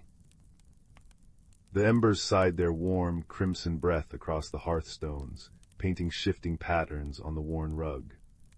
Outside, a soft rain whispered secrets to the sleeping earth. Tonight, snuggle close, for the story is about Theo, a boy whose heart held a quiet magic, waiting patiently to unfold. Theo lived in a cottage nestled beside the whispering woods, where the trees hummed lullabies on windy nights. He was a gentle soul, thoughtful and kind, but often felt like a tightly furled bud amidst vibrant blooms. He moved quietly, spoke softly, and sometimes, when overwhelmed, a faint, pearlescent shimmer would dance across his skin for a fleeting moment, like moonlight on water. He didn't understand it, and it made him curl inward, wrapping himself in an invisible cloak of shyness. His solace was the neglected patch of earth behind his cottage, a tangle of weeds and stubborn clay. His parents called the barren corner Theo, however, felt a strange kinship with it. He'd sit on an old, moss-covered stone, tracing patterns in the dirt with a stick, whispering stories to the unseen seeds he imagined sleeping beneath the surface. He felt like one of those seeds himself, full of potential he couldn't quite grasp. One damp afternoon, as Theo sat feeling particularly small and unseen, a peculiar warmth bloomed in his chest. It wasn't anxiety, but something softer, like the first ray of sun after rain. As the warmth spread, he noticed tiny, luminous green sprouts pushing through the hard earth right where his shadow fell. They unfurled delicate leaves that seemed to glow with an inner light. Startled, Theo touched his own cheek. It felt unusually warm, and the pearlescent shimmer flickered again, stronger this time. Was his quiet feeling growing something? The next day he returned. The little sprouts had grown taller, their leaves now of vibrant emerald. He sat beside them, the familiar cloak of shyness settling around him. Immediately the leaves seemed to dull, their glow fading. Theo frowned. He took a deep breath, remembering the warmth he'd felt. He thought of the kindness of Mrs. Willow, the baker, who always saved him the crustiest loaf end. Slowly, tentatively, he smiled. The leaves perked up, their inner light returning, brighter than before. A gasp caught in Theo's throat. The garden, it felt him. This became Theo's secret ritual. He'd visit the barren corner, now his moon garden, and tend to the glowing plants. When he felt brave enough to speak to the grumpy blacksmith's cat, a cluster of tiny bluebell-like flowers appeared, chiming softly. When he helped an elderly neighbor carry her heavy basket, sturdy vines with heart-shaped leaves burst forth, climbing the cottage wall. His own skin shimmered more frequently now, a soft silver-white light that pulsed gently, mirroring the rhythm of his breath. It wasn't frightening anymore, it felt like the quiet hum of life within him. Yet sometimes the old cloak of shyness felt heavy. One evening, overwhelmed after a day filled with loud voices and bustling crowds at the village market, he retreated to his garden. The glowing plants seemed subdued, their light dim. Theo slumped onto his mossy stone, feeling like a failure. The shimmer on his skin sputtered weakly. How could he ever truly bloom if he kept folding in on himself? Seeds don't sprout by worrying about the dark, young sapling. A voice, as soft and rich as loam, spoke beside him. Theo startled. Standing near the cottage wall was an old woman he'd never seen before. She wore a cloak woven from what looked like twilight and moss, and her eyes held the deep, patient calm of ancient roots. In her gnarled hands, she cradled a simple clay pot filled with rich, dark earth. "They simply trust the warmth when it comes," she continued, her voice like a comforting blanket. You can see it." Theo whispered, gesturing to the glowing plants and his own faint shimmer. The woman chuckled, a sound like dry leaves rustling. "I see the potential waiting beneath the surface. Like this." She gently tapped the clay pot, empty yet full of promise. "What do you suppose it needs?" Theo thought. "Soil, water, light." "Patience most of all," the woman said, setting the pot down beside him. "And a little faith, your garden," she nodded towards the glowing plants. "It reflects your heart song. Fear dims the light, acceptance lets it grow. Don't fight the unfolding, trust the process like the caterpillar trusts its chrysalis." She introduced herself as Alara, a gardener who wandered the old paths. She didn't stay long that evening, but her words settled into Theo like rich compost. Trust the unfolding. He looked at the clay pot. It felt like a symbol, an empty vessel ready for whatever he chose to grow within himself. Theo began practicing. When shyness threatened to smother him, he remembered the caterpillar in its chrysalis, quiet, patient, undergoing a necessary change. He'd take a deep breath, picturing the warmth blooming in his chest. Slowly, deliberately, he'd try small acts of courage, saying hello first, offering a compliment, sharing his thoughts. Each time his shimmer grew steadier, brighter, shifting subtly from silver white to soft, warm gold. And his moon garden responded. After he spoke confidently to the village elder about a fallen bird's nest, a magnificent sunflower unfurled, its face turning faithfully towards the hidden moon, radiating a soft golden light. One day, feeling particularly bold and joyful after fixing a broken fence for a friend, Theo noticed something extraordinary. The simple wool tunic he wore, once a drab brown, now shimmered with threads of gold and emerald green where the sunlight touched it. It wasn't just his skin anymore, his very clothing reflected his inner state. He laughed, a sound like bells, and the colors deepened, swirling like captured sunlight in a stream. Alara returned periodically, always appearing when Theo felt stuck or uncertain. She never gave direct answers, only gentle guidance, like pointing out how a tightly closed bud needed time before it could reveal its beauty, or how the strongest oak grew slowly, ring by patient ring. She taught him to listen to the subtle language of his garden, to understand that wilting leaves meant he needed rest, that vibrant new growth signaled courage. "Change isn't a storm to be weathered," she murmured one twilight as they watched fireflies dance among the glowing blooms, "but a season to be lived, breath by breath." The seasons turned. Theo's moon garden became a breathtaking sanctuary. Glowing flowers of every hue pulsed gently, vines heavy with luminous fruit climbed the walls, and soft mosses, radiating warmth like tiny suns, carpeted the ground. The once barren corner was now a beacon of gentle magic. Theo himself moved with a new quiet confidence. His shimmer was constant now, a soft golden aura that shifted hues with his emotions, calming blue when he was thoughtful, vibrant green when he felt joy, steady amber when he was calm. His clothes became living tapestries of his inner world. One crisp autumn evening, as Theo stood amidst his creation, a profound sense of peace settled over him. He felt deeply connected to the earth beneath his feet, to the glowing plants, to the quiet pulse of his own magic. He thought of the caterpillar, the seed, the long, patient journey. He thought of Alara's wisdom and the small victories that had led him here. He took a deep, slow breath, mirroring the rhythm of the sleeping woods. As he exhaled, a profound warmth, deeper and more radiant than ever before, blossomed from his core. It surged through him not violently, but like a gentle tide. His golden shimmer intensified, becoming almost blindingly bright for a moment. Then it softened, settling into a warm, steady light. From his shoulders, delicate structures unfurled, not wings of feather or membrane, but intricate, glowing lattices of pure golden light, shaped like the most delicate, ethereal dragonfly wings.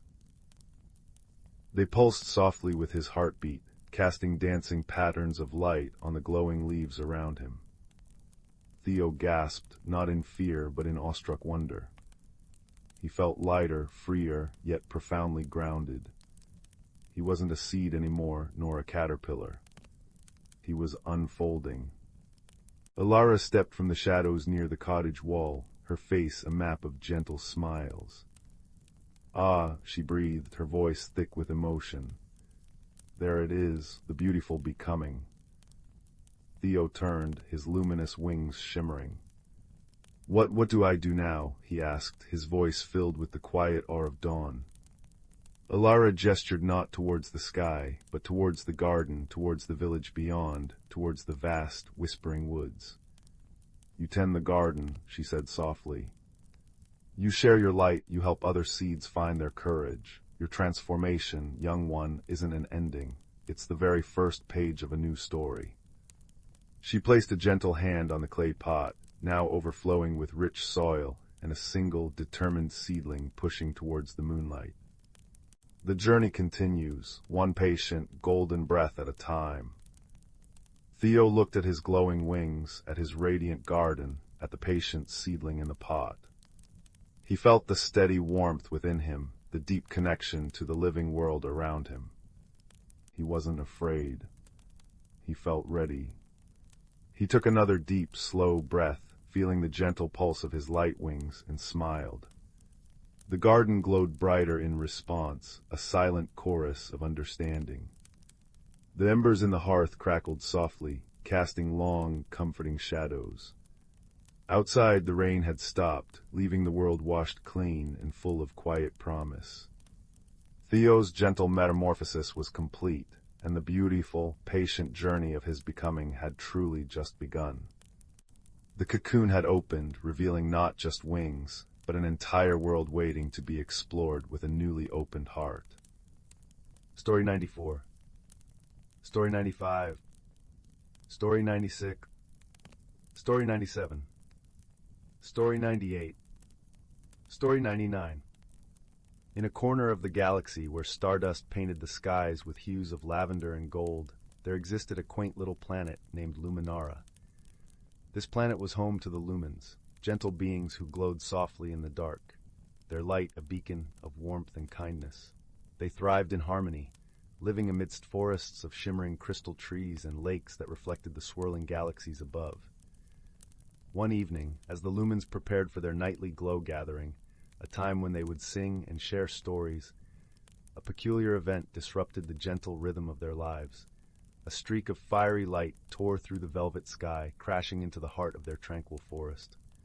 The Lumens, curious and concerned, gathered around the smoking crater that had formed amidst the crystal trees. From the crater emerged a creature unlike any they had ever seen. It was a mechanical being, a construct of metal and wires, with eyes that flickered like tiny screens. It was a Arzan, a species known across the cosmos for their technological prowess and analytical minds. Its name was Quarren, and it had crash-landed on Luminara due to a navigation error in its spaceship. The Lumens, despite their initial apprehension, approached Quarren with gentle curiosity. Their leader, a wise elder named Solara, extended a glowing hand in greeting. "Welcome, traveler," she said, her voice as soothing as a lullaby. "You are among friends here." Quarren, though grateful for the hospitality, felt out of place. The Arzan were a solitary species, and the concept of friendship was as foreign to it as the lush, vibrant world it now found itself in. It communicated through a series of beeps and mechanical whirs, which the Lumens found both fascinating and perplexing. Despite their differences, Solara invited Quarren to stay and recover. The Lumens, in their gentle way, offered their help in repairing its ship. Quarren, though hesitant, accepted, knowing it had little choice but to rely on these strange, glowing beings. Days turned into weeks, and as the Lumens worked to help Quarren rebuild its spaceship, they also shared their world with it. They showed Quarren the beauty of Luminara, the way the crystal leaves sang in the wind, the way the moonlight danced upon the lakes. In return, Quarren shared its knowledge of the stars and the stories of its travels through the cosmos. Yet misunderstandings were inevitable. The Lumens, who thrived on emotion and intuition, often found Quarren's logical nature perplexing. One day, as they gathered by the lakeside, a young Lumen named Lyra expressed her sadness over a wilting crystal tree. Quarren, in its analytical way, suggested cutting it down to make room for new growth. Lyra was taken aback, interpreting Quarren's suggestion as cold and unfeeling. Solara, sensing the tension, gently intervened. "Quarren did not mean to hurt you, Lyra," she soothed. "To the Arzan, logic is their language, just as light is ours. Let us listen with understanding, and we might learn something new." Quarren, realizing its mistake, attempted to explain. "In my world, we seek efficiency and order. I did not understand the emotional bond you share with the trees. I am sorry if I caused you distress." Lyra, with Solara's guidance, began to see beyond Quarren's mechanical exterior. "Perhaps," she said softly, "we can learn from each other. You teach us about the stars, and we will teach you about the heart." As time passed, Quarren began to understand the Lumens in ways it never expected. It learned to appreciate the beauty of emotion, the strength and vulnerability. In turn, the Lumens adopted some of Quarren's logical insights, finding ways to strengthen their homes and improve their community. Their bond deepened when a sudden storm threatened Luminara. Dark clouds loomed, and fierce winds howled through the crystal trees. The Lumens, unaccustomed to such violent weather, were frightened. Quarren, with its knowledge of technology, suggested constructing a temporary shelter using materials from its spaceship. Together, Lumens and Arzan worked side by side, their efforts a testament to their growing friendship. Quarren's careful calculations ensured the shelter was strong, while the Lumens infused it with their light, creating a space of warmth and safety. As the storm raged outside, they huddled together, sharing stories and laughter, their fears dissipating in the glow of their companionship. Quarren, feeling a strange warmth in its circuits, realized it had found something it never knew it was missing, a sense of belonging. When the storm finally passed, leaving the air crisp and clean, Quarren's ship was finally ready. The lumens gathered to bid farewell, their hearts heavy yet full of gratitude for the lessons learned and the bonds forged. Before departing, Quarren addressed the lumens, its voice filled with newfound emotion. "I came to your planet as a stranger, and I leave as a friend. You have taught me the beauty of connection, the power of understanding. For that, I am eternally grateful." Solara smiled, her light brighter than ever. "And you have shown us the stars, Quarren. May your journey be safe, and may you carry our light with you wherever you go."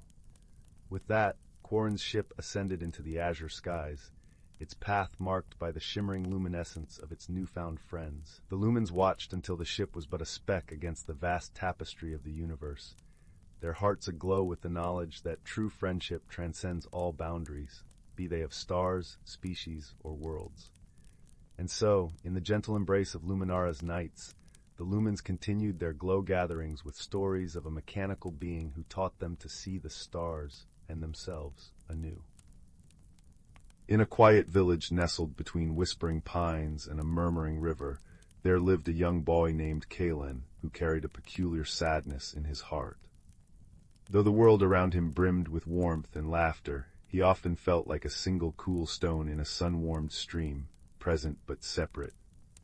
His grandmother used to say that every person carried their own light inside them, but Kalen worried his had gone out, for he could no longer feel its glow.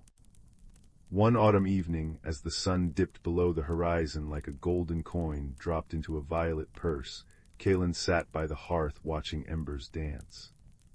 The fire crackled and popped, telling its ancient stories in a language of light and heat. His grandmother's old stories whispered through his memory, tales of the Glimmerwood, where trees remembered every secret ever told to them, and of the Ember folk, gentle beings who tended the world's inner fires.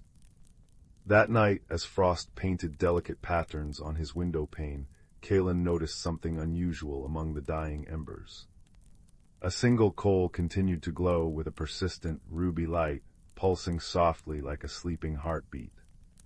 Drawn by its strange warmth, he reached carefully into the ashes and retrieved it.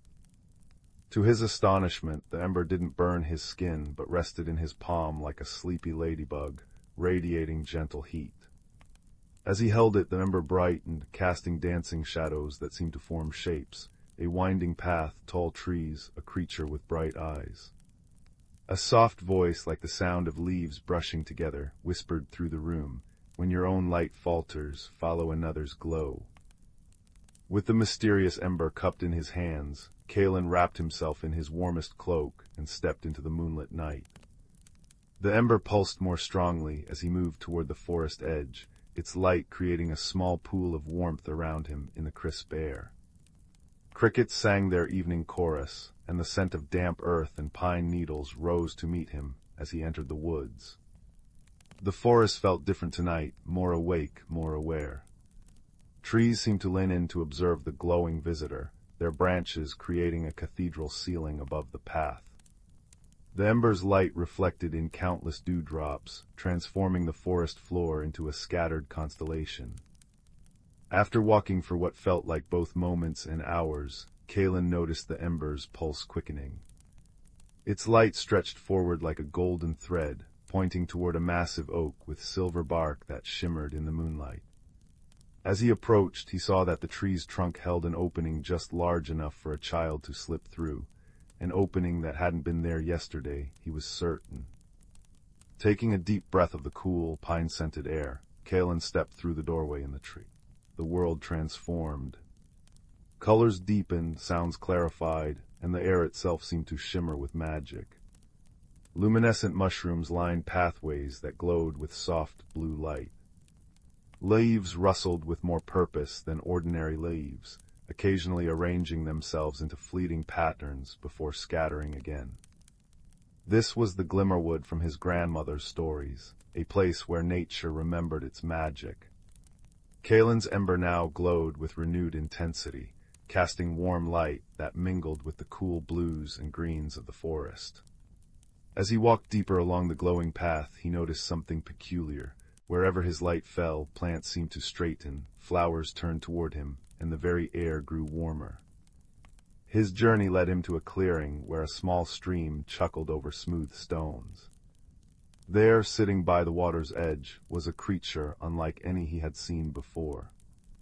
It had the graceful form of a fox, but was covered in fur that shifted colors like opal, and its eyes held the knowing warmth of ancient hearths.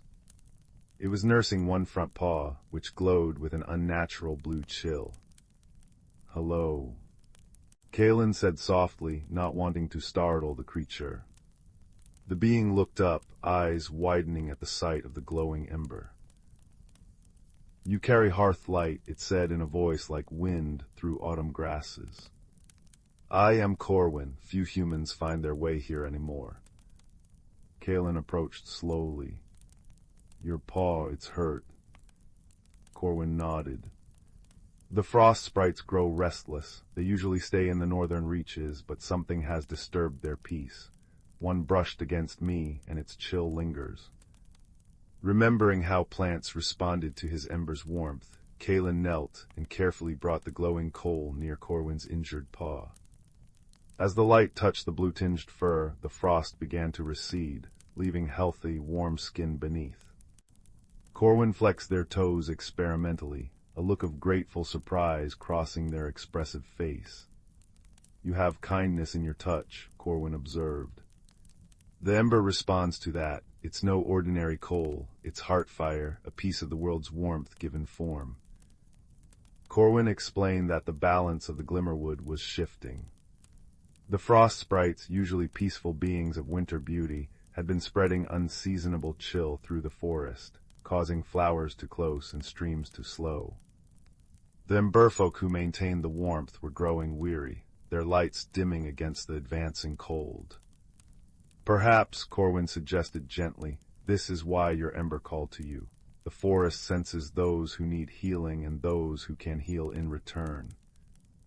So began an unexpected friendship between a boy who felt he'd lost his light and a magical creature who understood the language of the woods. Together they followed the ember's guidance deeper into the glimmerwood, toward the source of the disturbance. As they traveled, Corwin taught Kalen to listen to the forest's whispers, the meaning behind different bird calls, how to interpret the patterns of falling leaves, which mushrooms were safe to touch, and which would show you memories if you brushed against them. Kalen in turn shared stories of his world, of baking bread with his grandmother, of flying kites on windy hills, of the particular sound rain made on his rooftop. With each shared story, Kalen noticed his ember glowing brighter. The warmth spread through him too, thawing places in his heart that had felt frozen. He realized with wonder that the light wasn't just in the ember, it was awakening within himself too. Their journey led them to the crystal caves, where the emberfolk tended the underground fires that warmed the entire forest. The caves should have been radiant with warmth, but instead, Kalen and Corwin found the emberfolk moving slowly, their normally fiery forms dimmed to smoldering coals. The air held an unseasonable chill. The eldest emberfolk, her form flickering like a candle in a breeze, explained that the heartstone, the source of the forest's eternal warmth, had been growing cold. Without its radiance, the frost sprites felt unbalanced and were spreading cold unintentionally. "The stone needs a new kind of warmth," the elder said, her voice crackling softly. "It has been tended by the same fires for centuries, but now it requires something different, the warmth of connection, of stories shared, of kindness remembered." Kalen looked at the glowing ember in his hand, then at his new friend, and understanding dawned. The ember hadn't just been guiding him to help the forest, it had been guiding him to help himself too. With Corwin at his side, Kalen approached the heartstone. It was a magnificent crystal that should have been blazing with inner fire, but now shone with only a faint glow. Taking a deep breath, he placed his hand against its smooth surface and began to share, not just stories but feelings. The loneliness he'd carried, the warmth of his grandmother's kitchen, the joy of discovering this magical world, the gratitude for his friendship with Corwin. As he spoke, his ember flared brightly, and something wonderful happened. Tiny lights began to travel from his heart down his arm and into the stone.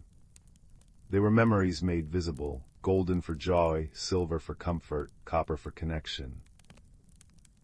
The heartstone began to absorb these lights, its glow strengthening. Corwin joined him, placing their newly healed paw against the stone. Images flowed from them too, of running through sun-dappled forests, of conversations with ancient trees, of the moment Kalen had healed them with his ember's warmth. Other emberfolk gathered, adding their own memories to the growing light. The cave filled with a symphony of warmth, not just heat, but the emotional warmth that comes from being seen, understood, and valued. The frost sprites, drawn by the changing energy, entered the cave not as invaders, but as curious participants, their icy forms glittering in the renewed light. As the different warmth flowed into the heartstone, its glow changed from faint white to a rich, golden radiance that pulsed through the entire cave system. The frost sprite's chill softened into a pleasant coolness that balanced rather than overwhelmed. The emberfolk brightened, their forms dancing with renewed energy. The elder emberfolk turned to Kalen, her form now blazing with healthy fire. You came seeking light and brought us a new kind of warmth. The balance is restored because you were brave enough to share your own heart's fire. In the days that followed, Kalen stayed in the Glimmerwood, learning its ways and deepening his friendship with Corwin. He discovered that his own inner light hadn't been extinguished. It had only been waiting for the right conditions to glow again. The ember that had guided him now burned steadily in the Heartstone Cave, a permanent part of the forest's warmth. When it came time to return home, Corwin accompanied him to the tree doorway. "The forest will always remember you," they said, their opal fur shimmering. "And so will I." Kalen stepped back into his world just as dawn was painting the sky in pastel hues. The village was still sleeping, but something felt different, warmer, more connected. In his hand he found not the ember but a smooth, warm stone that pulsed gently with inner light, a gift from the forest to remember his journey by. That morning, as sunlight streamed through his window, Kalen didn't feel like a cool stone in a warm stream anymore. He had discovered that warmth isn't just something you find, it's something you create through connection, bravery, and open-heartedness. And though the magical world was now separated from him by a tree doorway, he carried its essence within him, in the memories, the friendship, and the rekindled light in his own heart. Now, as the fire crackles and night deepens outside your window, remember Kalen's journey. Remember that even when our inner light feels dim, it never truly goes out. It simply waits for the right moment, the right friendship, the right act of bravery to shine again. And in the quiet of this night, know that you too carry that same capacity for warmth and connection, ready to glow when the world needs it most. Sleep now, wrapped in the warmth of this story, and may your dreams be gentle and your rest be deep. The embers watch over the night, and tomorrow awaits with new possibilities for light. In the heart of the Whispering Glen, where ancient trees stood as silent sentinels, and the air carried the sweet scent of blooming night-blooming jasmine, there lay a village so nestled among the hills that it seemed to be cradled by the very earth itself. Here the days were painted with the gentle hues of sunlight filtering through leaves, and the nights were embroidered with a tapestry of stars so bright they felt close enough to touch. The villagers, a kind-hearted lot who tended to their gardens and shared stories by firelight, lived in harmony with the rhythms of nature. But lately a peculiar happening had begun to stir the glen with a whisper of mystery, one that tugged at the curiosity of all who dwelled there. It started on an evening when the sky was particularly clear, and the constellations hung like diamond dust scattered by a generous hand. Finn, a young soul with eyes that held the wonder of the world and a heart that beat in time with the rustling leaves, was sitting on the porch of his cottage, tracing the familiar patterns above. He knew the stars as old friends, the steadfast North Star, the playful arc of the Little Dipper, and the graceful sweep of Cassiopeia. But that night, as the clock tower in the village square chimed 9 times with a deep, resonant tone that echoed through the glen, Finn noticed something amiss. A small, twinkling star from the constellation of Lyra, when he had always greeted with a smile, had vanished without a trace. At first he thought it might be a trick of the clouds or the gentle rain that had fallen earlier, leaving the world washed clean and sparkling. But night after night more stars began to disappear, one by one, as if being plucked from the sky by an unseen hand. The villagers spoke of it in hushed tones, not with fear, but with a growing curiosity that hung in the air like the fragrance of damp earth after a shower. Wind chimes, crafted from polished stones and hollow reeds, tinkled softly in the breeze, their melodies mingling with the concerned murmurs. Some said it was the work of a mischievous spirit, while others whispered of old tales where the stars danced away for a season. But Finn, with his keen observation, felt that there was more to it, a puzzle waiting to be solved. Driven by a sense of empathy for his worried neighbors and a deep love for the glen's tranquility, Finn decided to investigate. He began by spending his evenings perched on a moss-covered log near the edge of the village, notebook in hand, sketching the sky and noting each missing star. His method was gentle. He did not rush or alarm anyone, but instead listened to the stories of the elders and the laughter of the children, hoping to find clues in the everyday rhythms of life. One afternoon, as a soft rain began to fall, pattering on the leaves like a lullaby, Finn sought shelter in the village library, a cozy building filled with shelves of weathered books and the scent of old paper. There he met an elderly woman named Maeve, who spent her days mending quilts and humming nursery rhymes passed down through generations. When Finn mentioned the vanishing stars, Maeve's eyes twinkled with memory. "Ah, the stars have their own stories," she said, her voice as warm as embers. "Did you know there's an old rhyme the children sing? It goes, when the clock tower chimes and the rain kisses the ground, the stars play hide-and-seek without a sound. Look to the map where the rivers twine, for secrets sleep in the constellations' line." Finn's heart leaped. This felt like a clue woven into the fabric of their culture. He thanked Maeve and hurried to study an ancient map of the glen that hung on the library wall, faded with age. The map showed the winding paths of the forest, the meeting points of streams, and markings that resembled star patterns. As he traced the lines, he noticed that the rivers indeed twined in a way that mirrored the constellation of Lyra, the very one where the first star had vanished. Could it be that the stars were linked to the land itself?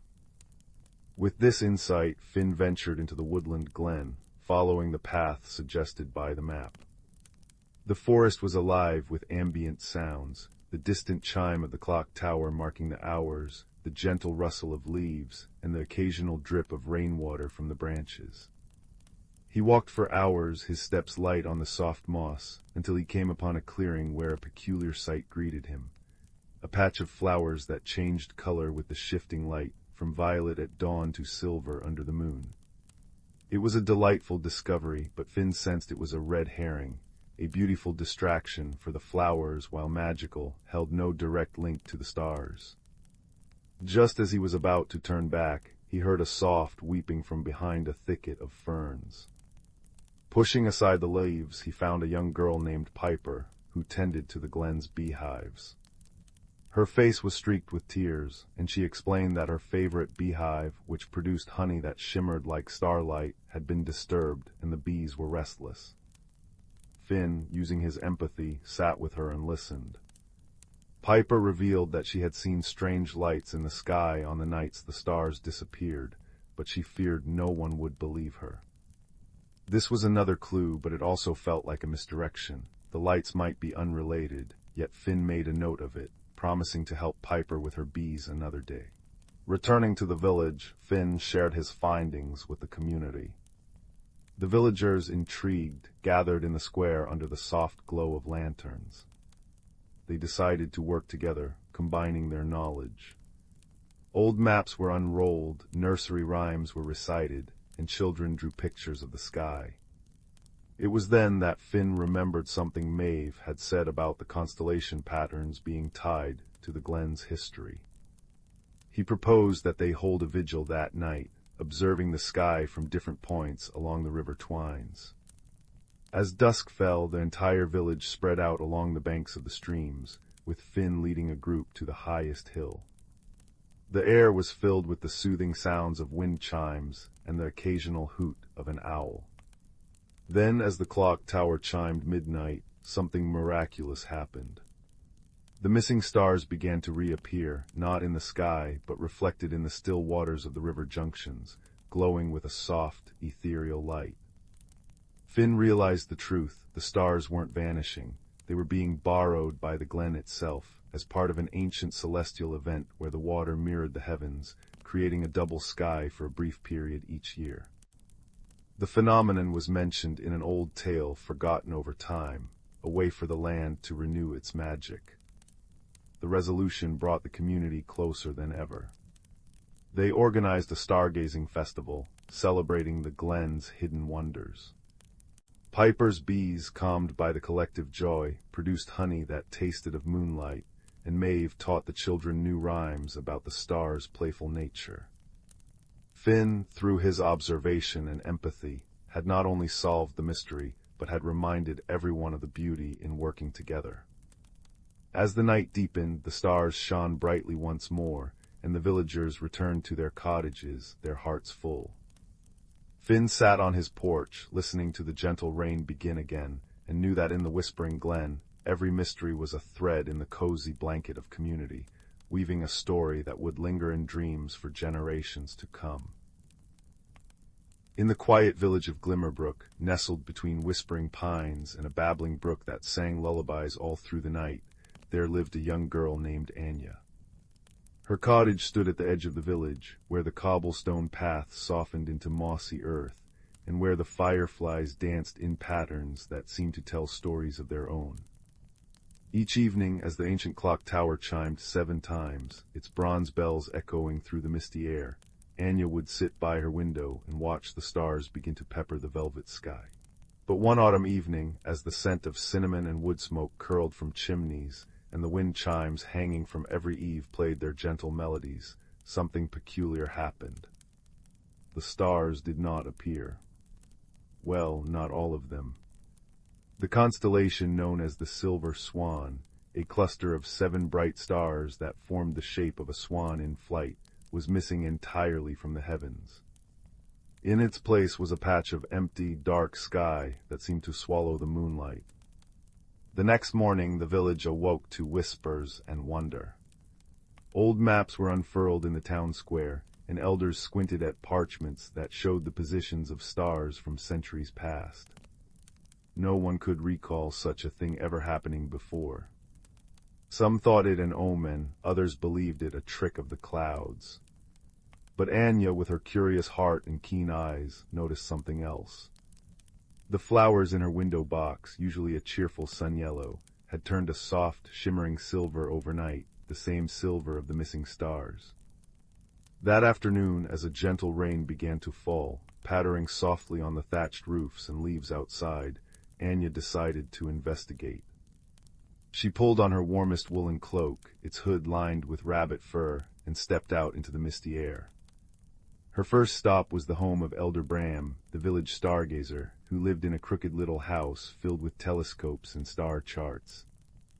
"The silver swan is gone, child," he murmured, shaking his head as he peered through a brass spyglass. "But look, the other constellations remain unchanged. It's as if those 7 stars decided to take a holiday." Anya frowned thoughtfully.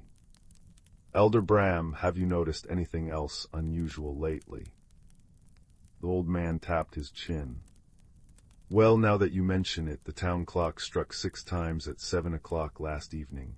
Backwards, you might say, and my morning tea went cold the moment I poured it. Very odd indeed." Thanking him, Anya continued her walk, the rain now a soft drizzle that made the world glisten. She passed by the village baker, who was scratching his head over a tray of burnt scones. They were perfect a moment ago, he sighed. Then, poof, burnt to a crisp as if time jumped ahead.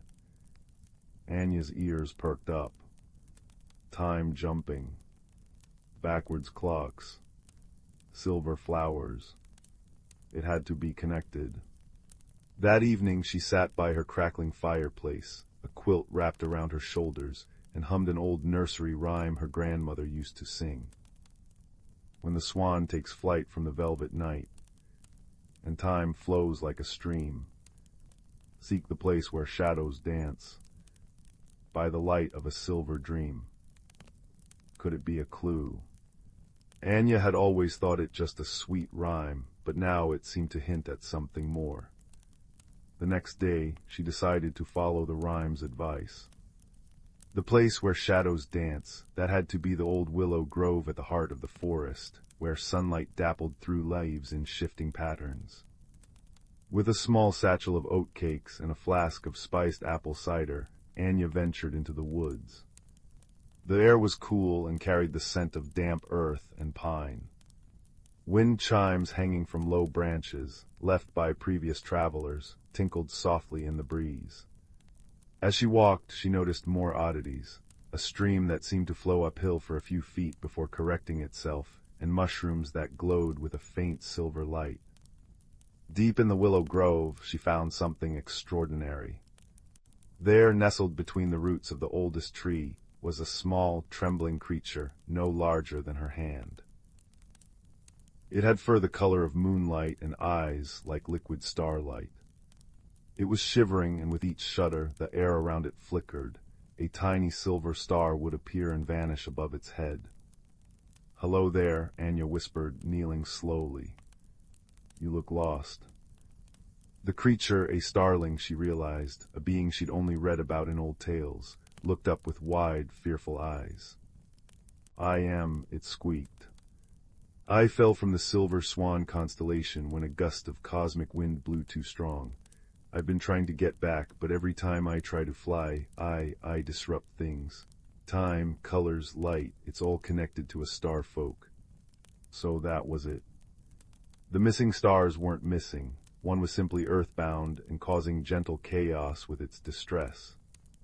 Anya sat with the starling for a long while, sharing her oatcake and listening to its story. It had been trying to find a way back home, but grew weaker with each failed attempt. The silver flowers, the backwards time, the burnt scones, all were side effects of its magical energy leaking into Glimmerbrook. "I remember the rhyme now," the starling said softly. "By the light of a silver dream, that means I need starlight to regain my strength, but not just any starlight. I need the light of a kind heart reflected in something silver." Anya thought for a moment, then smiled. "The village well," she said. "Its bucket is made of polished silver, and on a clear night it reflects the stars perfectly." Carefully she carried the starling back to Glimmerbrook, where the villagers had gathered in the square, murmuring about the strange occurrences. When they saw Anya with the tiny celestial being, their fear turned to wonder. Together they devised a plan. As night fell, they polished the silver bucket until it shone like a mirror. They placed it by the well, right where the moonlight could catch it. Then one by one they held out lanterns, not to light the darkness, but to reflect their own warmth and kindness into the silver surface. The starling perched on the edge of the bucket, and as it gazed into the shimmering reflection, a pool of starlight and human kindness, it began to glow brighter and brighter. The silver flowers in Anya's window box lifted their faces, and all across the village, time righted itself with soft, whirring clicks. The clock tower chimed 7 times, perfectly in tune. Then, with a sound like a sigh of relief, the starling rose into the air, growing brighter and larger until it was a brilliant star once more. It soared upward, returning to its place in the constellation, and the silver swan was whole again, shining more brightly than ever before. The villagers cheered, not with loud shouts, but with soft laughter and embraces. They had faced a mystery not with fear, but with curiosity and empathy, and in doing so, they had helped a lost friend find its way home. That night, as Anya lay in her bed, listening to the gentle rain and the distant wind chimes, she looked out her window and smiled. The silver swan glowed peacefully in the sky, and the flowers in her window box had returned to their sunny yellow, though now at their centers there was a faint, permanent silver sparkle, a reminder of the night their kindness lit up the heavens. And as she drifted into dreams, she knew that some mysteries are not meant to frighten, but to bring us closer together, under the same sky, in the same gentle, starlit peace. In a quiet village nestled between rolling hills and whispering pines, there lived a young girl named Anya who often felt as though she carried a small, cold space inside her chest. While other children laughed and played in the sun-dappled meadows, Anya would often wander alone, her footsteps quiet as falling leaves, her eyes always searching for something she could not name. One evening, as the autumn air grew crisp and the sky turned the color of bruised plums, Anya sat by her window watching the first stars appear. A peculiar restlessness stirred within her, a feeling like a moth fluttering against glass. She slipped from her house and followed a path she had never taken before, one that led away from the warm glow of cottage windows and into the embrace of the ancient forest that bordered the village. The trees stood like silent guardians, their branches weaving patterns against the deepening blue of the sky. Anya walked until the village sounds faded completely, replaced by the soft crunch of leaves beneath her feet and the occasional hoot of an owl beginning its nightly watch. Just as the darkness became nearly complete, she noticed something extraordinary, a faint, pulsing glow coming from between the roots of a great oak tree. Kneeling, she discovered a plant unlike any she had ever seen. Its leaves were velvety soft and dark as midnight, but from its center bloomed a flower that seemed woven from captured starlight. Each petal shimmered with a gentle, rhythmic pulse, casting soft patterns of light upon the surrounding moss. As Anya reached out hesitantly, the flower's glow brightened slightly, as if in recognition. "Hello, little one," she whispered, her breath forming silvery clouds in the cool air. Carefully, so carefully, she cupped the blossom in her hands. To her astonishment, it detached easily from its stem, resting in her palm like a living ember. Its light pulsed warmly against her skin, and as she held it, the peculiar coldness in her chest began to fade, replaced by a sensation not unlike sipping hot tea on a winter's morning.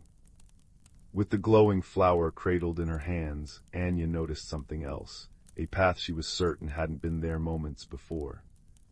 It was bordered by mushrooms that gave off their own soft bioluminescence, creating a winding trail deeper into the forest.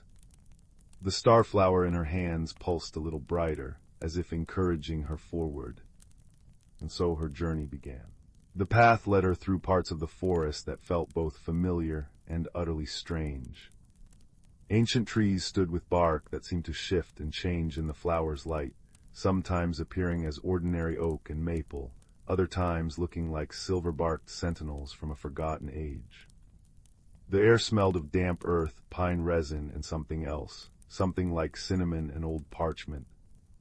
After walking for what felt like both moments and hours, Anya emerged into a clearing where the moonlight fell in silvery pools. At the center stood a creature that made her catch her breath, a great fox with fur the color of autumn leaves and eyes that held the wisdom of centuries. Between its paws rested a small, intricately carved box that seemed to be made of polished moonstone. "You found the star nettle," the fox said, its voice like the rustling of leaves. "Few can even see it, let alone have it respond to their touch." Anya, though startled, found she wasn't afraid. "What is it?" she asked, her voice barely above a whisper. "It is a key," the fox replied, "and a guide. It responds to those who carry emptiness within them, not because they are lacking, but because they have space for wonder." The fox nudged the moonstone box forward. "This contains something that has been lost for many turnings of the seasons. The star nettle has chosen you to help return it." Anya opened the box to find a single, perfect feather that shimmered with all the colors of the aurora. As she lifted it, the feather seemed to weigh nothing at all, yet she could feel its importance humming in the air around them. "The forest of whispers is fading," the fox explained sadly. "The memory of magic is slipping away like sand through fingers. This feather belongs to the guardian of the northern lights who has slept too long. Without its return, the balance between worlds will tip, and this forest, and all the magic it contains, will fade into ordinary woods." The fox explained that the journey would take her to the northern meadows, where the sky touched the earth. She would need to follow the star nettle's glow, which would brighten as she drew closer to her destination. There would be challenges, the fox warned, not of monsters or dark forces, but of doubt and loneliness.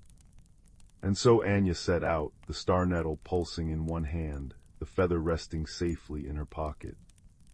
The forest seemed to shift around her, paths appearing and disappearing according to some ancient design known only to the woods themselves. The first night, as she curled beneath the roots of a sheltering tree, Anya discovered the star nettle's second gift. When held close, it emitted a warmth that kept the autumn chill at bay. As she drifted to sleep, the flower's light played across her closed eyelids, and she dreamed of dancing lights in faraway skies. Her journey continued through landscapes that blurred the line between dream and reality. She crossed streams where the water sang soft lullabies as it flowed over smooth stones. She passed through groves where the trees whispered stories of ages long past, their voices like the creaking of old rocking chairs. Sometimes the path would fade, and doubt would creep into Anya's mind. What was she doing, a child alone in an enchanted forest? But then the star nettle would pulse reassuringly, and a new path would reveal itself, marked by glowing mushrooms or fireflies that danced in deliberate patterns. After 3 days of travel, Anya came to a place where the forest grew quiet, too quiet. The usual rustlings and chirpings had faded away, leaving only the sound of her own breathing. Before her stretched a bridge made of woven vines and ancient wood, arching over a ravine so deep she couldn't see the bottom. The bridge looked fragile, swaying gently in the breeze. The star nettle's glow dimmed slightly. Anya's heart beat faster. She thought of turning back, of finding another way around. But as she peered into the gloom of the ravine, she realized there was no other path. The forest pressed in tightly on both sides, leaving the bridge as the only way forward. Taking a deep breath, she placed one foot on the bridge. It creaked ominously but held. Step by careful step, she made her way across, her hands gripping the vine railings tightly. Halfway across, a wind rose up from the ravine, causing the bridge to sway more violently. The star nettle slipped from her nervous fingers, tumbling down into the darkness below. "No," Anya cried, her voice small against the vastness. For a moment she stood frozen, her heart aching with loss. The warmth that had comforted her was gone, and the familiar coldness began to creep back into her chest. Tears welled in her eyes as she realized she had failed. Without the star nettle, how would she find her way? How would she complete her task? But then she remembered the feather in her pocket. She took it out, and though it gave no light, holding it made her feel slightly better. She thought of the great fox's words, that the star nettle had chosen her not because she was fearless, but because she had space for wonder. Perhaps it had chosen her because she knew what it was to feel loss, and thus understood the importance of what she was trying to restore. Steeling herself, Anya continued across the bridge, one careful step at a time. When she finally reached the other side, she collapsed onto the soft moss, breathing heavily. She was safe, but alone in the deepening dark without her guiding light. As night fell completely, Anya noticed something. Though the star nettle was gone, the memory of its warmth lingered in her hands. And when she held the feather to her heart, she realized that the courage she had found to cross the bridge had come from within herself, not from the magical flower. It was then that she heard a soft sound, a faint pulsing glow coming from further down the path. Hurrying forward, she found the star nettle resting gently on a bed of moss, completely unharmed. It glowed brighter than ever as she approached, as if it had known she would find her way to it. Tears of relief filled Anya's eyes as she carefully picked up the flower. "You came back," she whispered. The star nettle pulsed warmly in response, and Anya understood. The magic wasn't just in the flower. It was in her connection to it, in her willingness to continue even when afraid. Days turned into weeks as Anya journeyed northward. The air grew colder, and the first snowflakes began to dance in the air. The forest changed around her, the trees becoming slender white birches that stood like bones against the gray sky. The star nettle's glow grew stronger with each passing day, its light reflecting off the frost that coated every surface. One evening, as the northern lights began to shimmer overhead like curtains of emerald and violet, Anya emerged from the forest into a wide meadow blanketed in snow. At the far end stood a magnificent creature, a great bird with feathers that shimmered with the same otherworldly light as the aurora above. But the bird stood motionless, its eyes closed, as if trapped in an enchanted sleep. This was the guardian. Anya approached slowly, the star nettle glowing so brightly now that it cast no shadow. She could feel the feather in her pocket humming in recognition. As she drew near, she saw that the guardian looked weary, even in sleep. Its magnificent plumage seemed dimmed, and its breathing was shallow. Remembering the moonstone box, Anya took out the feather. The moment it left her pocket, it floated upward as if caught by an invisible breeze, then gently drifted down to rejoin the guardian's plumage.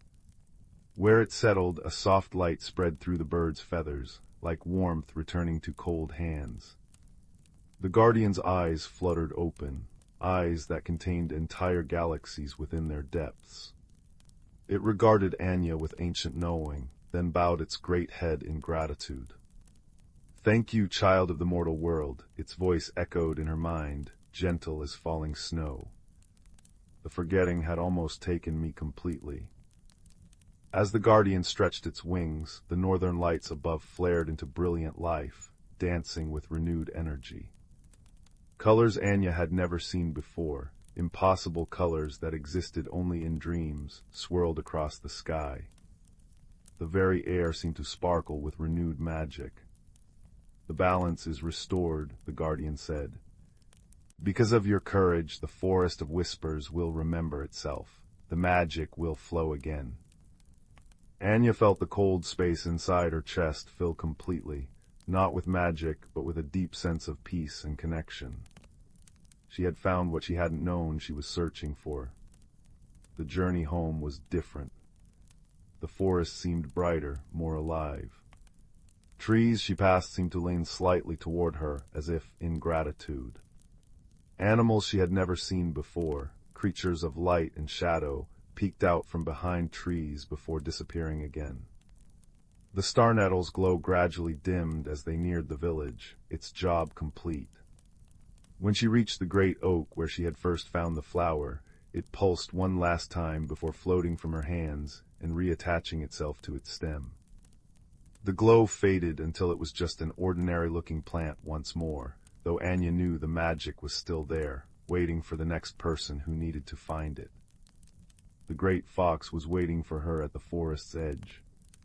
"You have done what few could," it said, its autumn-colored fur blending with the falling leaves. "The forest remembers you now. Whenever you need its comfort, it will welcome you." Anya returned to her village as the first true snow began to fall, blanketing the world in soft white. She slipped back into her house and into her bed without waking anyone. As she drifted to sleep, she could still see the northern lights dancing behind her closed eyelids. The next morning and in the days that followed, Anya seemed changed to those who knew her. The quiet sadness that had often clouded her eyes was gone, replaced by a quiet knowing. She still enjoyed her solitary walks in the woods, but now she moved with purpose, as if sharing secrets with the trees. On clear winter nights, when the northern lights were particularly bright, Anya would sometimes slip away to the forest's edge. There she would often see a flash of autumn-colored fur or hear a voice like rustling leaves, and she would know that the magic she had helped save was thriving. And sometimes, when she placed her hand against the bark of certain ancient trees, she could feel a faint, familiar warmth pulsing within, the memory of magic and of a journey that had transformed not just a forest, but a young girl who had discovered that the greatest magic often lies not in extraordinary things, but in the ordinary courage to care for them. As the years passed, Anya became the village storyteller, sharing tales of enchanted forests and northern lights with wide-eyed children. She never spoke of her own journey, but sometimes, when telling particularly magical stories, her hands would cradle an invisible warmth, and those listening would feel an unexplained sense of peace settle over them. On the night she became a grandmother for the first time, as she held her newborn grandchild by the fireplace, Anya noticed a familiar pulsing glow coming from the window. Outside, nestled in the snow, was the star nettle, glowing gently, as if to welcome the new life into a world that still held magic for those who knew how to look for it. And as the baby's eyes fluttered closed in sleep, Anya began to whisper a story of enchanted forests and gentle foxes, of bridges that required courage to cross, and of lights that danced in faraway skies. Her voice wove a tapestry of warmth and wonder that wrapped around the sleeping child like a blanket, ensuring that the magic would continue, passed down through stories and through hearts brave enough to believe in them. Outside, the northern lights danced in celebration, their colors reflected in the falling snow, while deep in the forest, a great fox smiled beneath the ancient trees, knowing that the magic was safe for another generation. And somewhere between waking and dreaming, a star nettle pulsed gently, waiting for the next heart that needed its light. In a cozy woodland clearing, beneath the sheltering boughs of ancient oaks, there lived a community of gentle forest folk. Their cottages were carved into the sturdy trunks, adorned with whimsical mushroom roofs and windows framed by vines that danced in the breeze. At the heart of this enchanting hamlet stood the great hollow tree, its vast interior transformed into a warm, inviting gathering place. Here the forest folk would come together to share stories, music, and the simple joys of friendship. One crisp autumn evening, as the leaves swirled in golden eddies, an unusual hush fell over the hollow tree. The forest folk noticed something amiss. The glowing lanterns that typically illuminated the space had dimmed to a faint flicker. Tilly, a young squirrel with an inquisitive nature, was the first to voice her concern. "Friends, have you noticed the strange way the lanterns are behaving? It's as if their magic is waning." Murmurs of agreement rippled through the gathering, and Willow, the wise old oak spirit, stepped forward. Her bark-etched face creased with concern as she spoke. "You are right to be troubled, little one. The lanterns are indeed behaving strangely, and we must uncover the reason before their light is extinguished completely." With a wave of her gnarled branch, Willow summoned a cluster of glowing sprites, their luminous bodies casting a warm glow around the hollow. "These faithful friends will guide you on your quest to restore the lantern's magic," she said, her voice carrying the weight of ancient wisdom. Tilly's eyes widened with excitement, and she eagerly gathered a small band of companions: Thistle, the hedgehog, Mossy the toad, and Piper, the songbird. Together they set off into the forest, their path illuminated by the dancing sprites. As they ventured deeper into the woods, the friends noticed peculiar signs: twisted branches that seemed to have minds of their own, mushroom rings that pulsed with an eerie glow, and whispers carried on the wind that spoke of forgotten enchantments. Piper, with her keen eyesight, was the first to spot a clue. Perched atop a fallen log, she noticed a trail of shimmering dust leading into a thicket of brambles. "Look, friends," she trilled. "Could this be the key to unraveling the mystery?" Mossy hopped closer, his bulbous eyes studying the glittering trail. "Why, I believe you're right, Piper.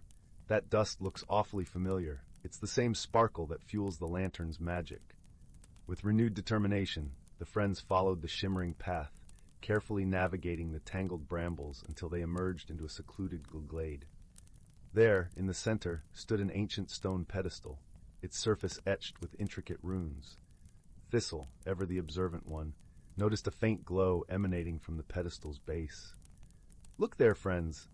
Could that be the source of the lantern's magic?" As they approached cautiously, the sprites swirled around the pedestal, their ethereal light revealing a hidden chamber beneath.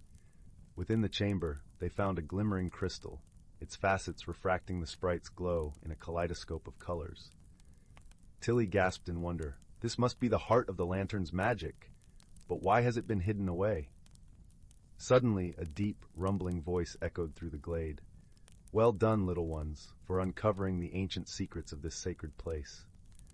From the shadows emerged a majestic stag, his antlers adorned with twisting vines and his flanks shimmering with an otherworldly sheen. I am the guardian of this crystal, charged with protecting its power from those who would misuse it. The friends listened, captivated, as the stag wove a tale of an ancient evil that had once threatened to extinguish the light of the forest. In a desperate bid to safeguard the crystal's magic, it had been hidden away, its power dimmed to prevent its discovery. But now, the stag continued, the darkness has passed, and it is time for the light to shine once more. You have proven yourselves worthy guardians of this sacred trust. With a graceful bow of his antlered head, the stag stepped aside, allowing the friends to approach the crystal. Tilly, her heart swelling with courage, reached out and gently touched its glimmering surface. In an instant, a surge of warmth and radiance burst forth, the crystal pulsing with renewed life. The sprites danced in jubilation, their bodies trailing streams of shimmering stardust as they swirled through the air. As the friends emerged from the glade, they gasped in delight. The lanterns in the hollow tree had been restored to their full, brilliant glory, casting a warm, welcoming glow throughout the woodland hamlet. Willow, her face alight with pride, welcomed the heroes back with open branches. Well done, my brave friends. Thanks to your courage, cleverness, and unwavering friendship, the light of our home has been rekindled. And from that day forward, whenever the forest folk gathered in the hollow tree, they would share the tale of the hidden crystal and the brave companions who restored its magic, ensuring that the warm, comforting glow would never fade. The fire crackled softly in the hearth, casting dancing shadows that leapt like shy sprites across the walls. Outside, a gentle wind sighed through the ancient oak tree, a lullaby for the sleeping world. Tonight, dear listener, we venture not to far-off mountains or stormy seas, but to a place much closer to home, where magic often hides in plain sight, waiting for a gentle heart to find it. Our story begins in the dusty, forgotten embrace of an attic. Young Milo, a boy with eyes the color of storm clouds and a quiet nature, often found solace in the attic. It was a world unto itself, smelling of old paper, dried lavender tucked away in forgotten drawers, and the comforting scent of seasoned wood. Sunlight, when it dared pierce the single cobwebbed window, illuminated swirling galaxies of dust motes. One rainy afternoon, seeking refuge from the drumming on the roof, Milo was carefully sorting through a battered old trunk that had belonged to his great-aunt Elspeth. Beneath layers of yellowed lace and bundles of letters tied with faded ribbon, his fingers brushed against something cool and smooth tucked into a corner of a worn sewing box. It wasn't thread or a thimble. It was a key. Not just any key, mind you. It was made of a warm, rosy copper, slightly tarnished, and shaped unlike any key Milo had ever seen. Its bow was an intricate swirl like a frozen curl of smoke, and the bit seemed to depict a tiny, stylized bird in flight. It felt strangely alive in his palm, humming with a warmth that wasn't quite temperature, more like a faint, comforting vibration. HMMMM, it seemed to sigh, softer than the rain outside. HMMMM. Now, what might you open? Milo whispered, the dust motes swirling gently in his breath. As if in answer, a soft thump sounded near the dormer window. A large ginger cat with wise, amber eyes materialized from behind a rolled-up rug. This was Marmalade, the attic's unofficial guardian, rarely seen downstairs. He stretched languidly, his purr rumbling like a miniature thunderstorm. Purr-ra-ra-ra-ra rumble. Found something shiny, have you, young Milo? Marmalade's voice was a deep, gravelly whisper, laced with the patience of countless naps. That little dreamer isn't for locks of wood or iron. That's a whisper key. A whisper key. Milo echoed, turning the warm copper over in his fingers. It pulsed gently. HMMM. Indeed, Marmalade settled onto a sun-warmed patch of floorboards, tucking his paws neatly. It opens doors to things unseen, paths unheard, but only for those who listen with more than their ears. Great Aunt Elspeth knew its song. She used to say it measured journeys not in miles, but in heartbeats of courage purr. Milo felt a flutter, not of fear, but of profound curiosity mixed with a tiny spark of apprehension. What kind of journey? Before Marmalade could answer, a soft whoosh of air and the distinct tap-tap-tap of something light landing on a rafter announced another presence. A small, rather bookish-looking brown owl blinked down at them. His spectacles, tiny things made of wire and clear crystal, perched precariously on his beak. This was Ptolemy, known for his vast knowledge of Attic lore and his tendency to doze off mid-sentence. Who? He inquired softly, tilting his head. Ptolemy, excellent timing, rumbled Marmalade. Young Milo has discovered Elspeth's whisper key. He seeks the nature of the journey it offers. Ptolemy ruffled his feathers importantly. Who? Ah, the resonant artifact, catalogued under ethereal mechanisms, subsection, auditory cartography fascinating, who it doesn't unlock a place precisely, more a state of perception, specifically the perception of the hidden harmonies. He blinked slowly, his spectacles glinting. Trouble is brewing in the unseen choir, a dissonance, a disharmony, the key resonates with it. That is the journey it measures the courage to seek the source of the discord and soothe it, tap tap tap went his claw on the wood. Requires patience and kindness. Very tricky. Who? He promptly tucked his head under his wing, snoring softly. Snoo who? Milo looked from the softly snoring owl to the purring cat, then down at the humming key in his hand. The attic suddenly felt vast, full of whispers he couldn't quite decipher. The rain pattered pitter-pat on the roof, a counterpoint to the key's gentle HMMM and Ptolemy's snores. The journey wasn't across land, but into understanding. His courage felt very small indeed. Just then, a tiny, nervous squeak came from near the trunk. A small gray mouse with bright, button eyes and trembling whiskers peered out. This was Pip, easily startled but incredibly resourceful. Eep. Did someone say disharmony? She piped, her voice like dry leaves skittering. I heard it last night near the old chimney stack, a sound like a lost sob caught in the wind. It made my whiskers tingle all wrong. Squeak. Milo knelt down. You heard it too, Pip, the disharmony. Pip nodded vigorously. Oh yes, scared me half to fluff, but if the key can help, maybe we can help too. She looked at Milo with hopeful eyes. Pip's courage was small but fierce, fueled by compassion. And so their unlikely fellowship formed under the sloping rafters. Milo with the humming whisper key, wise Marmalade offering rumbling guidance, scholarly if sleepy, Ptolemy ready with obscure facts, and brave little Pip, attuned to the smallest, saddest sounds. Their journey began not with a step, but with listening.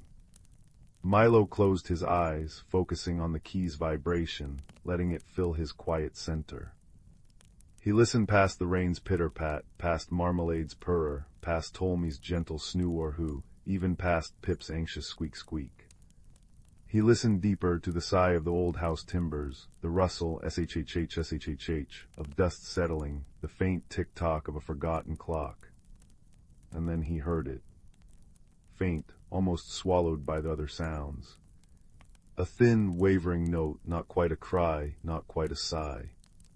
It sounded lonely, and it seemed to drift from the direction of the chimney stack, just as Pip had said.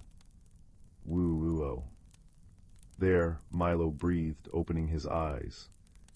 The key pulsed warmer in his hand, its hum HMMM, resonating sympathetically with the distant, mournful sound.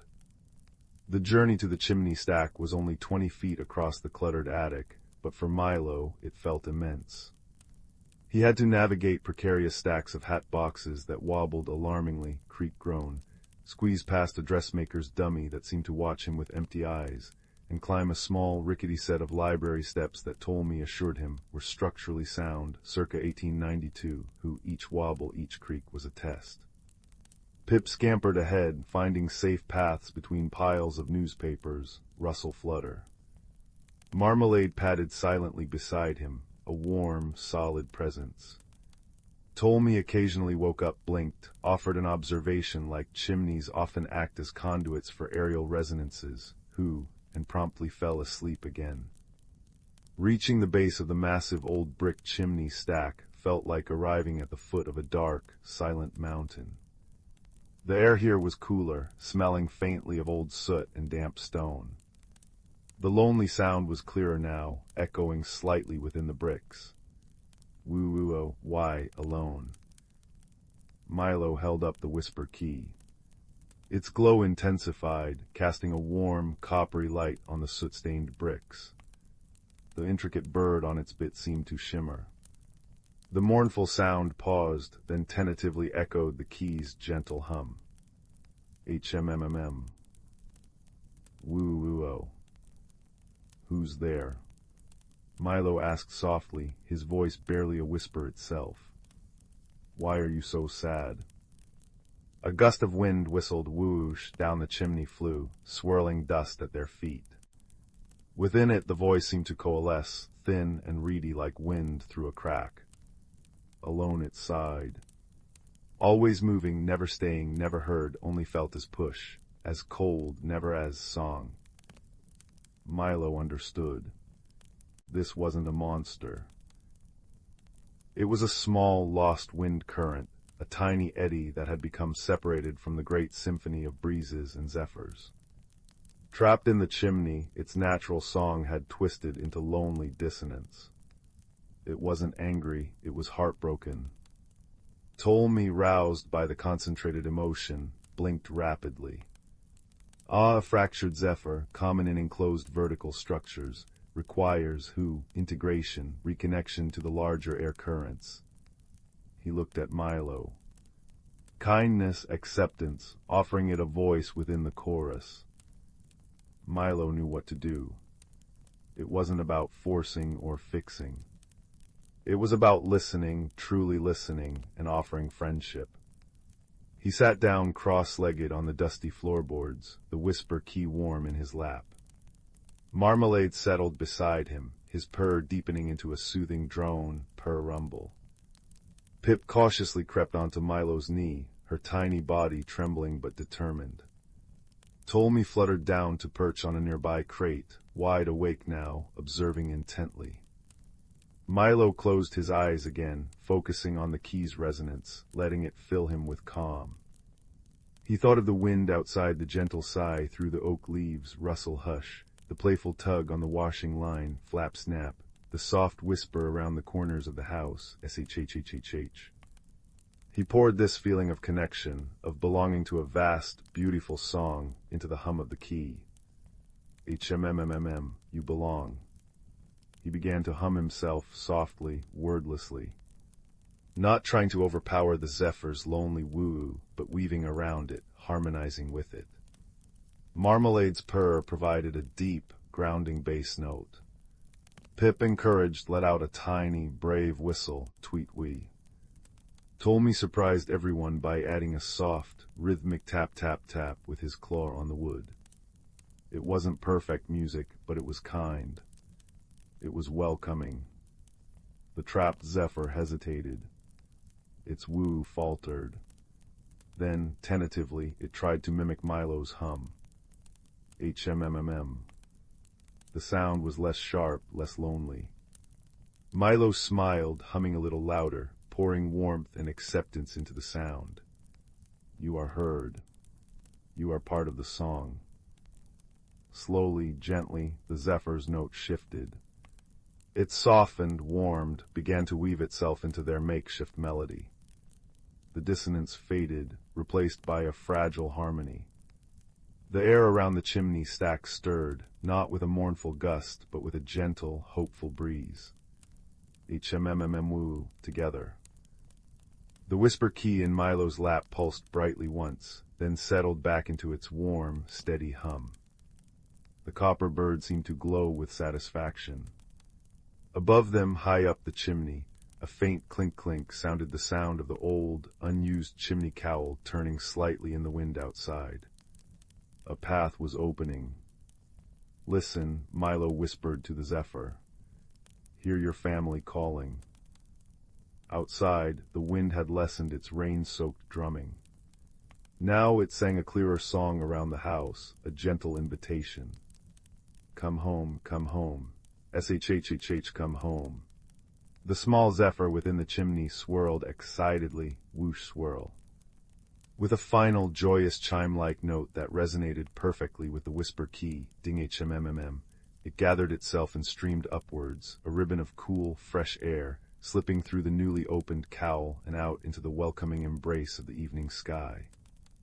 The lonely sound was gone, replaced by the harmonious sigh of the wind outside, now sounding fuller, sweeter. Silence descended in the attic, but it was a peaceful silence, filled only with the crackling fire downstairs, the settling house, Marmalade's contented purr, Pip's relieved sigh, Few and Ptolemy's soft murmur, harmony restored, catalogue updated, who excellent work, young cartographer of courage. He promptly tucked his head back under his wing. Milo looked at his friends, then down at the whisper key.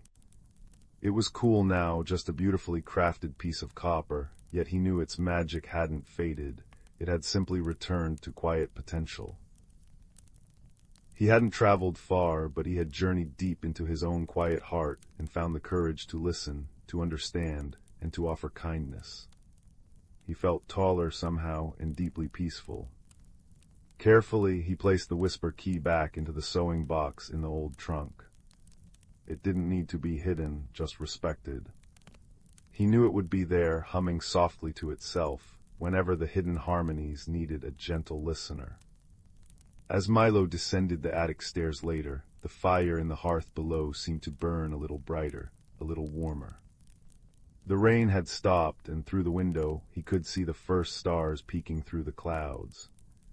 The wind sighed contentedly around the eaves, SHHHH sleep, a lullaby for the whole house. Marmalade followed him down, purring like a contented engine.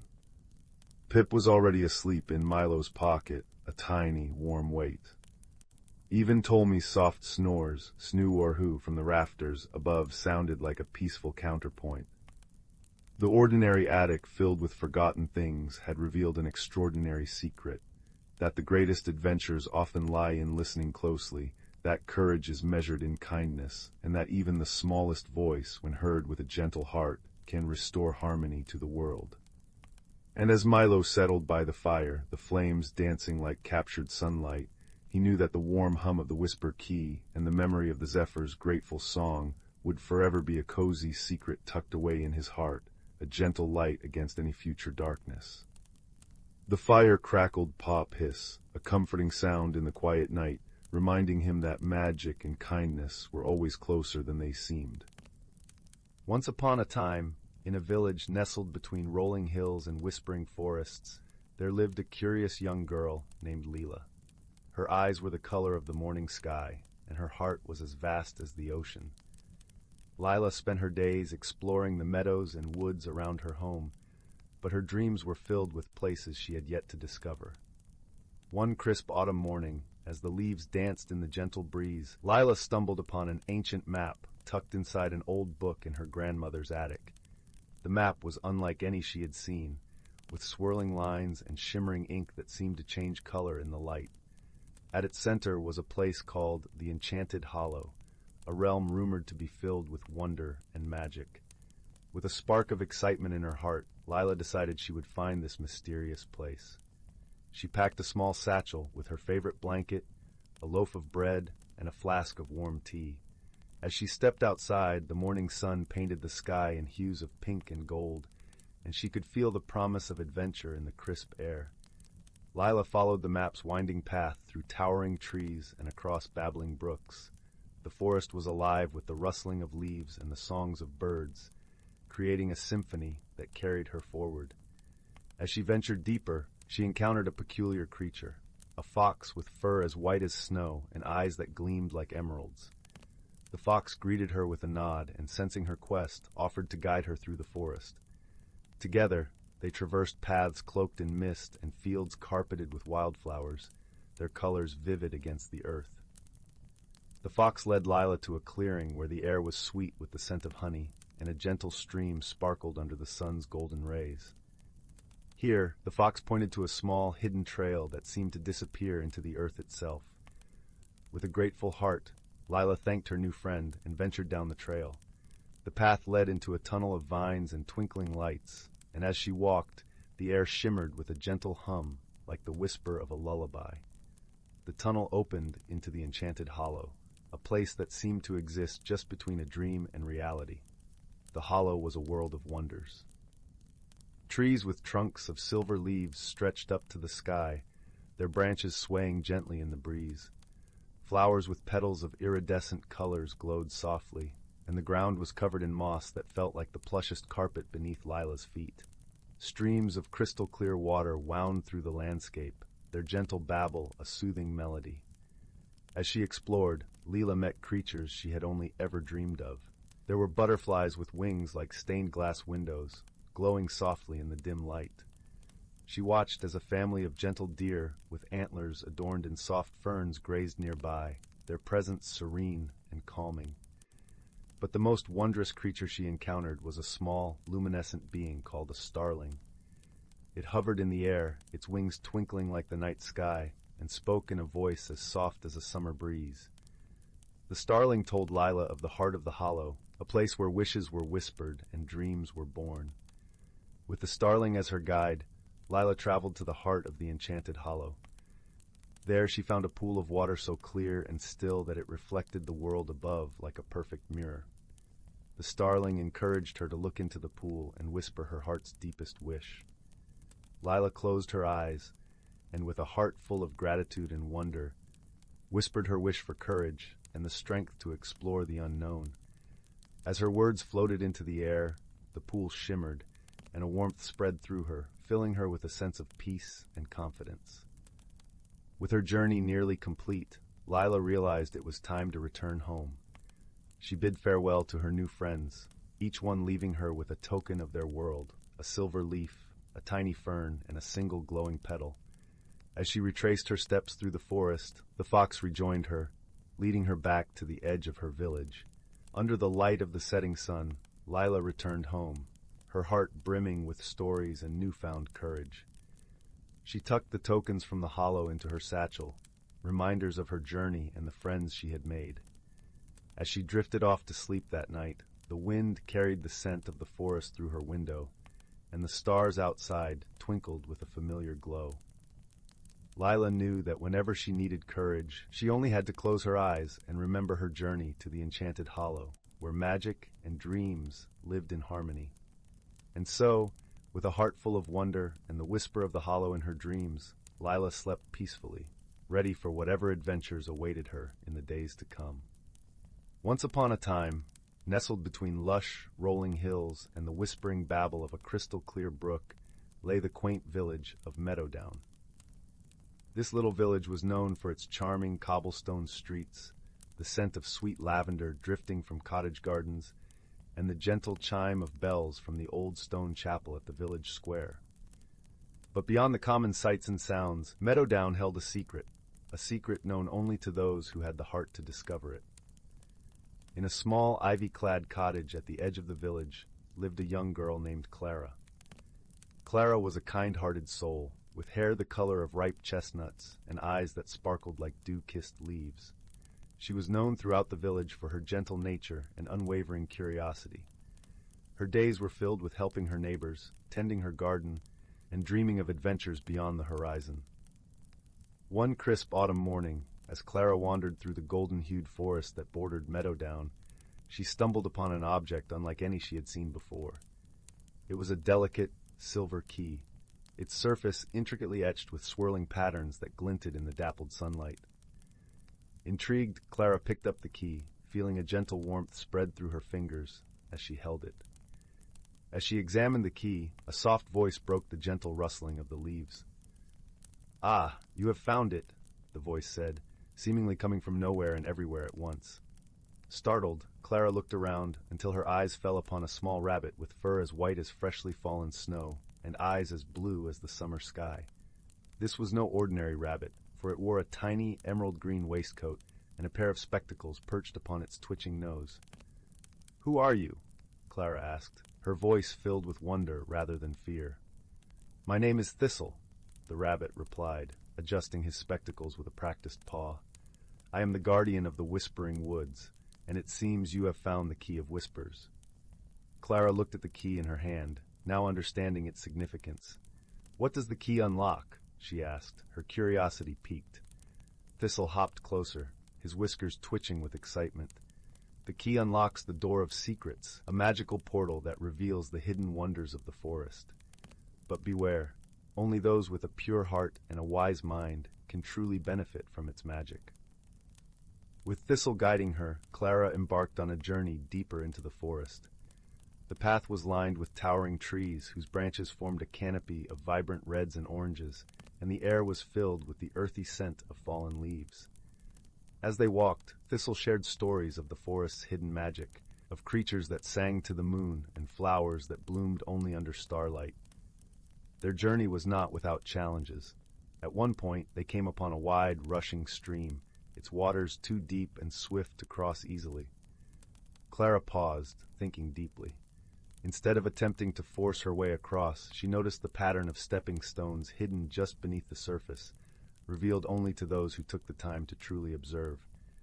With careful steps, Clara and Thistle made their way across the stream, their trust in each other growing with every challenge they faced. Along the way, they encountered other forest inhabitants who offered their unique wisdom. There was Luna, the wise old owl with feathers like moonlit shadows, who taught Clara the importance of patience and listening to the world around her. And there was Fern, the playful squirrel with a tail like a plume, who showed Clara the joy of laughter and the beauty of small, everyday wonders. Finally, after a journey filled with learning and laughter, they reached the Door of Secrets. It stood nestled between two ancient oak trees, its surface shimmering with a light all its own.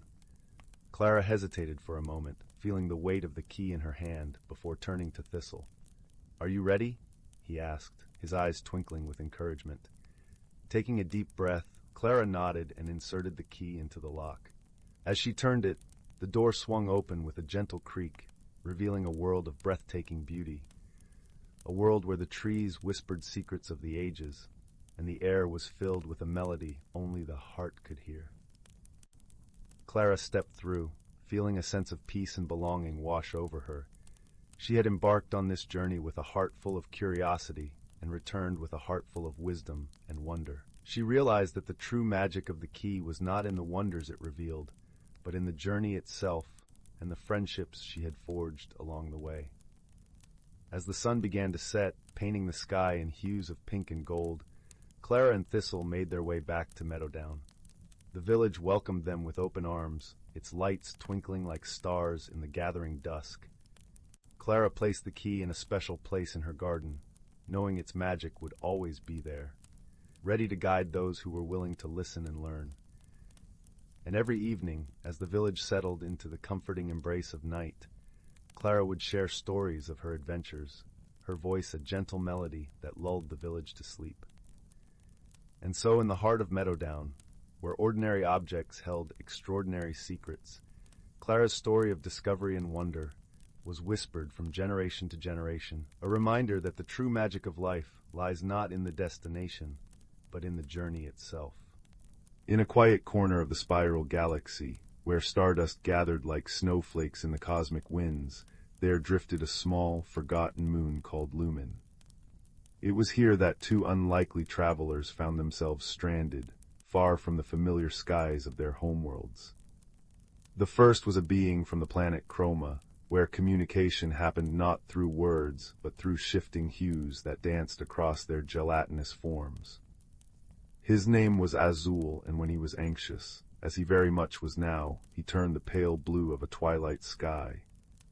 He had been collecting samples of iridescent moss from asteroid fields when his ship's crystal drive fractured, sending him spiraling down to Lumin's surface. The second was a creature from the world of Symphonia, where thoughts were expressed through delicate, bell-like harmonies that chimed from the delicate filaments growing along her arms. Her name was Lyra, and her current song was a worried, minor-key melody that fluttered like a trapped moth. She had been charting sonic patterns in nebulae when an unexpected solar flare scrambled her navigation crystals, leaving her vessel nestled between Lumin's silvery dunes. They discovered one another at the edge of a vast, crystalline forest, where trees of amethyst and quartz caught the light of 3 small suns and fractured it into rainbows that danced across the ground. Azul, upon seeing Lyra, flushed a startled shade of violet. Lyra, in turn, chimed a high, surprised note that echoed through the crystals. At first, their differences seemed impossible to bridge. When Azul tried to express his peaceful intentions by glowing a soft sunrise orange, Lyra misinterpreted it as a warning and responded with a defensive, sharp C-sharp that made the nearby crystals vibrate.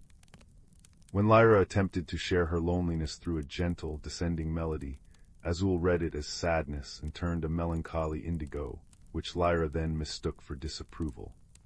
But necessity is the mother of connection, and as Lumin's nights grew cold, with temperatures that turned the very air to shimmering frost, they realized they would need to work together to survive. They found shelter in a great geode cave, its walls lined with glowing cyan crystals that pulsed with a gentle, innate warmth. Here, they began to build their safe space. Azul, with his malleable form, could squeeze into narrow crevices to gather clusters of warm light crystals, while Lyra, with her precise harmonic abilities, could test the structural integrity of the cavern by singing certain frequencies that made the walls hum in response. Slowly, a friendship began to blossom in that crystalline haven. They developed their own way of communicating, a beautiful fusion of color and sound. Azul would glow in patterns that Lyra learned to interpret like musical notes, while Lyra's harmonies took on hues that Azul could understand as emotions. A soft green glow accompanied by a lilting melody meant, "I found fresh water." A pulsing gold light paired with a warm major chord meant, "You are safe with me." One afternoon, as they worked together lining the floor with soft moss Azul had collected, a misunderstanding arose that would become one of their fondest memories. Lyra noticed that Azul had arranged the moss in careful, concentric circles. To her, circles were a symbol of containment on Symphonia, used only for things that were dangerous or needed to be restricted. She chimed a concerned sequence of notes, her filaments trembling. Azul, sensing her distress, flushed a confused lavender.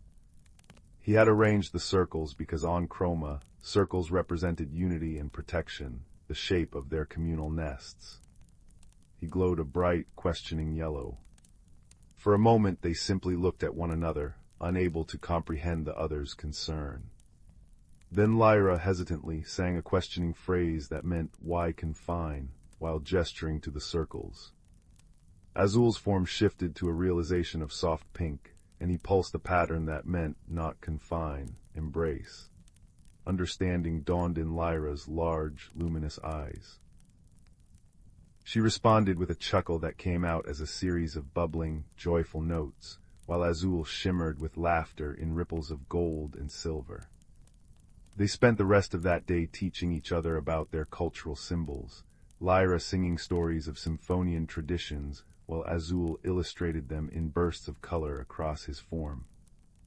As days turned into weeks, their crystalline cave became more than just shelter, it became a home. They cultivated a garden of bioluminescent fungi that cast a soft blue glow in the evenings. They discovered that by combining their abilities, they could create beautiful displays of light and sound that danced across the geode walls. Lyra would sing a melody, and Azul would interpret it in swirling colors that pulsed in time with her music. But their favorite ritual came each evening, when Lumen's 3 suns would set and the stars emerged in breathtaking multitudes. They would settle near the cave entrance, where the crystal ceiling opened to the sky, and watch the cosmos together. During these quiet moments, words were unnecessary.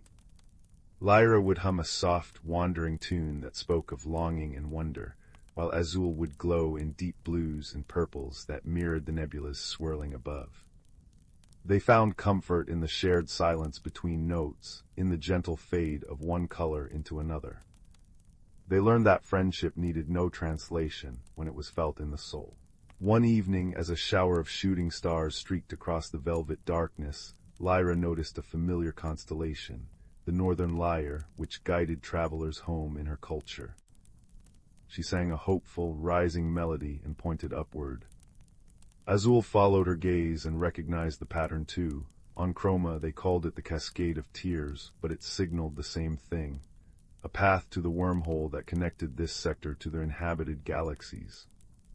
They looked at each other, and without any need for light or sound, they understood the mixture of emotions between them, the joy of possible rescue, the sorrow of impending separation. Azul glowed a bittersweet blend of sunset orange and twilight blue. Lyra answered with a chord that was both happy and sad, like sunlight through rain. Together, they devised a plan.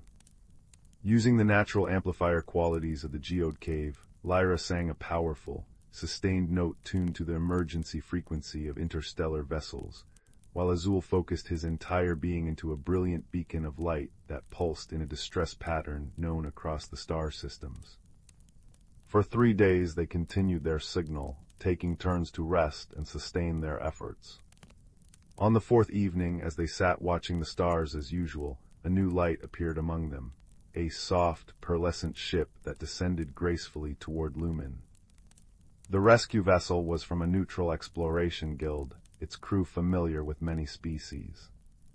The captain, a gentle being with kind eyes and translating crystals embedded in her antennae, explained that they had detected both a sonic and visual distress call of remarkable harmony and intensity.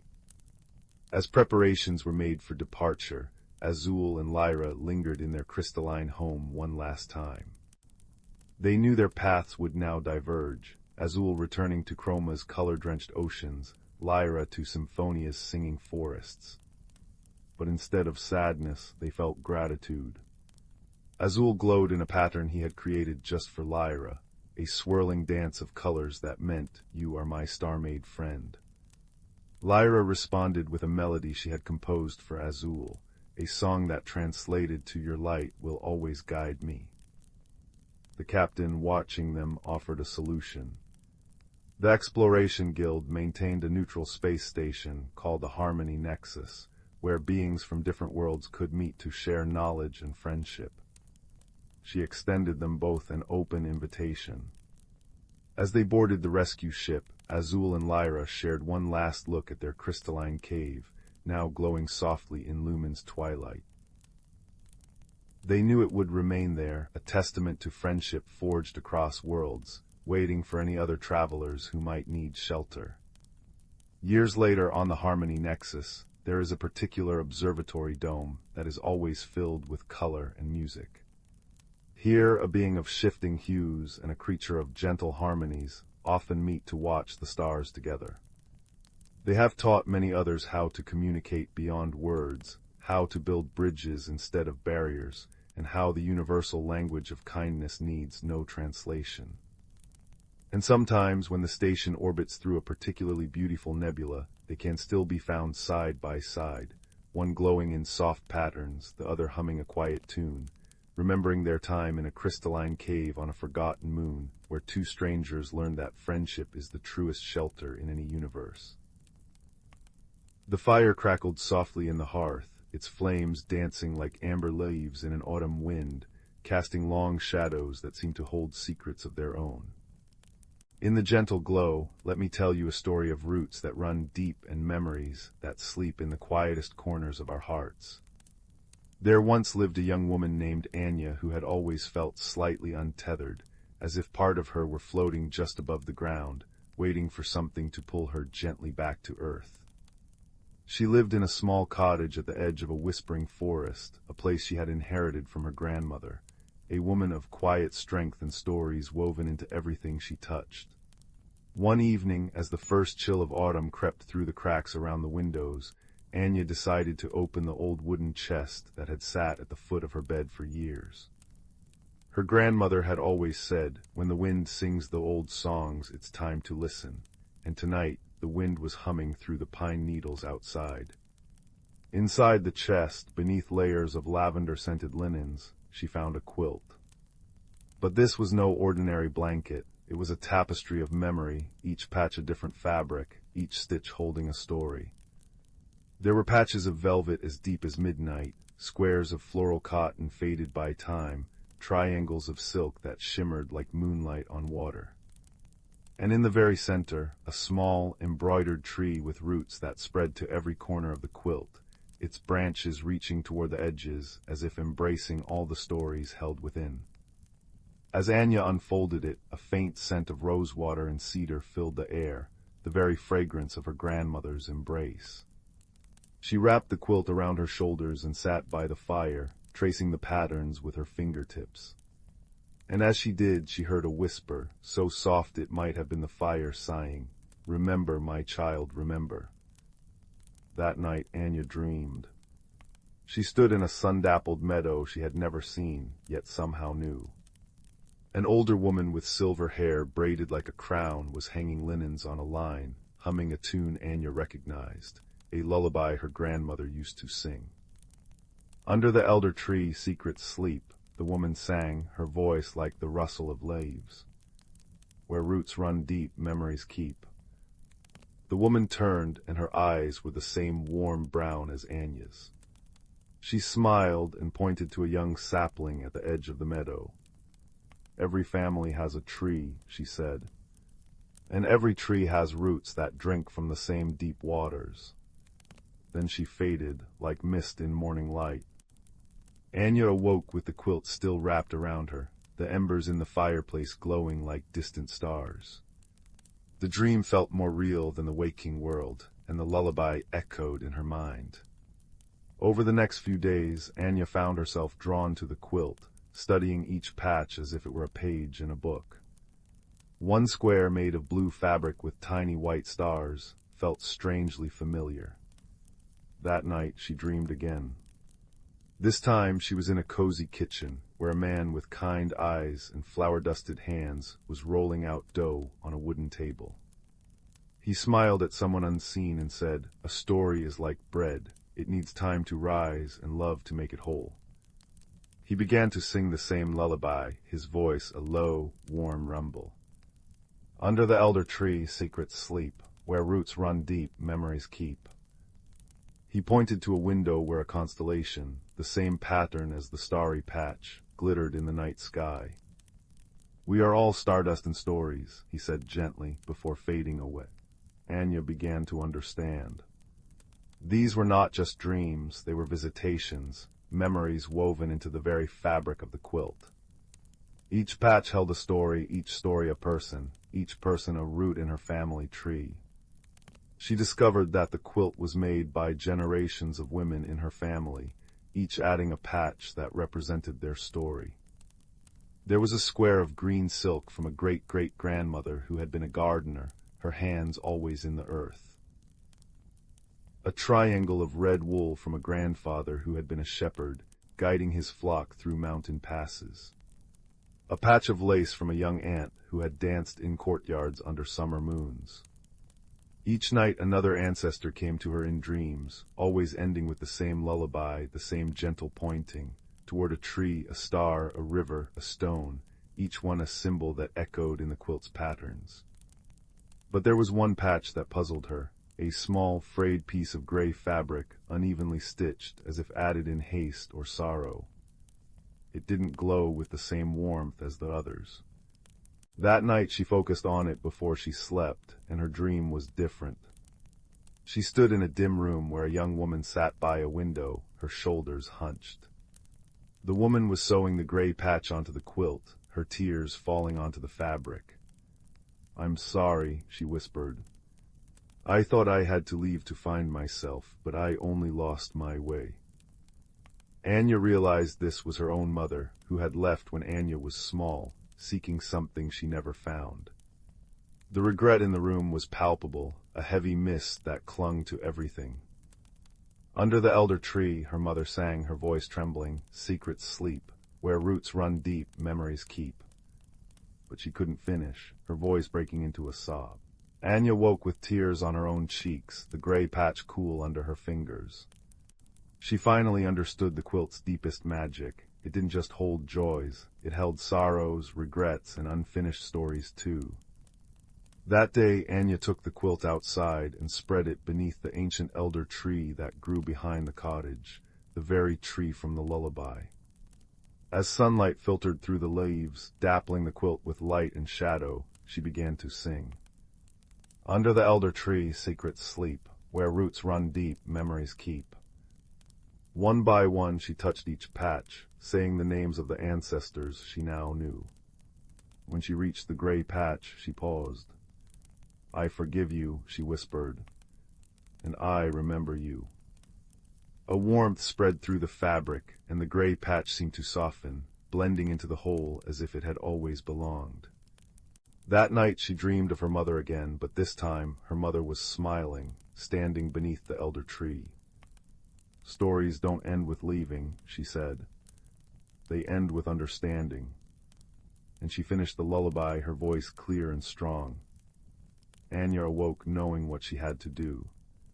She gathered needle and thread from her grandmother's sewing basket and chose a piece of fabric from an old dress of her own, a soft green like new leaves. Carefully she stitched a new patch onto the quilt, right beside her mother's. It was her story, her root in the family tree. As she sewed, she understood the final truth. Heritage wasn't just in the quilt itself, but in the act of remembering, forgiving, and adding her own story. It lived in the kindness she offered others, the recipes she cooked, the songs she sang, the same ones her ancestors had sung.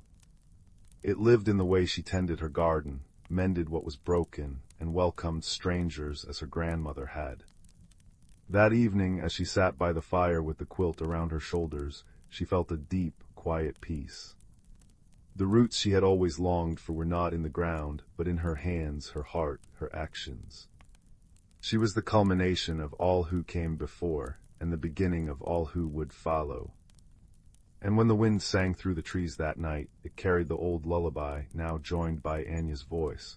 Under the elder tree, secrets sleep, where roots run deep, memories keep. The fire crackled its approval, and in the flickering light, for just a moment, Anya saw them. All her ancestors, smiling, their hands resting on her shoulders, a chain of love stretching back through time. They were with her always, in every stitch, every story, every breath. And as she drifted to sleep, she knew that someday she too would become a whisper in the wind, a patch on a quilt, a verse in a lullaby, forever part of the roots that held her family tree strong and true. In the sleepy village of Eldergrove, nestled between verdant hills and cloaked in the gentle embrace of ancient oaks, there existed a whisper of magic that danced on the crisp, cool air. Eldergrove was a place where time seemed to linger, where the seasons drifted slowly through the landscape, painting it with hues of emerald and gold. The villagers lived simple lives, touched by the subtle magic that flowed like an unseen river beneath their world. In this quaint village, a young girl named Leora found solace in the natural world that surrounded her. With eyes as curious as the morning sun peeking over the horizon, Leora spent her days wandering the meadows, her heart in tune with the rhythms of the earth. Her auburn hair cascaded down her back, catching glimmers of sunlight that danced like fireflies at dusk. She possessed a gentle spirit, one that seemed to draw the whispers of the wind and the secrets of the forest into her being. One fateful afternoon, as the golden light of the setting sun bathed the landscape in a warm embrace, Leora discovered a peculiar object nestled beneath the roots of an ancient oak tree. It was a small, intricately carved wooden box, its surface adorned with swirling patterns that seemed to shift and shimmer in the fading light. Drawn by an inexplicable pull, Leora knelt beside the tree, her fingers tracing the delicate carvings that spoke of forgotten tales and hidden wonders. As she opened the lid, a soft, ethereal glow emanated from within, casting a gentle light upon her face. Inside, nestled upon a bed of moss, lay a tiny silver key. It was unlike anything Leora had ever seen, its surface glinting with a luminescence that seemed to pulse with a life of its own. With a sense of awe and wonder, she gently lifted the key, feeling a warmth spread through her fingertips and into her heart. From that moment on, Leora felt a change within her, as if the key had unlocked a door to a hidden world just beyond the reach of ordinary sight. The air seemed thicker with mystery, the colors of the forest more vibrant, the songs of the birds more melodious. It was as if the very essence of nature had revealed itself to her, inviting her to explore the depths of its magic. Emboldened by this newfound connection, Leora ventured deeper into the heart of the forest, her footsteps light upon the leaf-strewn path. As she walked, she noticed the world around her transforming, the trees whispering secrets in a language she could almost understand, the brook singing a melody that resonated with the rhythm of her heart. Her journey led her to a secluded glen, where the sunlight filtered through the canopy above, casting dappled patterns upon the forest floor. There she encountered a creature unlike any she had ever seen, a small, luminescent fox with fur that shimmered like moonlight on water. Its eyes, deep pools of understanding, gazed into hers, and Leora knew that this creature was a guardian of the forest, a keeper of its ancient magic. The fox approached with a cautious grace, its movements as fluid as the breeze that stirred the leaves. Leora knelt, extending her hand in a gesture of friendship and trust. To her delight, the fox nuzzled against her palm, a soft warmth spreading from its touch, filling her with a sense of belonging and peace. As they sat together in the glen, the fox shared its story through images and feelings that flowed into Leora's mind. She learned of the hidden world within the natural environment, a realm where magic thrived in harmony with the earth, where creatures of wonder and wisdom lived unseen by those who hurried through life without noticing the miracles around them. The fox revealed that the silver key Leora had found was a gift, a token of trust from the spirits of the forest. It granted her the ability to see beyond the veil of the mundane, to experience the world in its truest form. But with this gift came a responsibility, a duty to protect the magic of the forest and ensure its secrets remained safe. Days turned into weeks as Leora and the fox explored the hidden wonders of the forest together. They discovered groves of whispering trees that shared stories of the past, pools of crystal-clear water that reflected the dreams of those who gazed into their depths, and fields of wildflowers that bloomed with colors unseen by ordinary eyes. Each new discovery deepened their bond and strengthened their resolve to protect the magic that thrived within their world. As the seasons changed, so too did Leora. She grew wiser, her heart attuned to the delicate balance of nature, her spirit intertwined with the ancient magic that flowed through the forest. She learned to understand the language of the wind, to listen to the wisdom of the stars, and to dance with the rhythms of the earth. One moonlit night, as they rested beneath the protective canopy of the trees, Leora confided in the fox her dreams of understanding more about the origins of the forest's magic. The fox, in response, led her to an ancient, hidden library, where the walls were made of entwined branches and the shelves were lined with books and scrolls filled with knowledge of the land's history and magic. In the library, Leora immersed herself in the rich tapestry of stories and lore. She read about the ancient guardians of the forest, legendary creatures who had once roamed the earth, and the delicate balance that sustained the magic around them. She discovered tales of courageous souls who had defended the forest in times of peril, and she felt a kinship with these protectors of old. But with knowledge came challenges. One crisp autumn morning, as leaves of amber and gold carpeted the forest floor, Leora sensed a disturbance, a shadow that crept upon the edges of her awareness, a chill that whispered of danger. The forest spoke in hushed tones, warning of an impending threat, that could unravel the delicate threads of magic that bound their world together. Determined to protect the hidden realm she had come to love, Leora set out with the fox by her side, their path illuminated by the soft glow of the silver key. They ventured to the heart of the forest, where an ancient stone circle stood as a sentinel against the encroaching darkness. The air crackled with energy, the stones humming with a power that resonated deep within Leora's soul. As they approached, a figure emerged from the shadows, a tall, cloaked stranger whose presence seemed to draw the light from the very air. His eyes glinted with a cold, calculating gleam, and his voice was a low, menacing whisper that curled around Leora's heart like a tendril of smoke. "You possess something that does not belong to you," the stranger intoned, his gaze fixed upon the silver key that hung around Leora's neck. "It is a power too great for one so young, so inexperienced." Leora felt the weight of his words, the doubt they sowed in her heart. But she drew strength from the warmth of the fox by her side, from the ancient magic that thrummed through the stones beneath her feet. She met the stranger's gaze with unwavering resolve, her voice steady and clear.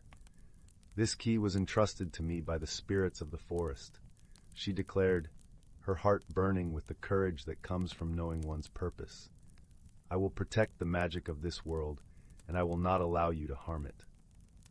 The stranger's eyes narrowed, a flicker of frustration crossing his face. "You are but a child," he sneered, "and you cannot hope to stand against me." But Leora knew she was not alone. She felt the presence of the forest around her, the strength of the trees, the wisdom of the creatures, the power of the earth itself rising to support her. She reached for the silver key, feeling its warmth spread through her fingertips, its magic flowing into her being. In that moment, Leora understood the true nature of the gift she had been given. The key was not a weapon, but a bridge, a connection between her and the magic of the forest, a conduit through which she could draw upon its strength. She closed her eyes, feeling the energy of the forest pulse through her, filling her with light and certainty. When she opened her eyes, the stranger recoiled, his expression shifting from arrogance to fear.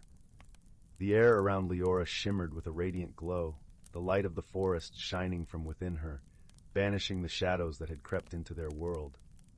"You are not alone," Leora whispered, her voice carrying the strength of the forest, the wisdom of the trees, the courage of the fox by her side.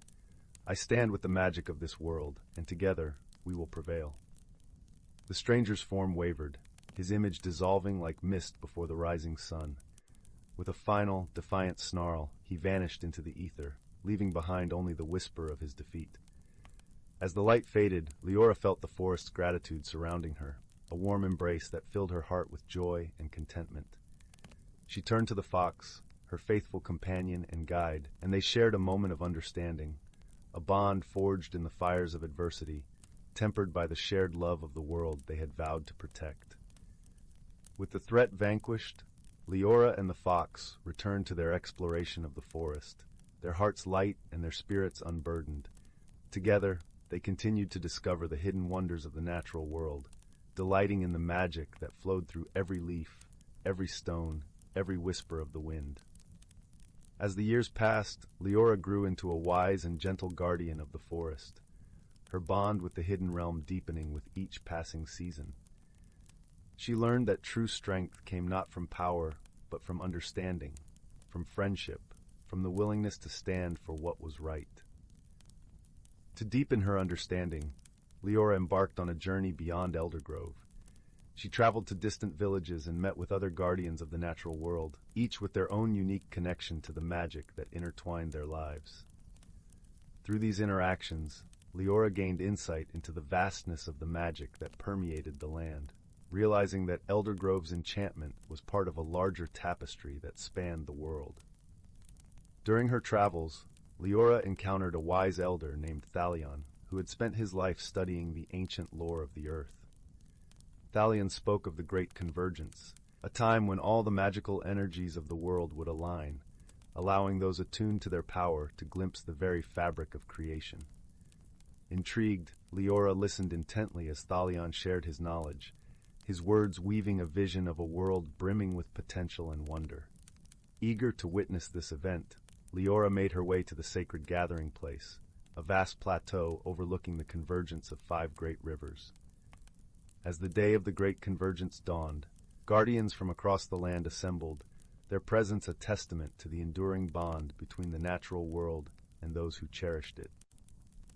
As the sun reached its zenith, the air shimmered with a kaleidoscope of colors, a radiant tapestry woven from the threads of magic that bound their world. Leora felt the energy coursing through her, a symphony of light and sound that resonated with the deepest part of her being. In that moment, she understood her place in the grand design, the interconnectedness of all things, the unity of purpose that linked every guardian, every creature, every leaf and stone.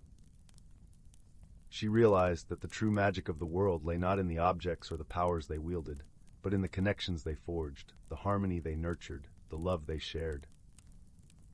And so the magic of the forest endured, its secrets safe in the hands of those who cherished them, its wonders preserved for generations yet to come. Leora's journey had transformed her, not only in her understanding of the world, but in her understanding of herself, a journey of discovery, of friendship, of courage and compassion. In the end, Leora knew that the true magic of the forest lay not in the mysterious objects or the hidden powers, but in the connections forged between those who dared to see beyond the ordinary, to embrace the extraordinary, and to protect the beauty and wonder that surrounded them. And so, under the gentle light of the moon, with the forest as her eternal companion, Leora's heart swelled with gratitude, her spirit forever intertwined with the magic that had changed her life.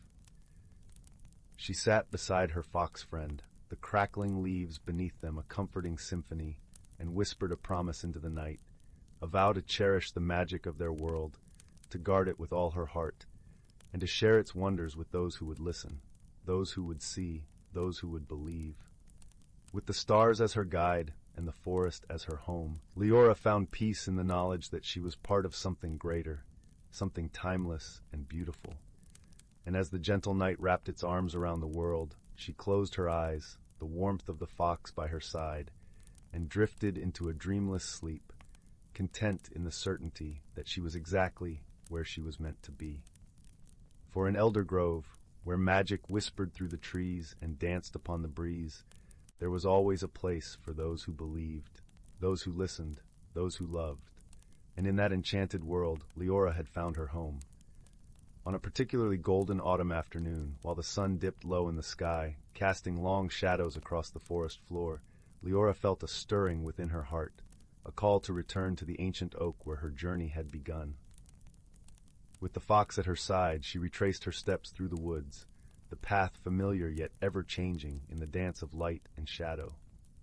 As they approached the oak, Leora noticed a gathering of creatures, deer, birds, and even a curious squirrel, assembled around the tree, as if drawn by the same mysterious force. The air was thick with anticipation, a gentle hum of energy that vibrated through the ground beneath her feet. Leora knelt before the oak, the silver key in her hand, and placed it gently upon the mossy earth. The creatures watched in silence, their eyes reflecting the glow of the setting sun. As the key touched the ground, a ripple of light spread outward, weaving through the roots and branches, illuminating the tree from within. In that moment, Leora understood the true purpose of the key. It was not merely a token of power, but a symbol of unity, a reminder of the bond between all living things. The magic of the forest thrived on this connection, nourished by the love and respect of those who called it home. With a soft sigh, the oak released a single leaf, its surface etched with delicate patterns that shimmered like gold. The leaf drifted down to Leora, settling in her open palm, a gift from the heart of the forest.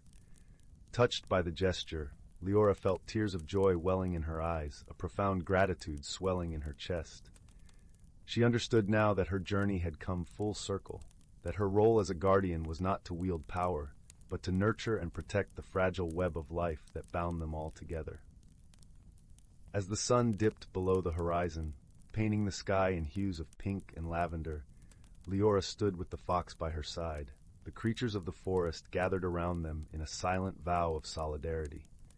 Together they watched as the stars emerged, each one a beacon of hope, a reminder of the magic that flowed through their world. And in the quiet of the night, with the forest as her witness, Leora whispered a promise to the stars, a vow to cherish and protect the magic of Eldergrove, to honor the connections that gave it life, and to share its wonders with those who would listen, those who would see, those who would believe. For in Eldergrove, where magic whispered through the trees and danced upon the breeze, there would always be a place for those who believed, those who listened, those who loved. And in that enchanted world, Leora had found her home, her purpose, and her peace.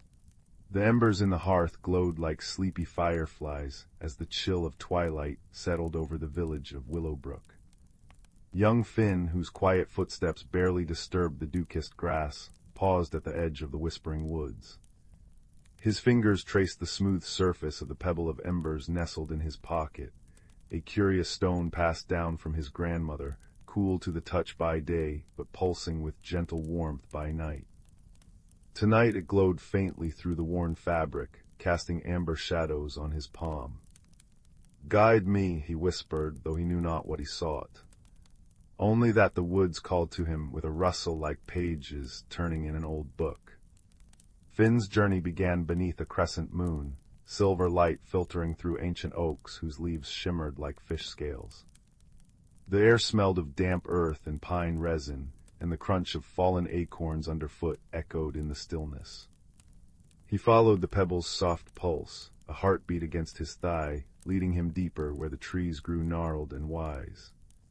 Soon the path vanished, replaced by thick ferns that brushed his cheeks with velvet coolness. "Lost," murmured a voice like wind through reeds. Finn spun around to find nothing but shadows.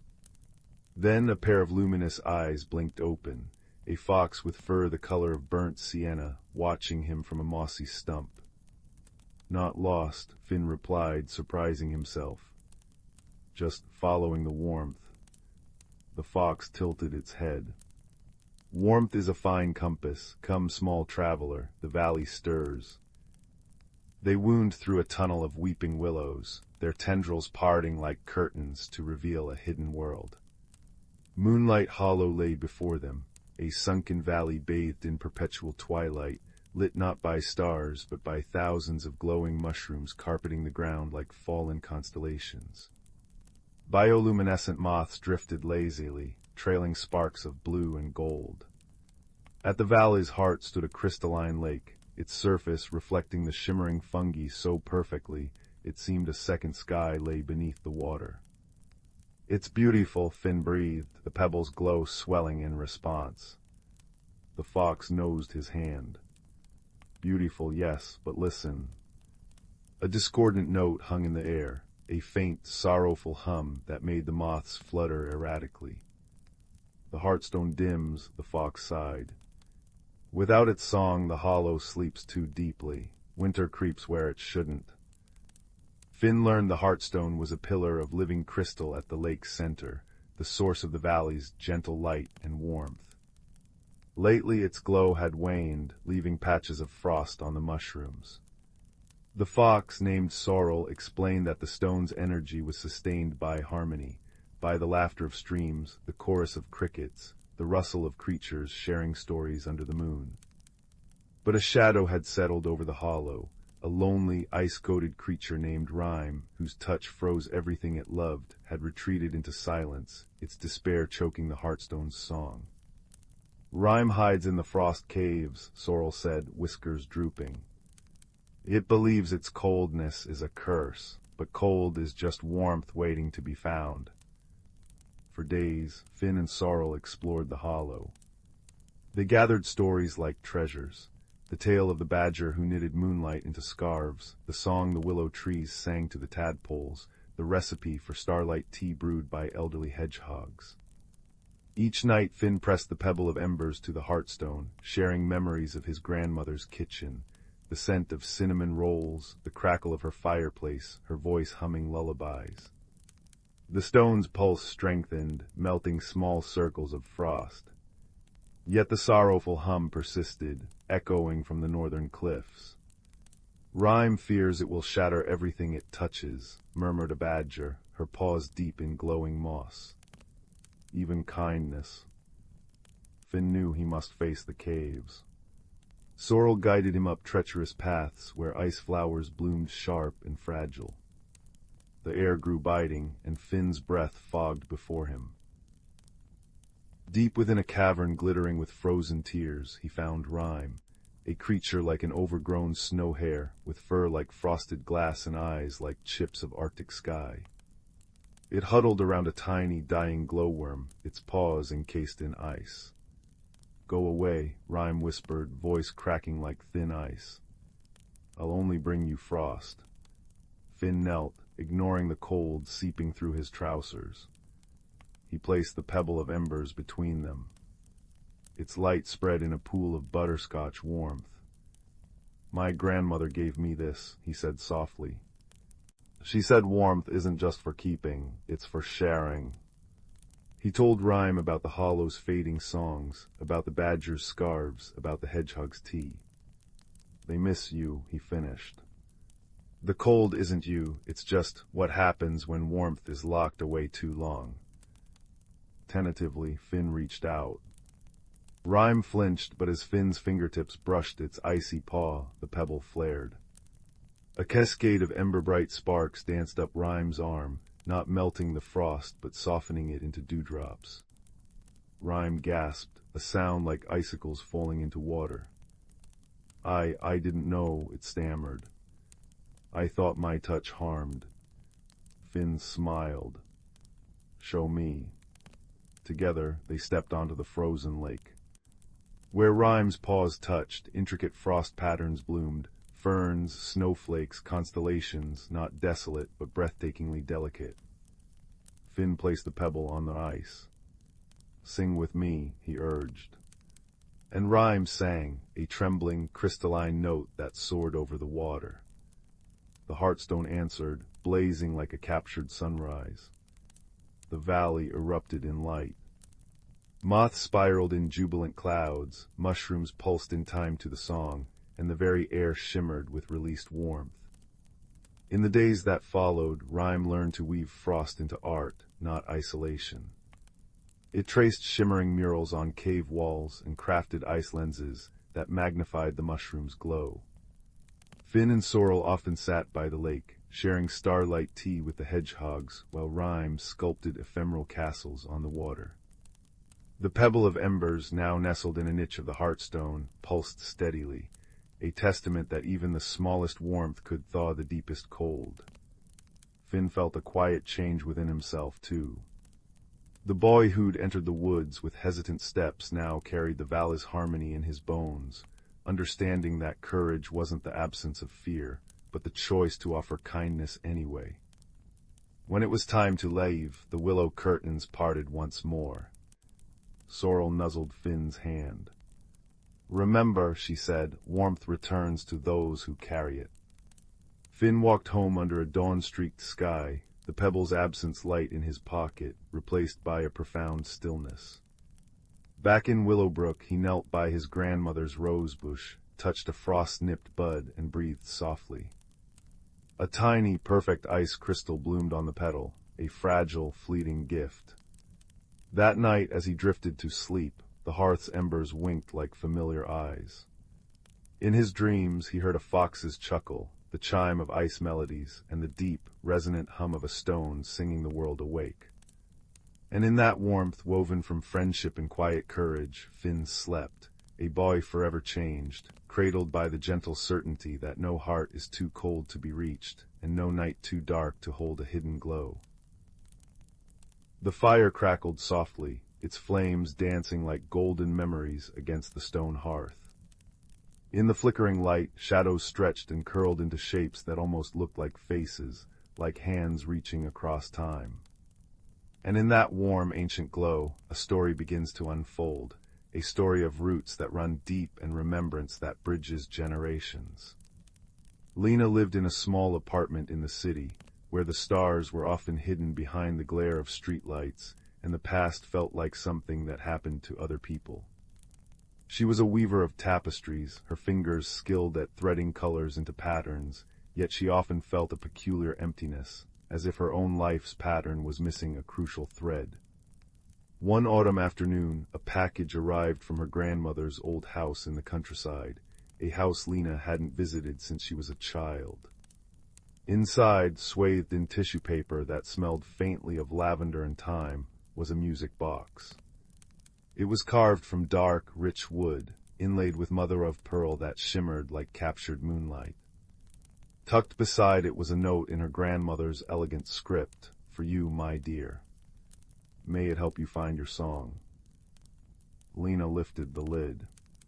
Instead of a melody, the box played a soft, rhythmic ticking, like a heartbeat or the gentle fall of rain on leaves. And with that sound came a whisper, so faint it might have been the wind sighing through an unseen crack. "Remember, remember." That night, Lena dreamed. She stood in a forest she somehow knew, though she had never walked there in waking life. Ancient oaks stretched toward a sky scattered with stars clearer and brighter than any she had ever seen.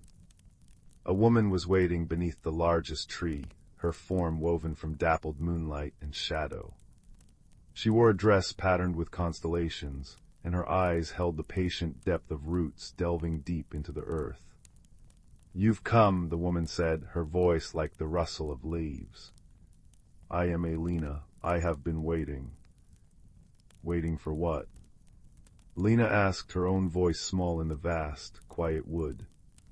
"For you to listen," Lena replied. "The music box does not play a tune, it holds time, it holds stories, and it is time for you to hear them." She placed a hand on the oak's bark, and the tree seemed to hum in response. "Our family has always been keepers of stories," Lena said. "We are the rememberers, but remembering is not about holding on to old things. It is about understanding why they mattered and carrying their meaning forward." Then she began to sing, her voice low and soothing, a melody that wove through the dream like a silver thread. "Where the roots run deep and the memories sleep, listen close, dear heart, and you shall keep the tales of old in actions bold. A story lived is a story told." When Lena woke, the words of the lullaby lingered in her mind, gentle and persistent. The music box sat on her bedside table, silent now. But she could still feel the forest's cool breath, still see Lena's starry eyes. Over the following days, Lena found herself drawn to the music box. Sometimes, when the light hit it just right, she would catch glimpses in the mother-of-pearl, not her own reflection, but other faces, other places. A young woman stitching a quilt under a lantern's glow, a man charting stars onto parchment, a child learning to knead dough for bread that had been made the same way for generations. One evening, as the first winter frost painted her window pane, Lena opened the music box once more. The rhythmic ticking began, and this time she felt herself slipping not into sleep, but into a waking dream. She was no longer in her apartment. She stood in a cozy kitchen where the air smelled of yeast and honey. A woman with kind eyes and flour-dusted hands was teaching a little girl how to braid a loaf of bread. The woman hummed as she worked, and Lena recognized the melody, the same lullaby from her dream. "Now, my dove," the woman said to the child, "remember, the bread is not just flour and water. It is patience. It is care. It is the warmth of your hands giving life to the dough. This is your great-grandmother's recipe, but it becomes yours each time you make it with love." Lena watched, mesmerized, as the woman shaped the dough with practiced hands, her movements a dance of grace and purpose. She sang softly, "Knead the dough with gentle hands, as time itself like hourglass sands. Through generations does softly flow. What we make with love will grow." Then the scene shifted. Lena was in a garden at twilight, where an old man was showing a boy how to plant seeds. "Every seed holds a story," the man said, his voice raspy but warm. "It remembers the rain that fell, the sun that shone, the hands that saved it from last year's harvest. When you plant it, you are not just growing food, you are continuing a conversation that began long before you were born." He touched the soil reverently. This is how we speak to the future, not with words alone, but with actions, with planting, with nourishing. Again the familiar lullaby wove through the air, sung by the man this time, his voice a low, steady rumble. Lena drifted through more visions, a woman mending a quilt, each patch a memory stitched together with intention.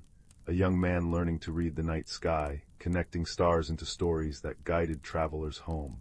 A girl listening to her grandfather's tales of kindnesses given and received, each one a pebble creating ripples across time. In every vision the same themes echoed. Heritage was not a static thing to be preserved behind glass. It was alive, breathing in the daily acts of making, nurturing, guiding, comforting. It lived in the bread shared with a neighbor, in the seeds planted for a season not one's own, in the stories told to soothe a fearful child. And always the lullaby was there, a thread connecting them all.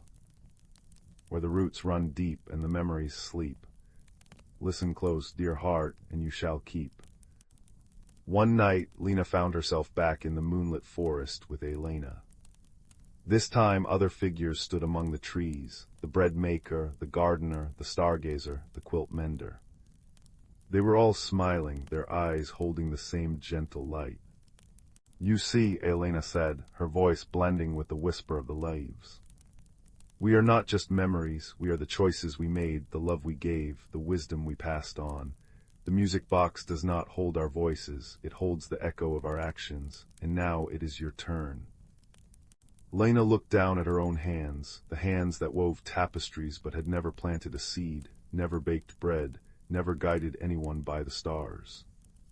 But I don't know how, she whispered. I've spent so long feeling disconnected. What if I forget? What if I fail? The bread maker stepped forward. You already remember, she said. You have been listening. The remembering is in the doing. The gardener nodded. You do not need to live in the past to honor it. You need only live with purpose in the present. Then from among them, a figure emerged that made Lena's breath catch. It was her grandmother, looking just as she had when Lena was small, her eyes crinkled with warmth. My dear Lena, her grandmother said, I always feared you would feel alone in the city, cut off from where you came from. That is why I sent you the music box, not to tie you to the past, but to show you that you carry it with you, in your hands, your heart, your choices. She reached out and touched Lena's cheek, her fingers cool and real. I regret that I did not teach you these things myself while I had the chance. I thought there would be more time, but see, the stories find their way, the love finds its way. Lena felt a tear trace a warm path down her cheek. I miss you, she said softly. And I you, her grandmother replied. But I am not gone. I am in the bread you will bake, the seeds you will plant, the stories you will tell. I am in the lullaby you will sing to your own child one day. She began to sing, and the others joined her, their voices weaving together into a tapestry of sound that filled the forest, filled Lena's heart. Where the roots run deep and the memories sleep. Listen close, dear heart, and you shall keep the tales of old in actions bold. A story lived is a story told. When Lena opened her eyes, she was back in her apartment, the first light of dawn tinting the sky. The music box was silent, but she could still feel the warmth of her grandmother's hand on her cheek. She rose and went to the kitchen. She found a recipe for honey oat bread, one she had never made before, and began to measure and mix. As she kneaded the dough, she hummed the lullaby, her hands learning the rhythm of emotion that was both new and ancient. She planted herbs in pots on her windowsill, whispering blessings into the soil as she had seen the gardener do. She began a new tapestry, weaving into it patterns of stars and seeds, trees and bread loaves, and all the stories she had been given. And that evening, as the fire crackled in her hearth, she opened the music box one last time. The ticking began soft and steady, but now it felt like a companion rather than a mystery. She knew she didn't need the box to remember. She carried the memories in her actions now. She closed the lid, and the ticking faded. But the lullaby remained, singing softly in her heart. Years later, Lena would sit with her own daughter on her lap before a fire, weaving stories of star-guided travelers and bread that tasted of love. And she would sing the lullaby, the words now as familiar as her own breath. And sometimes in the flickering light she would see faces in the flames. Lena, the bread maker, the gardener, her grandmother, all smiling, all nodding, their legacy alive not in objects, but in the warm, daily acts of remembering and nurturing. For heritage is not a thing to be stored away. It is a seed planted in the soul, tended by love, and blooming in every kind choice, every shared story, every passed-down song. And so the roots grow deeper. And so the remembering continues. The fire crackled softly in the hearth, its warm, dancing light painting shifting shapes upon the walls of the quiet room. Outside, a chilly evening had settled, but in here, wrapped in the gentle glow, all was safe and still. It is on such an evening, when the world holds its breath and the stars begin to prick the velvet sky, that the best stories are found. They are not shouted from mountain tops, but whispered on the tendrils of wood smoke, stories of quiet courage and gentle magic. This is one such story, a tale that begins, as many good tales do, with a feeling of restlessness and a light in the dark. In a small stone cottage, much like one you might imagine nestled in the folds of these very hills, lived a young boy named Kalen. Kalen had a thoughtful heart and eyes that noticed things others often missed, the way dew clung to a spiderweb at dawn, or the particular sigh the old oak tree made when the wind blew from the east. But lately a quiet loneliness had settled over him, a feeling that the world was a vast and silent place. His parents were kind and his home was warm, yet he felt a pull toward something more, a secret he couldn't name. His greatest comfort was his grandfather, a man with hands like gnarled roots and a voice that rumbled like distant thunder. Grandfather was a storyteller, and his stories were not just words. They were living things that filled the cottage with the scent of pine forests and the sound of forgotten rivers. One evening, as Kalen sat staring into the flames, his grandfather settled into the chair beside him. "The fire speaks in many tongues tonight, Kalen," the old man said softly. "It crackles with news of the day, and it whispers with memories of ancient suns." Kalen sighed, drawing his knees to his chin. "I wish it would whisper a secret to me, a real one." Grandfather's eyes, deep and knowing, twinkled in the firelight. He reached into the pocket of his worn waistcoat and pulled out a small object. It was a locket no bigger than a walnut, carved from a dark, smooth wood. It was plain, unadorned, but as grandfather held it in his palm, a faint, warm light pulsed from within its seams, a soft orange glow like the heart of a banked ember. "This," grandfather said, his voice low and reverent, "was given to me by my own grandfather. It is called the Ember Heart. It does not hold a picture or a lock of hair. It holds a memory of warmth, an echo of the first fire ever kindled. It is said that its light grows brighter when one is on the verge of discovering something truly important, a friend, a truth, a hidden path." Kalen's breath caught. He reached out, and as his fingers brushed the wooden locket, a wave of profound comfort washed over him, as if he had been wrapped in a blanket fresh from the hearth. The light within pulsed gently against his skin. "It feels alive," he whispered. "In a way it is," grandfather nodded. "It responds to the warmth in a heart, but its true magic is a guide. It is for you now, Kalen. I think you are ready for a journey." "A journey where?" Kalen asked, his eyes wide.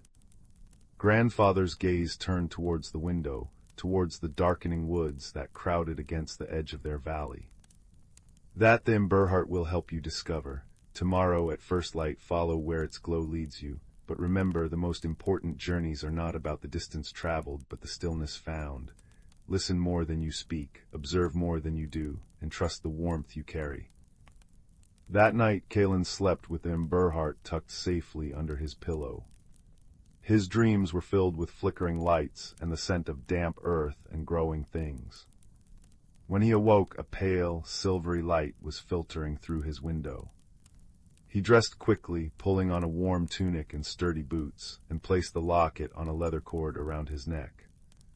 Tucked under his shirt, it rested against his chest, a secret, warm weight. He crept downstairs, packed a small satchel with bread and cheese, and slipped out into the crisp morning. The world was hushed and pearled with dew. For a long moment he stood at the edge of the garden, unsure. Then he felt it, a subtle tug, a faint increase in the warmth against his skin. He turned towards the woods. The ember heart's glow, visible even through his tunic, seemed to brighten just a little. And so Kalen's journey began. He stepped from the familiar turf of the garden into the deep shadows of the forest. The air changed instantly, becoming cooler and rich with the smell of moss and decaying leaves. Sunlight fell in dappled patches through the canopy, and the only sounds were the crunch of his own footsteps and the cheerful chatter of unseen birds. He walked for what felt like hours, his path guided by the gentle pulse of the locket. It was not a frantic pull, but a patient, persistent suggestion, leading him away from the well-trodden paths and deeper into the heart of the woods where the trees grew closer together and the light was a soft, green gloom. At first, the silence felt heavy, amplifying his loneliness. But as he walked, he began to truly listen, as his grandfather had advised. He heard the scuttling of a beetle under a leaf, the whisper of the wind through the pine needles, the gurgle of a hidden stream. The forest was not silent at all, it was a symphony of quiet sounds. He paused by a cluster of bright red mushrooms, marveling at their perfect, round caps, and felt the ember heart warm slightly, as if approving of his attention. It was when he stopped to drink from a small, clear spring that he noticed the first hint of the mystery. Carved into a flat stone beside the water was a symbol, a spiral that ended in a small, five-petaled flower. It was ancient and weathered, but unmistakably made by a careful hand. The ember heart pulsed against his chest, a soft, steady beat. Kalen traced the symbol with his finger, feeling a connection to someone, something that had passed this way long before him. He continued on now with a new purpose, his eyes scanning the trees and rocks for more clues. He found another symbol minutes later, this one on the smooth bark of a silver birch, the same spiral, but this time ending in a leaf. The path the ember heart was leading him on was not a random one, it was a trail of whispers left in stone and wood. The day wore on and the forest deepened. The gentle slopes gave way to steeper, rocky inclines. Just as a flicker of doubt began to stir in Kalen's mind, what if he was lost? What if this was all just a silly game? He came to a place where the trees formed a near-impenetrable wall of tangled branches and thorny bushes. The ember heart's glow, however, did not dim. It grew warmer, its light a steady beacon pointing directly at the thicket. There seemed to be no way through. Kalen's shoulders slumped. This was the end of the path. But as he stood there, feeling the first chill of the approaching evening, he noticed something. A large, ancient yew tree grew at the center of the thicket, its trunk twisted and massive. And there, at its base, almost completely hidden by ivy, was a narrow, dark opening.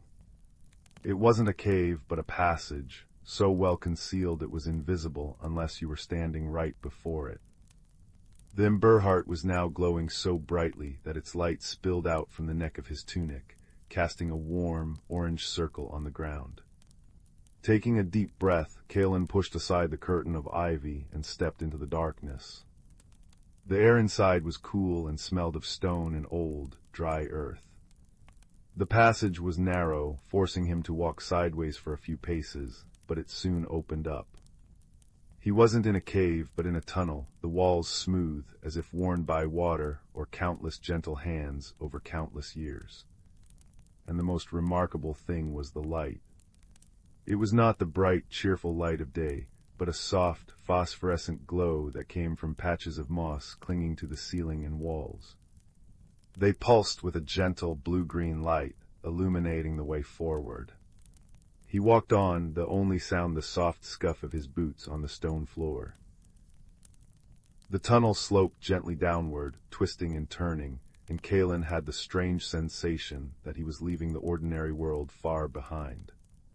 The ember heart at his chest glowed in harmony with the moss light, its warm orange a comforting contrast to the cool blue. After a time that felt both like an instant and an eternity, he saw a light ahead that was different, the golden, dappled light of late afternoon. He quickened his pace, and the tunnel ended, opening out into a sight that made him gasp and stop dead in his tracks. He stood at the edge of a hidden valley, a secret world nestled within the embrace of the towering hills. It was a wide, circular basin, filled with a forest of trees whose leaves were not green, but shades of silver, gold, and soft copper. A meandering stream, sparkling like liquid crystal, wound its way through the center. The air was warmer here, filled with the sweet, honeyed scent of unknown flowers. Butterflies with wings like stained glass flitted through the air, and the gentle chirping of crickets provided a soft, rhythmic music. This was a place out of time, a sanctuary of peace. And there, in the center of the valley, beside the stream, stood the most beautiful tree Kalen had ever seen. It was vast and ancient, its bark the color of moonlight, and its branches, which spread out like a protective canopy, were laden with blossoms that shimmered with their own soft, internal light, pale pink and white, like captured starlight. The ember heart was no longer just warm, it was thrumming with a gentle energy, a vibration of pure joy. This was the destination. This was the secret. As he walked down the gentle slope into the valley, the grass under his feet was soft and thick. He felt a profound sense of peace settle over him, the loneliness that had clung to him for weeks melting away like mist in the sun. He made his way towards the great tree, drawn by an irresistible pull. It was then that he saw the fox. It was sitting on its haunches at the base of the tree, watching him with calm, intelligent eyes. It was not like any fox he had ever seen. Its fur was a remarkable shade of russet red, but tipped with silver, as if dusted with frost. Its eyes were not the sharp, cunning eyes of a wild creature, but held a deep, ancient wisdom. Kalen stopped a few paces away, unsure. The fox did not run. It simply tilted its head, and a voice, not heard with ears but felt directly in Kalen's mind, spoke. It was a voice like the rustling of leaves, soft and dry. You have followed the warmth. Welcome, Kalen. Kalen's heart hammered against his ribs. You know my name. The fox gave a slow, deliberate blink. The ember heart speaks your name in its glow. I am Sila's. I am the keeper of this place, the Whispering Glen. It's beautiful, Kalen breathed, looking around in wonder. I've never seen anything like it. It is a place of remembrance, Silas replied, his mental voice gentle. A memory of the world when it was younger and quieter. Few find their way here. Only those whose hearts carry a true warmth and a need for stillness. My grandfather sent me, Kalen said, touching the locket. He said I was ready for a journey. And so you are, Silas agreed. He stood up and padded softly towards the stream. Come, sit with me. The day is waning, and the best stories are told as the light fades. Kalen followed, sitting on a smooth, sun-warmed stone beside the water. Silas curled up nearby, his silver-tipped tail wrapped around his feet. For a long time they sat in a comfortable silence, watching the water dance over the stones. Kalen found that he didn't need to fill the silence with words. The companionship of the fox was enough. It was a quiet understanding that flowed between them, as real and tangible as the stream itself. The loneliness you feel, Silas began, his voice a soft murmur in Kalen's mind, is not because you are alone. It is because you have not yet learned to listen to the world's own heart. You search for a grand noise when the truth is whispered. How do I learn? Kalen asked softly. You have already begun, Silas said. You noticed the symbols. You listened to the forest. You trusted the quiet pull of the ember heart. That is the first lesson. The second is to understand that all things are connected. The tree to the sun, the stream to the rain, the fox to the boy. The warmth you carry in that locket is the same warmth that slumbers in the heart of this tree, the same warmth that gives life to the whole world. You are a part of it, not separate from it. That is the friendship you were seeking, not with one person, but with everything. As Silas spoke, Kalen looked around the glen with new eyes. He saw how the light from the glowing blossoms fell upon the silver leaves, how the water reflected the sky, how the very air seemed to hum with a quiet, vibrant life. He wasn't an outsider looking in, he was a part of the tapestry. The loneliness lifted completely, replaced by a feeling of deep, belonging peace. As twilight began to paint the sky in shades of lavender and rose, the blossoms on the great tree brightened, casting a soft, radiant light over the glen. It was then that Kalen noticed the carvings on the tree's trunk. They were the same symbols he had seen on the trail, the spiral ending in a flower, the spiral ending in a leaf, and many others. A spiral ending in a star, a wave, a flame. They are the stories of this place, Silas explained, seeing his gaze. Each symbol marks a moment of understanding, a spark of connection left by those who have visited through the ages. Your grandfather's mark is here. See, the spiral and the flame. Kalen reached out and touched the carving his grandfather had made so long ago. He felt a surge of love and connection that spanned generations. He understood now. The journey wasn't about finding a place, but about finding a truth. The hidden world was not just this physical glen, but the hidden world of connection that existed all around him, always, if he only knew how to look. Can I make a mark? He asked shyly. Silas nodded. What have you learned, Kalen? What truth will you leave behind? Kalen thought for a long moment. He thought of the quiet walk through the forest, the guidance of the ember heart, the peaceful silence with the fox, and the feeling of belonging that now filled his heart. He picked up a sharp-edged stone and, with careful concentration, carved a new symbol into the soft, luminous bark of the great tree. It was a spiral, but this one did not end in a single shape. It branched out into many tiny, interconnected lines, like a network of roots or a map of stars. The spiral of connection, Silas murmured, approval warming his mental voice. A fine story to tell. Full night had fallen, but the glen was far from dark. The tree's blossoms and the glowing moss cast a soft, dreamlike light. Kalen knew it was time to return home. The thought no longer brought a pang of sadness. He carried the glen within him now. The path will guide you back, Silas said, as if reading his thoughts.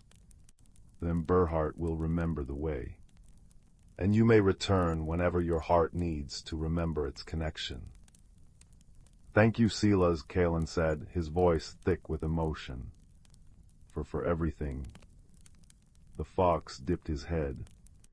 The thanks are mutual, Kalen. You have brought a new warmth to the glen.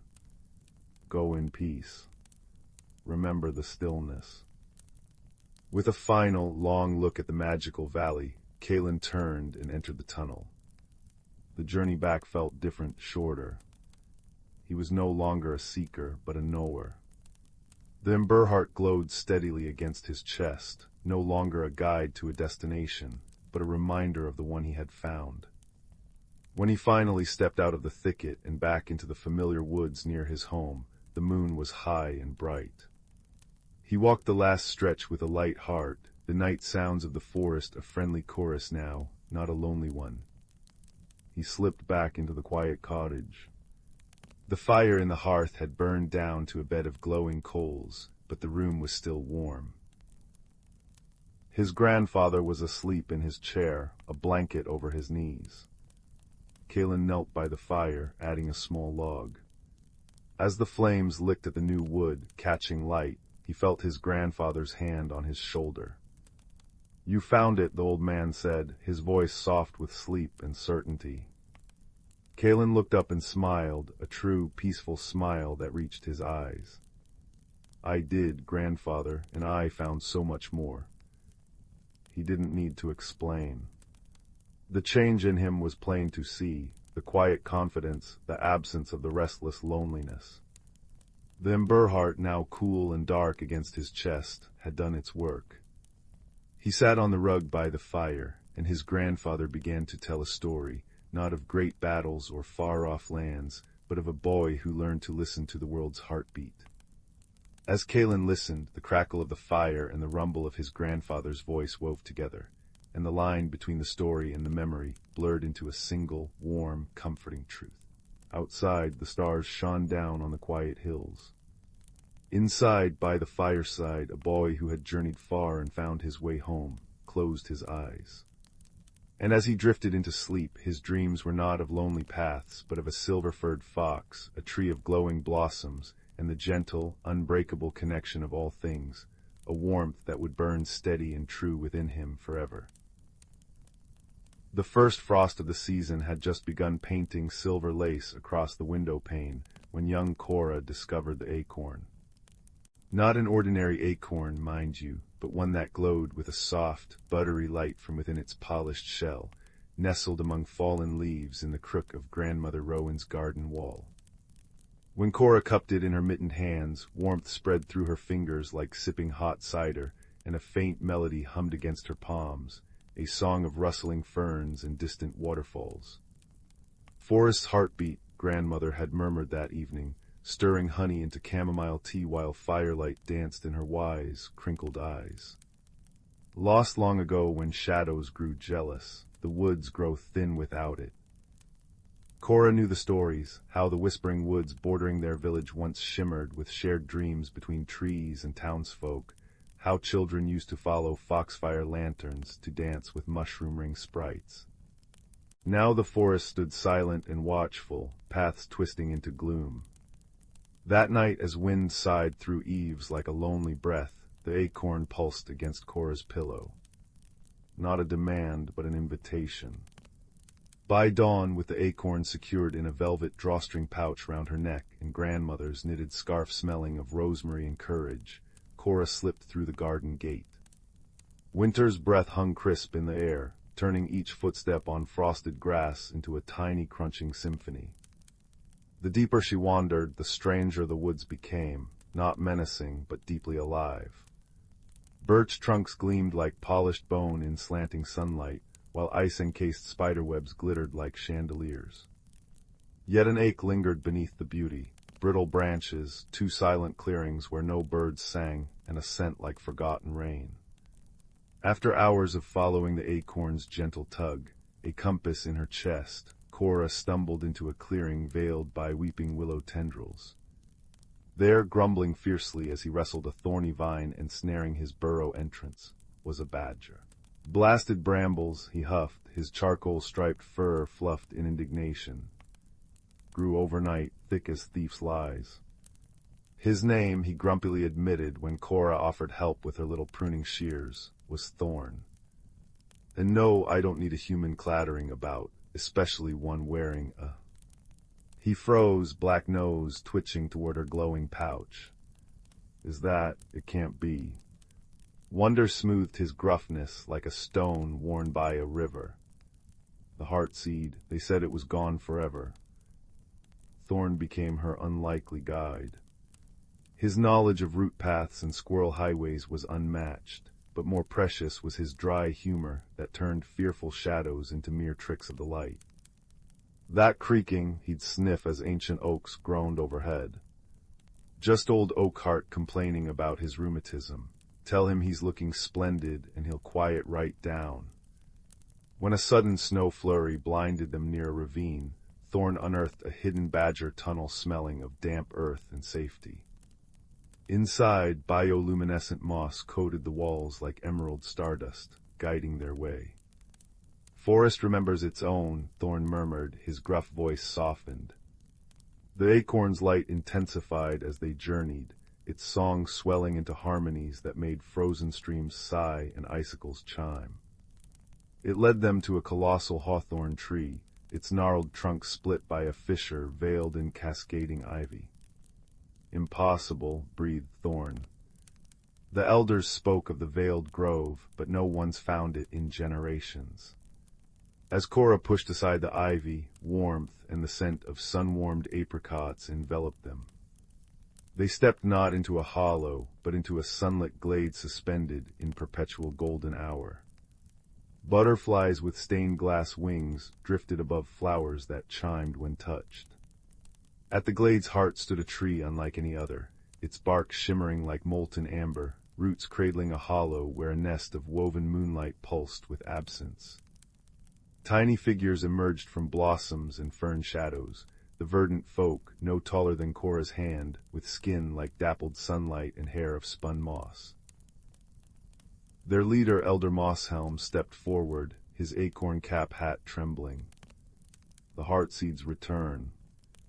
Joy lit his leafy face, then dimmed. "But see, it is wounded." He pointed a twiggy finger. A jagged piece was missing from the acorn's base, its light flickering unevenly. "Stolen long ago by a creature of the deep shade," Mosshelm explained sadly. Envy turned its heart cold. It craved the seed's warmth, but only knew how to break. Without that missing shard, the seed cannot heal the whispering woods. Thorn's ears flattened. "The deep shade, that's no place for sensible creatures." It was a realm of tangled, lightless roots where the forest's oldest sorrows festered. Yet Cora felt the acorn's plea resonate within her, not for itself, but for the lonely thief. "Everyone deserves a chance to return what they took," she said softly, meeting Thorn's worried eyes. "Even shadows." Their descent into the deep shade felt like sinking into cold ink. Bioluminescent fungi provided ghostly blue guideposts, but oppressive silence pressed down, thick as wool. Strange, mournful echoes skittered just beyond sight, whispers of lost things. Thorn pressed close, his warmth a steady anchor. "Remember Oakheart's rheumatism," he muttered, attempting levity though his fur bristled. "This place just needs better decorating."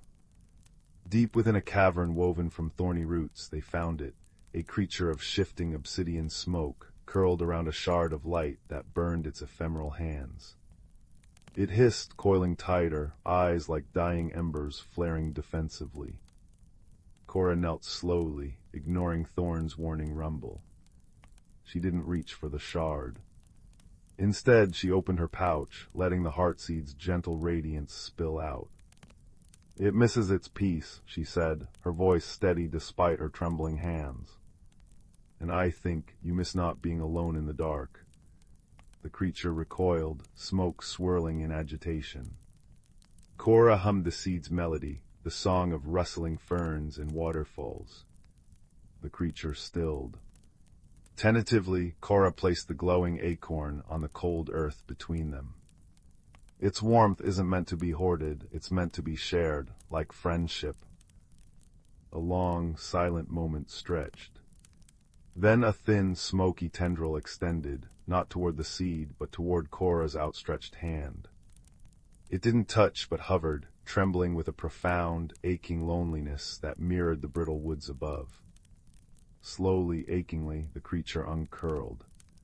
It nudged the stolen shard of light toward the heartseed with its shadowy muzzle. As the shard clicked into place with a sound like a sigh of relief, the acorn blazed with pure, golden light. The creature flinched, but the light didn't burn. It washed over its smoky form, revealing not a monster, but a slender being with skin like twilight velvet and eyes, now holding the soft gleam of distant stars. Shade, they learned its name was. Not a creature of malice, but of forgotten corners, starved for connection. The return to the veiled grove was a procession of light. Shade walked hesitantly beside Cora, Thorn padding protectively close. As they emerged into the amber glow, the verdant folk gasped, then burst into joyous, tinkling laughter like wind chimes. At the heart tree, Cora placed the whole acorn back into its cradle of moonlight. The effect was instantaneous. Light pulsed outward in a wave, up the amber trunk, through the branches, and out into the whispering woods beyond the veil. Snow melted from pine needles, revealing vibrant green. Frozen streams gurgled back to life. Birdsong, tentative at first, then triumphant, erupted from every tree. The forest breathed deep, shaking off its long slumber. In the days that followed, Cora walked familiar paths transformed. Sunlight dappled through a vibrant canopy, alive with chattering squirrels and flitting sprites. Foxfire lanterns winked invitations from mossy hollows. Thorn, now a frequent visitor to grandmother's garden, especially when berry tarts were cooling, regaled them with tales of Shade, helping the verdant folk tend to the deep shade, coaxing shy glowworms and healing wounded roots. Turns out, Thorn chuckled, crumbs on his whiskers, a bit of kindness makes even the gloomiest places bloom. The night before the first true thaw, Cora stood at her window.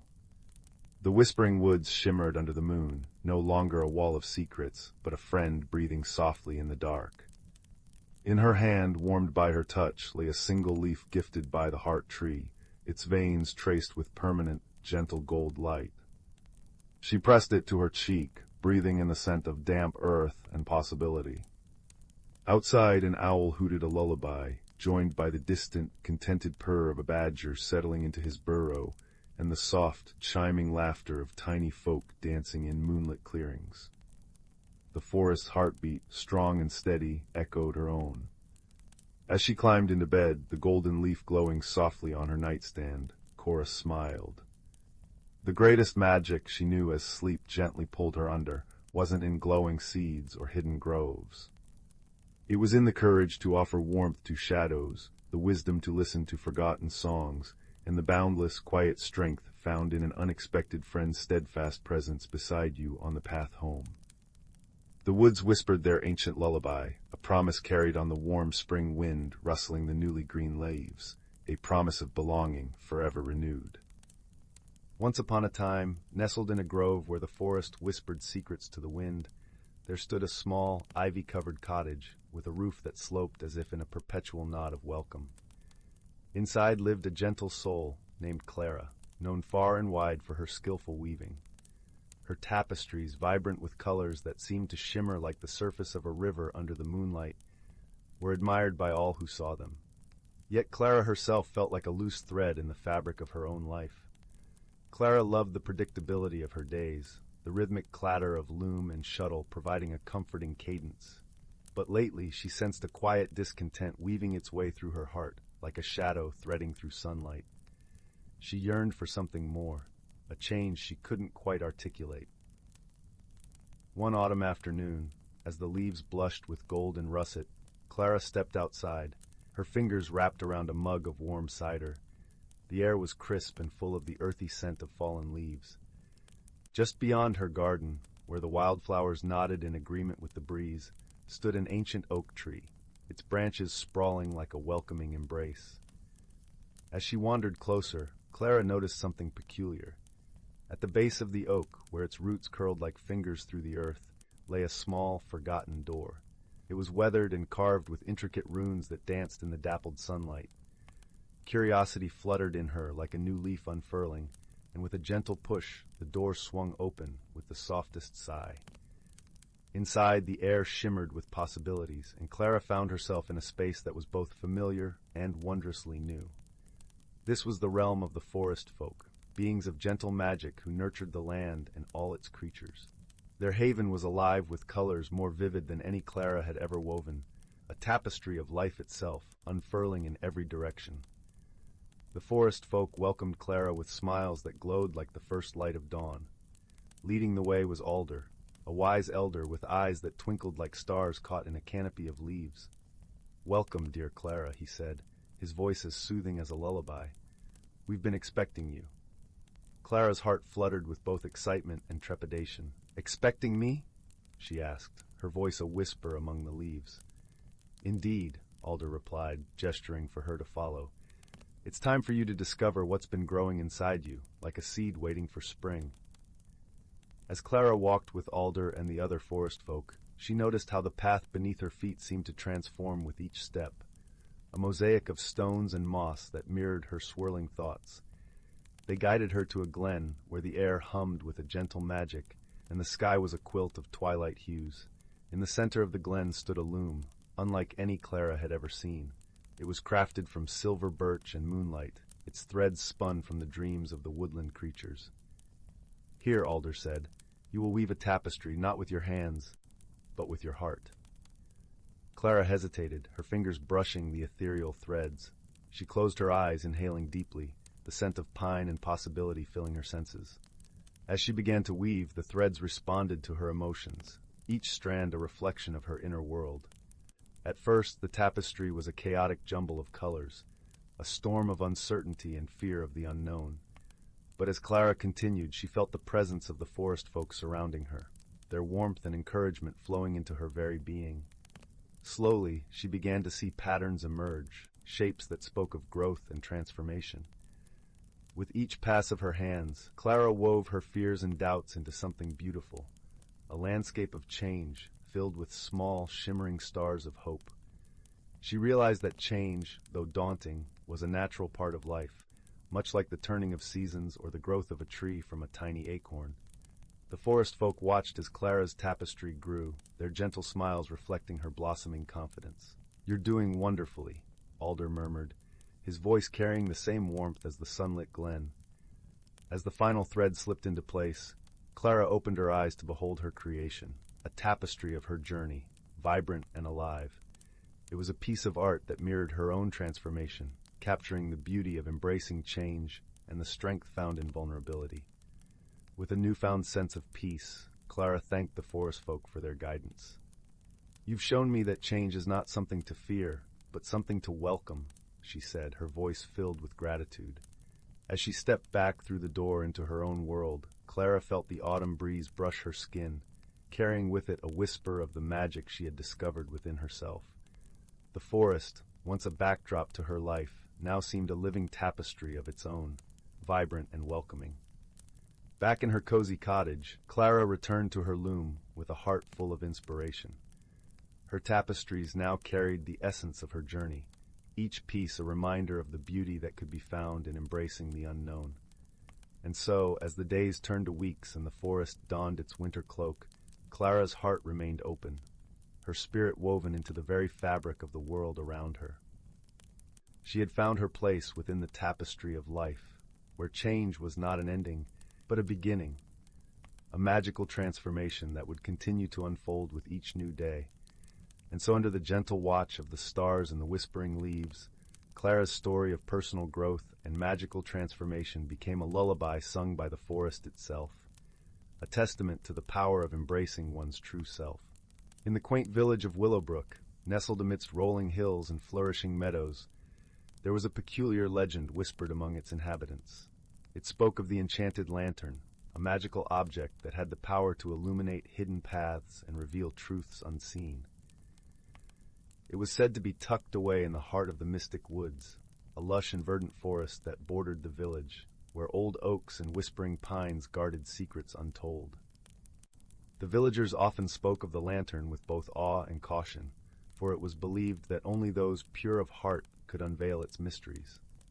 Among the listeners was a young boy named Finn, whose eyes sparkled with an insatiable curiosity.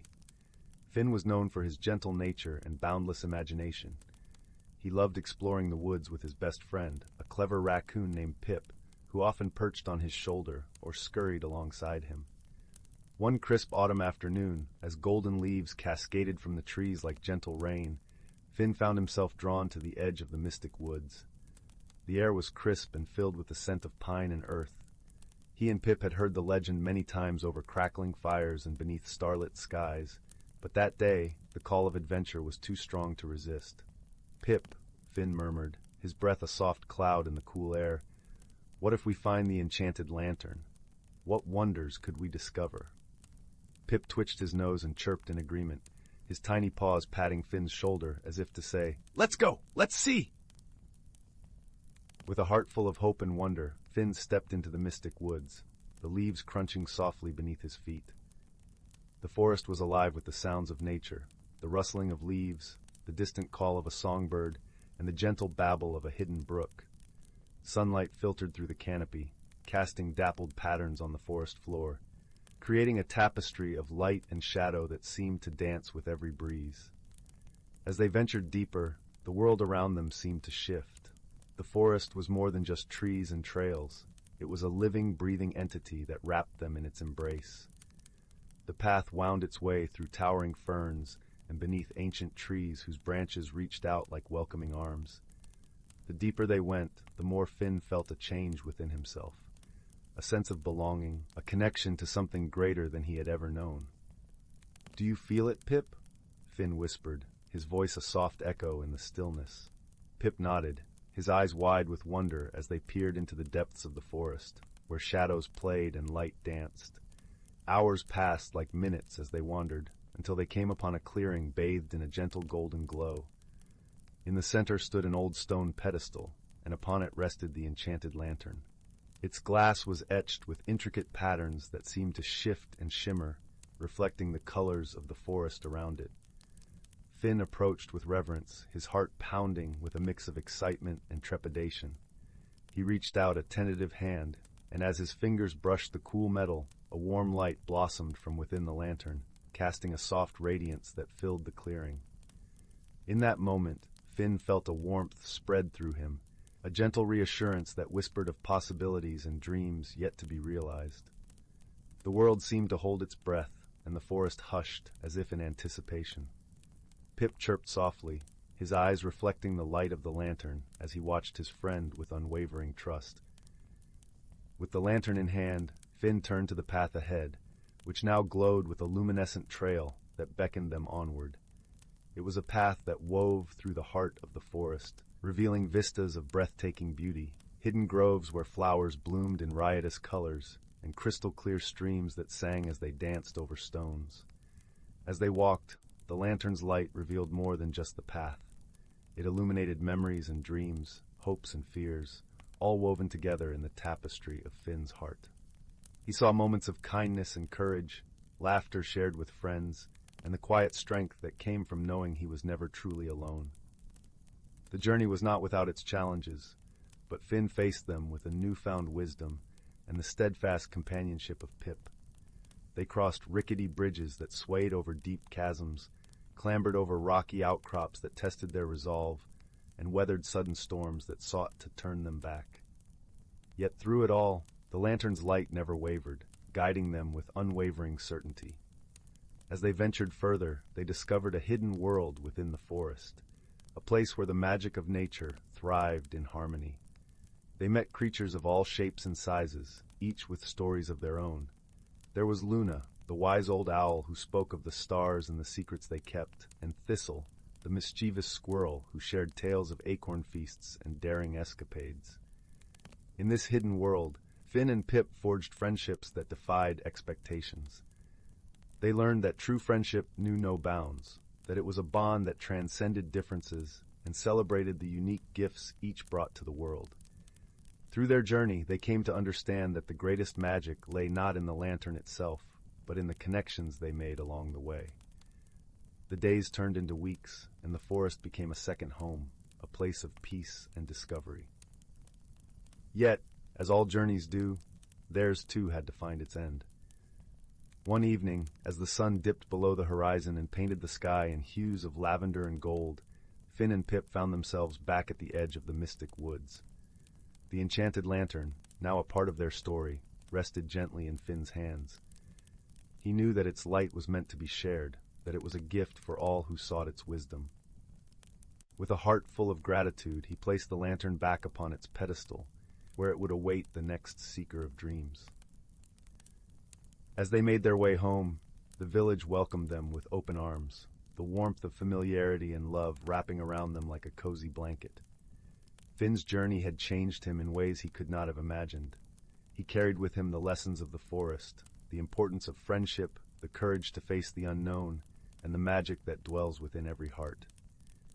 And so, with Pip by his side, Finn returned to the world he knew, forever changed by the journey he had taken. The enchanted lantern remained in the heart of the mystic woods, a beacon of hope and wonder, its light waiting to guide those with the courage to seek it. In the quiet of the night, beneath a sky strewn with stars, Finn and Pip lay in the warmth of their home, knowing that the magic of their adventure would live on in their hearts and in the stories they would share. And as they drifted into a peaceful slumber, the gentle glow of the lantern lit the path for the dreams yet to come, promising new adventures, new friendships, and the enduring magic of a kind heart. In a little house at the edge of a sleepy village, where the roof slanted just so, and the windows blinked like kind eyes in the evening light, there lived a quiet boy named Leo. His favorite place in all the world was the attic, a treasure trove of forgotten things, smelling sweetly of old wood and dried lavender. It was here, one afternoon while the rain pattered softly on the roof, that Leo discovered something quite extraordinary. Tucked beneath a dusty blanket, behind a basket of yellowed letters and a stack of picture books with curling edges, was a small wooden music box. It was carved with delicate patterns of ivy and stars, and when Leo lifted the lid, it didn't play a tune. Instead, a soft, silvery light spilled out, and from within emerged the faint, chiming sound of distant bells. Curious, Leo wound the tiny key on its side. The light grew brighter, and the bells rang clearer, like those from a chapel hidden deep within a snowy forest. And then something magical happened. The dust motes dancing in the attic sunlight began to swirl and gather, forming the shape of a small, shimmering mouse with ears like rose petals and eyes like dewdrops. "You've found me," the mouse chimed, its voice like the gentle shaking of a silver bracelet. "I am the keeper of lost melodies." Leo, though wide-eyed, was not afraid. "Why are you lost?" he asked softly. "I am not lost," the mouse replied, its light flickering like a candle flame. "But my song is, a piece of it broke away long ago, frightened by a loud noise, and hid itself somewhere in this house. Without it, I cannot chime properly, and the world feels a little less musical." And so began Leo's journey, not across oceans or mountains, but through the familiar corners of his own home, guided by a creature of light and sound. His courage was not the kind that waved swords or shouted battle cries. It was the quiet kind that listens in the dark and offers a steady hand. Their first helper was an old tortoise-shell cat named Mabel, who spent her days napping on the sun-warmed rug in the parlor. When Leo whispered their quest to her, she stretched languidly, her purr rumbling like a tiny, contented thunderstorm. "Something lost, you say?" Mabel murmured, blinking slowly. "I did hear a faint, shivering note behind the grandfather clock yesterday. Sounded lonely." So they tiptoed into the hallway where the tall clock stood like a wise old sentinel, its pendulum swinging with a comforting tick-tock, tick-tock.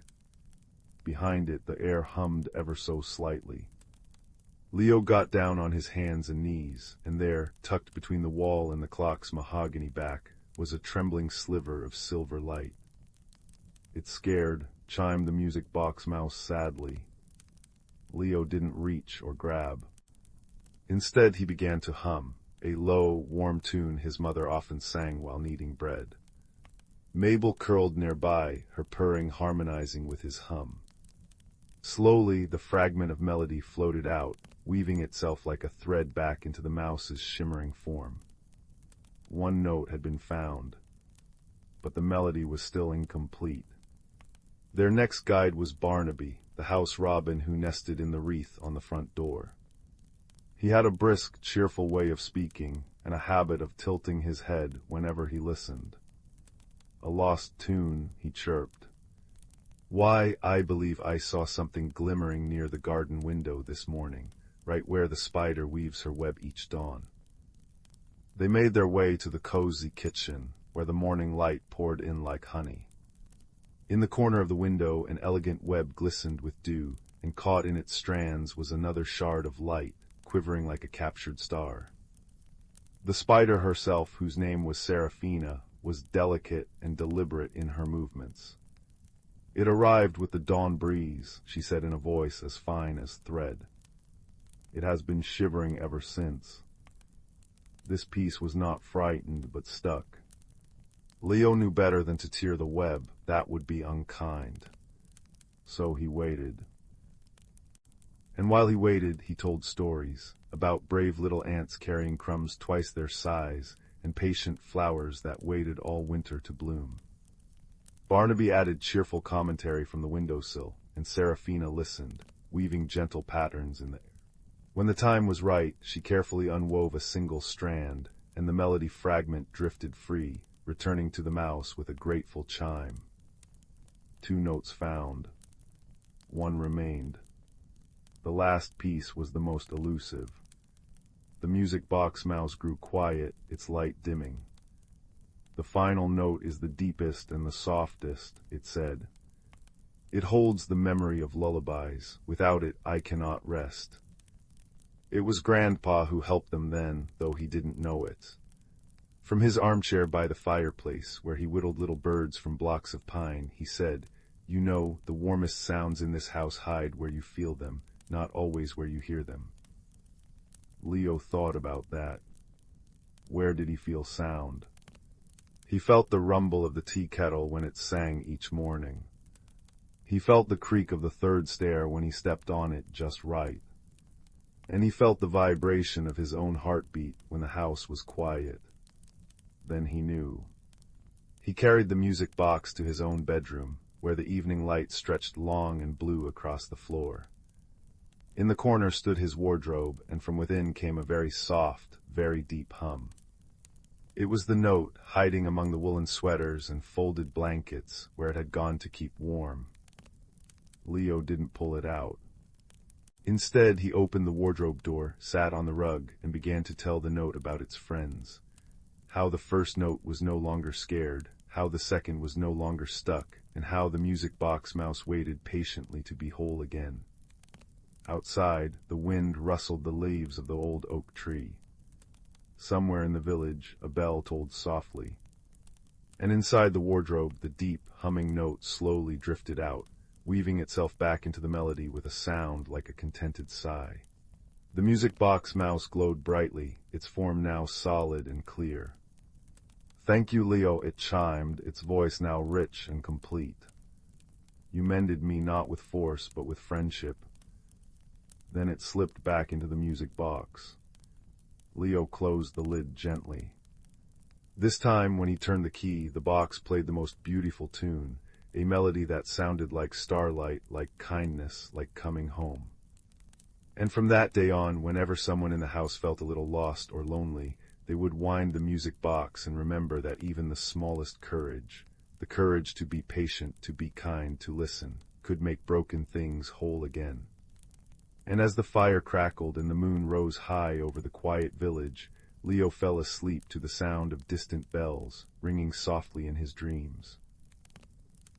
The village of Willow Hollow nestled between whispering pines and a chuckling brook, where chimney smoke curled like sleepy cats into the twilight sky. Here cobblestone paths wound past cottages with mossy roofs, and the air always smelled of baking bread and damp earth.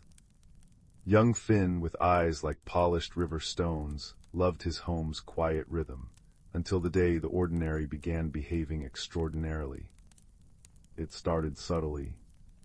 Mrs. Bramble's prize-winning teapot, usually content to whistle a cheerful tune, began pouring lavender-scented tea instead of Earl Grey. Then old Mr. Thistle's garden rake danced a jig among the carrots when no one was looking. By week's end, woolen mittens knitted themselves into curious star shapes overnight, and the bakery's sourdough loaves emerged from the oven speckled with edible silver glitter.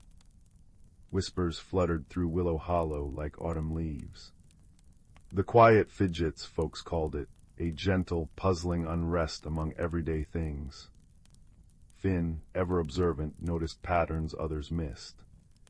The oddities always happened near dusk and only around objects touched by many hands, a well-loved teapot, a shared rake, community knitting wool. Determined to help, he visited the village's wisest soul, Ilara, who lived in a cottage shaped like a toadstool, its walls woven with living honeysuckle. Her eyes, deep as forest pools, crinkled kindly. "Ah, Finn," she murmured, stirring a pot of moonflower syrup that smelled of cinnamon and starlight. "The world whispers when it's unsettled. We must listen with more than our ears." That evening, as fireflies blinked like tiny lanterns, Finn and Ilara sat on her porch. She handed him a magnifying glass framed in willow wood. "Look closely, child. Magic leaves traces softer than cobwebs." Finn peered at a fidgeting knitting needle. There, glimmering faintly on its surface, were minuscule, iridescent footprints, like those of a tiny, nervous bird. "Pixie tracks," breathed Ilara. "But pixies are merry tricksters. These prints tremble. Something troubles them." Their investigation led them to the heartwood tree, an ancient oak at the village center, its bark etched with generations of wishes. Beneath its roots lay the pixie post, a hollow where villagers left offerings of honey or shiny pebbles for good luck. That night they found the post in disarray. The usual gifts were scattered, and the air hummed with a faint, anxious buzz. Hiding behind a clover leaf was Pip, a thumb-sized pixie with moth-wing sleeves, wringing her hands. "It's the grumble stone," she piped, voice like a shaken bell. "It rolled into our nest beneath the post. It mutters such sad, heavy thoughts, and its grumbles make everything jittery." Pip led them down a root tunnel into a cavern glittering with crystal dew. There, wedged among pixie feather beds, was a smooth, gray stone, ordinary except for the low, rhythmic murmur it emitted. "No one notices, too plain," forgotten Ilara knelt, her palm hovering above it. "This isn't just a stone, Finn, feel its energy." Finn placed his hand near it. A deep loneliness pulsed from it, cold as forgotten cellar air. "It's not magic," realized Finn softly. "It's unhappy. It came from the brook, maybe tumbled down in the last storm, and all the village shared warmth above made it feel left out." The solution came not through spells, but empathy. "Every heart needs to belong," said Ilara. With Pip's help, they gently carried the grumble stone to the brook's sunniest bend, where dragonflies skimmed the water. Finn placed it among friendly, chattering river stones. Then, inspired, he fetched the village's polishing cloth, used by everyone to buff the wishing bell, and gave the stone a gentle rub. As the cloth passed over it, the stone's murmur softened into a contented sigh. Shiny, warm home. The next morning, Willow Hollow awoke to restored peace. Teapots whistled familiar tunes, rakes stood quietly, and bread baked golden brown. But something new graced the brook's edge. The stone, now gleaming like quartz, sat amidst its kin, radiating a soft, happy hum that harmonized with the water's song. Villagers, noticing its newfound glow, began leaving smooth pebbles beside it, a tiny, welcoming council. That evening, Finn joined Ilara by her crackling hearth, sipping lavender tea that tasted perfectly of lavender. "The greatest magic," she said, her firelight casting dancing shadows, "is often kindness. Even stones remember how it feels to be seen."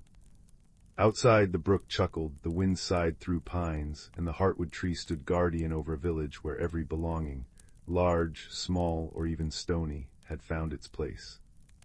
And as Finn walked home beneath a sky dusted with stars, he knew the deepest mysteries were solved not with wands, but with watching eyes and a willing heart, ready to mend what was quietly broken. Sleep wrapped around him like a soft quilt, filled with the comforting certainty that in Willow Hollow all was well, and all would ever be well. Leo always believed the woods behind his cottage held secrets. Not the ordinary kind, like where squirrels hid their acorns, but deeper, older mysteries. Every evening he'd sit by his window, watching fireflies blink like fallen stars above the ferns. But lately the lights had dimmed, leaving the forest cloaked in an unsettling gloom. On his 10th birthday, Leo's grandmother pressed a smooth, milky white stone into his palm.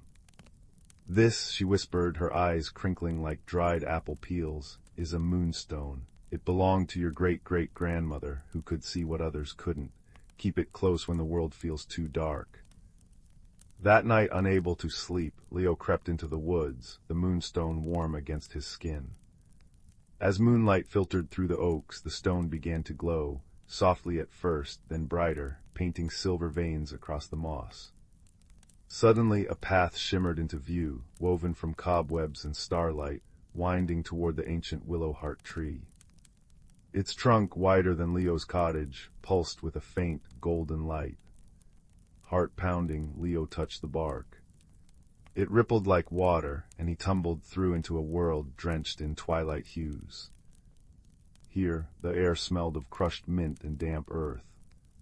Giant mushrooms glowed violet, and rivers of liquid amber flowed between roots. But the fireflies, now enormous, with wings like stained glass, drifted listlessly, their light sputtering. A small creature darted from behind a toadstool. No taller than Leo's knee, it had velvety fur the color of moss, ears like fern fronds, and anxious, lantern-yellow eyes. "You're human," it gasped, voice like rustling leaves. "I'm Pip, and you shouldn't be here. The glimmer is fading." Pip explained that this realm, the Valewood, thrived on light, especially the firefly's glow, which fueled the magic keeping the Valewood hidden. But a creeping chill was devouring the light, withering flowers and silencing the crystal crickets. "It started when the Shadowkin arrived," Pip murmured, pointing to Inkai smudges staining the tree trunks. "They're not evil, just lost, and terribly cold." Leo held up the moonstone. Its light flared, pushing back the nearest shadow. Pip's eyes widened. "The Heartstone, legends say it can mend broken light." Together they devised a plan: follow the Amber River to the Crystal Peaks, where the oldest fireflies nested. Perhaps there they'd find answers. Their journey was a tapestry of wonders and perils. They crossed the Bridge of Whispers, made of singing reeds that hummed warnings when shadows neared. In the moss grove they met elderly tortoises whose shells glittered with embedded quartz, who spoke in riddles. "To warm what's cold, seek not the blaze, but the spark within the haze." Deeper in the Valewood they faced the Shiverwind, a gust that stole warmth from bones. Leo shared his woolen scarf with Pip, wrapping them both tight, while the moonstone glowed like a tiny hearth. "Friendship," Pip chirped through chattering teeth, "is a good shield against the cold." One evening, as they sheltered in a hollow log, Leo noticed Pip shivering, wings drooping. "Your light's dimming too," Leo realized, horrified. Pip nodded. "The Shadowkin drain warmth just by being near. They're lonely, I think. Loneliness can make you cold." Leo remembered winters by his grandmother's fire, how stories and hot cocoa thawed his own solitude. An idea sparked. What if we helped them? At the Crystal Peaks they found the firefly nests, great geodes pulsing with frail light. But curled beside them was a Shadowkin. Unlike the smudges in the trees, this one had a shape, a wispy, wolf-like creature made of swirling smoke, with eyes like frozen ponds. It whimpered, reaching toward the fireflies, but recoiling as their light guttered. "It's hurting them by accident," Leo breathed. Stepping forward, Leo raised the moonstone. Instead of driving the Shadowkin away, he focused on the warmth Pip had kindled in his chest, the warmth of trust, of shared laughs under glowing mushrooms, of Pip braiding starflowers into his hair. The stone blazed, not with harsh light, but with a gentle, golden radiance. The Shadowkin flinched, then stilled as the glow washed over it. Slowly its smoky form softened, revealing fur as white as birch bark, and eyes thawing into warm amber. "You see me," it rasped. Its name was Frost, and it had wandered into the Valewood through a crack in the mountains, drawn by the firefly's glow but cursed with a chill that extinguished light. I only wanted to be near something warm, Frost whispered. But my touch brings frost. Leo understood then, Frost wasn't a thief, but a prisoner of its own nature. The trio huddled together, Leo's arms around Pip and Frost. Frost trembled. I'm so tired of being cold. Pip placed a tiny paw on Frost's muzzle. Let's share our warmth.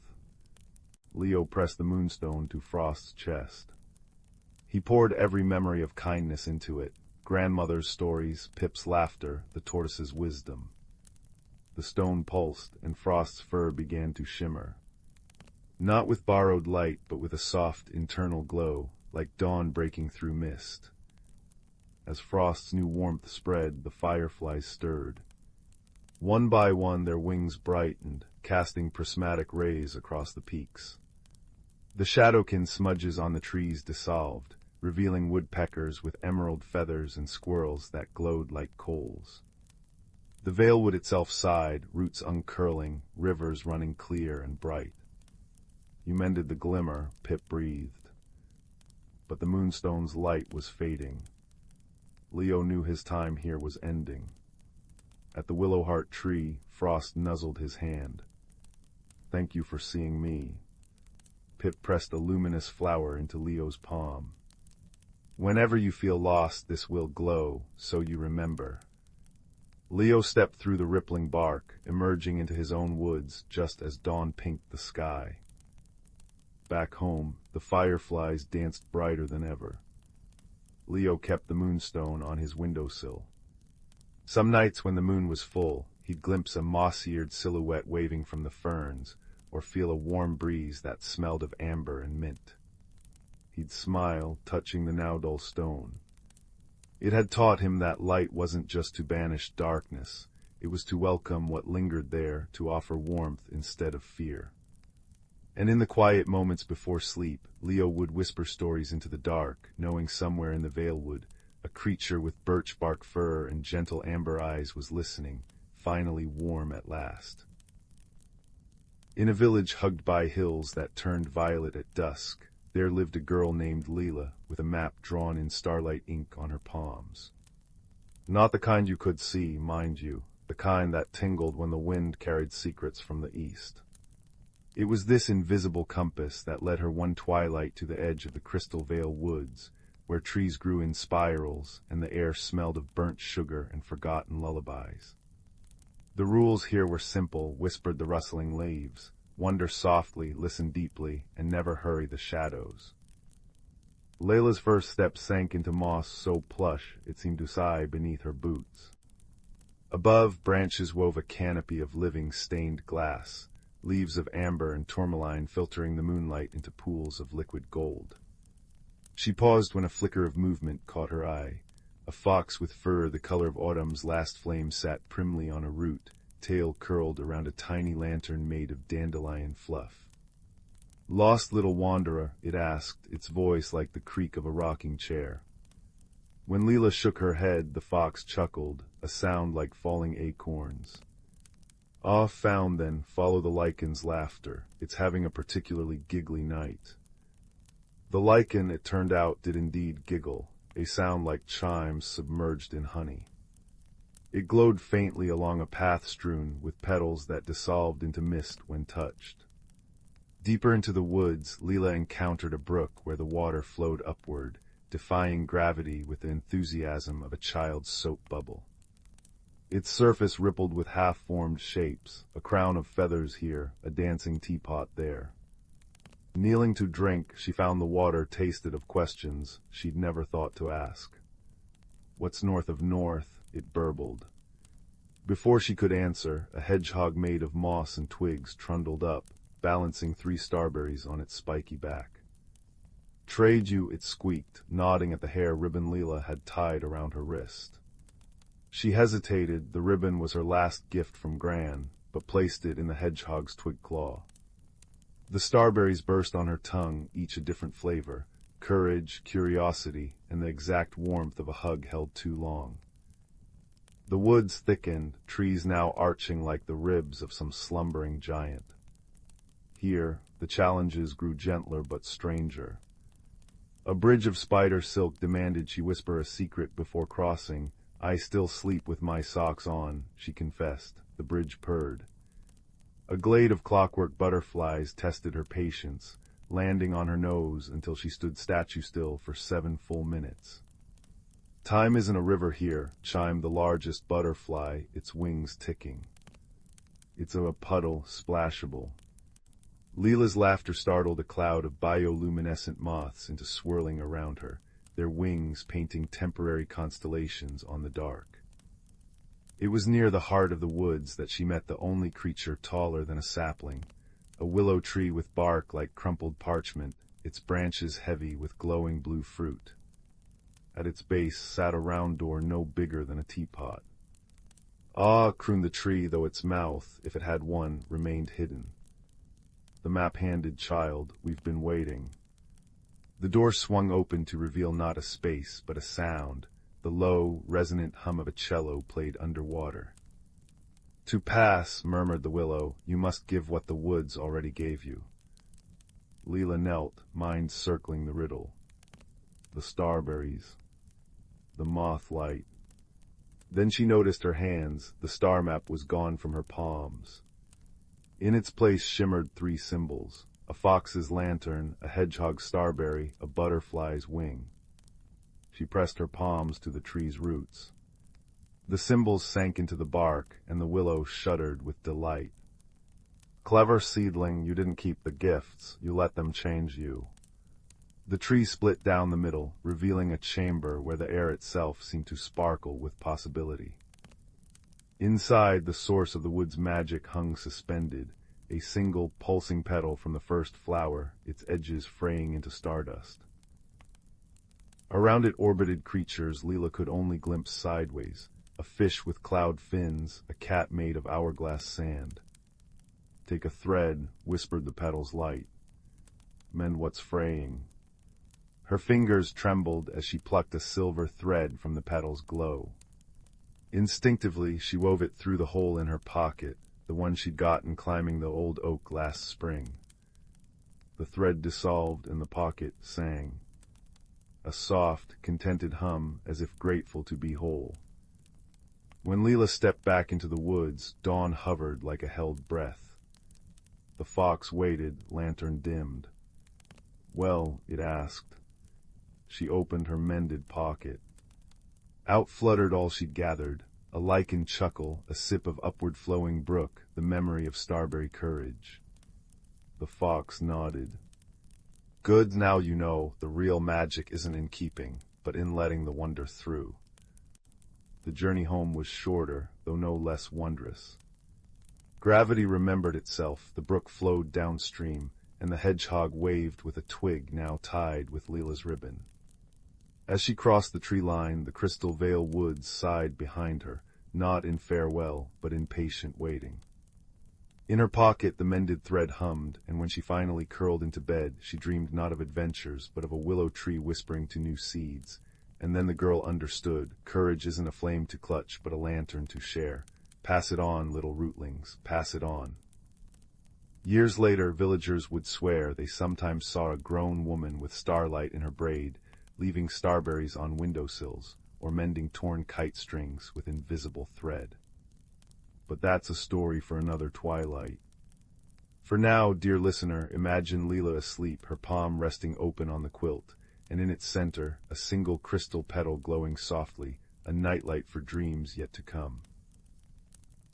Deep within the whispering woods, where ancient oaks wore beards of moss and sunlight dappled the forest floor like scattered gold coins, lived Fern, a young rabbit with fur the color of twilight shadows. This forest wasn't just trees and earth, it was alive with quiet magic, a place where the boundaries between creature and spirit, reality and dream, shimmered like heat haze on a summer's day.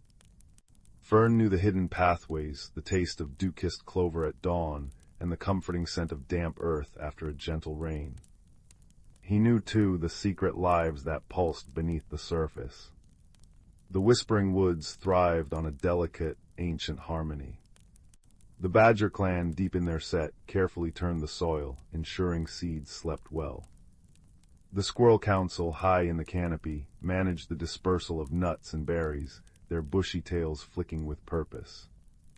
Glimmerflies, tiny creatures woven from starlight and pollen, tended the night-blooming flowers, their soft hum a lullaby for the woods. An old grandfather mossback, a turtle whose shell was etched with centuries of growth rings, was the keeper of the tides, sensing the subtle shifts in the forest's deep magic tied to the seasons and the weather itself. Fern's favorite time was the amber season, when autumn painted the leaves in fiery hues. The air grew crisp, carrying the scent of wood smoke from unseen hearths and the sweet decay of fallen apples. One evening, as the setting sun stained the sky lavender and peach, Fern noticed something amiss. The gentle giggle of Crystal Brook, usually a constant companion near his burrow, had faded to a troubled gurgle. The glimmerflies, usually flitting like scattered embers near the water's edge, hovered anxiously, their light dimmer than usual. Even the leaves seemed to whisper with a note of worry, rustling secrets Fern couldn't quite grasp. Seeking wisdom, Fern hopped along the familiar, root-ribboned path to the mossy stone, where Grandfather Mossback basked in the last warm rays. The ancient turtle's eyes, deep pools of moss-green wisdom, opened slowly as Fern approached. Grandfather Mossback, Fern began, his nose twitching with concern. Crystal Brook sounds sick, the glimmerflies are sad, the air feels heavy, like before a storm that never comes. Mossback took a slow, deliberate breath, the scent of damp earth and ancient stone clinging to him. He extended his neck, tasting the air. Ah, young Fern, your senses are keen. The balance shifts. The amber season's magic is waning, but this is different. A blockage, a knot in the forest's flow. He tapped his claw thoughtfully on the stone. The rains were heavy last moon. Perhaps the great roots of the sentinel oak shifted, or stones tumbled where they shouldn't. Crystal Brook cannot sing if her throat is choked. Fern's heart fluttered. What can we do? The forest feels wrong. Patience, little one, Mossback rumbled, his voice like stones grinding softly together. Harmony isn't a stillness, but a constant dance. The forest remembers its steps. We must find the source gently, wisely. Go to Willow at the bend where the ferns grow thick. She listens to the water's song like no other. Following the troubled brook upstream, Fern felt the unease deepen. The usual comforting scent of wet stone and watercress was tinged with stagnation. The playful sparkle on the water's surface was dulled.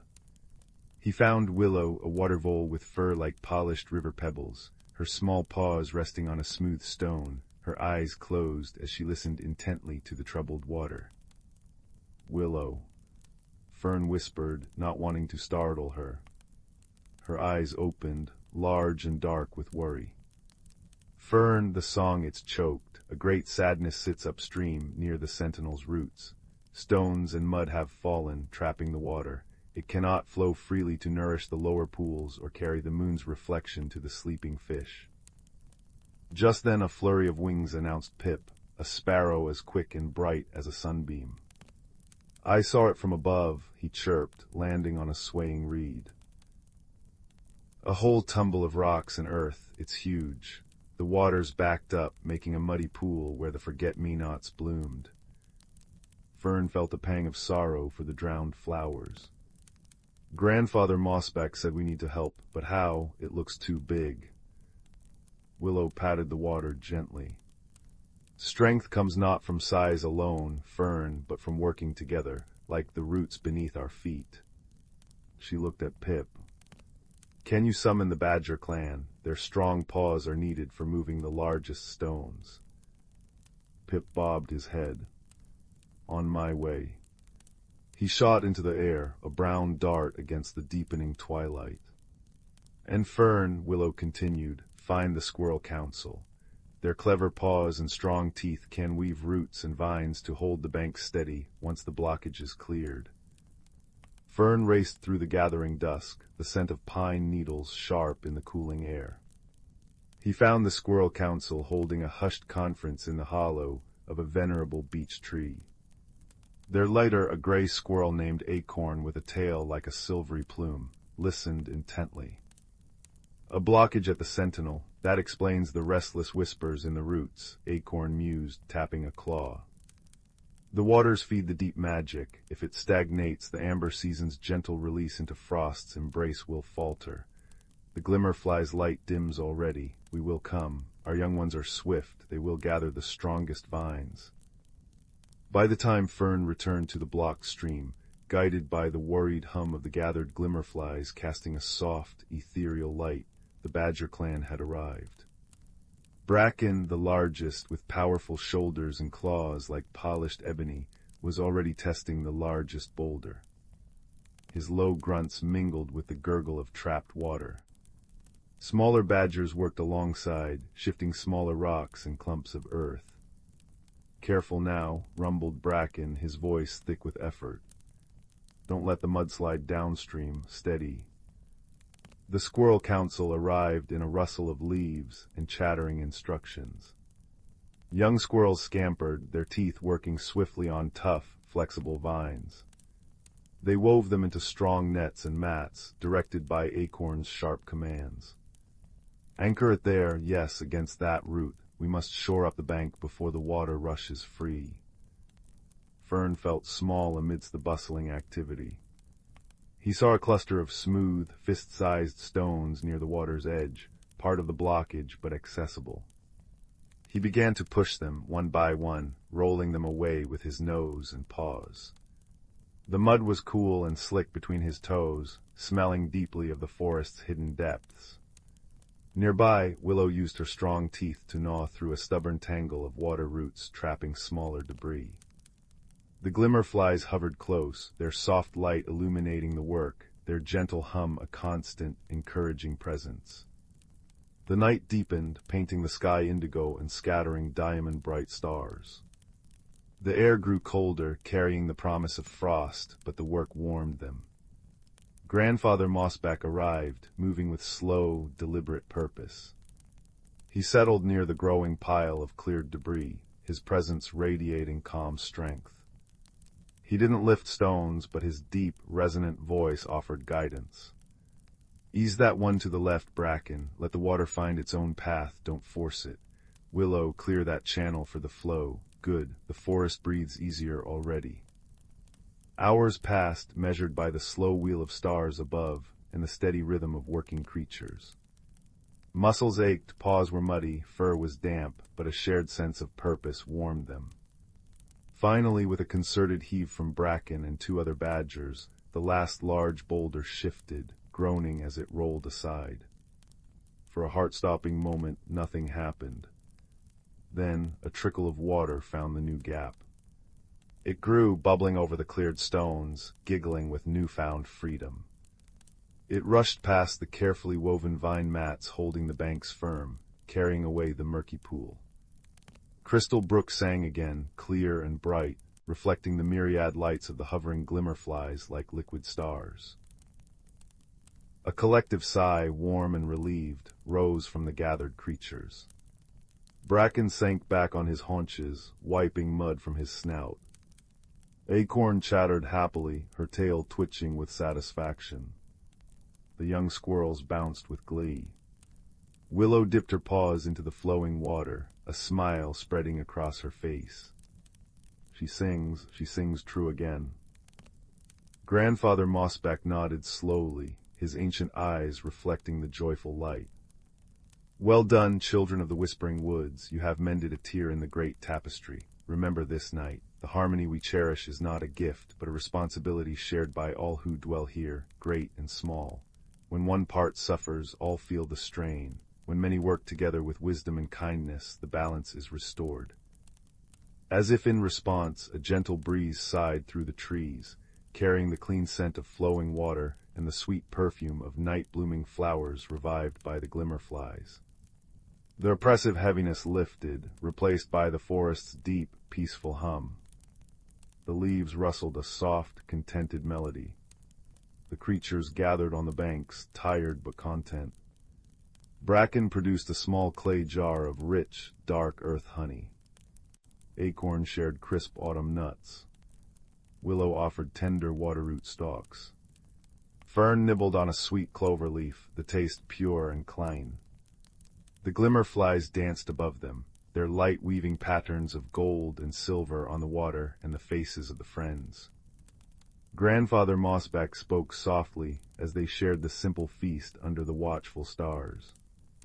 See how the brook carries the fallen leaves. They are not lost, but become part of the earth downstream, nourishing new life. So it is with our actions. Tonight's work feeds the forest's future. The magic tied to the seasons flows strongest when the waters run free.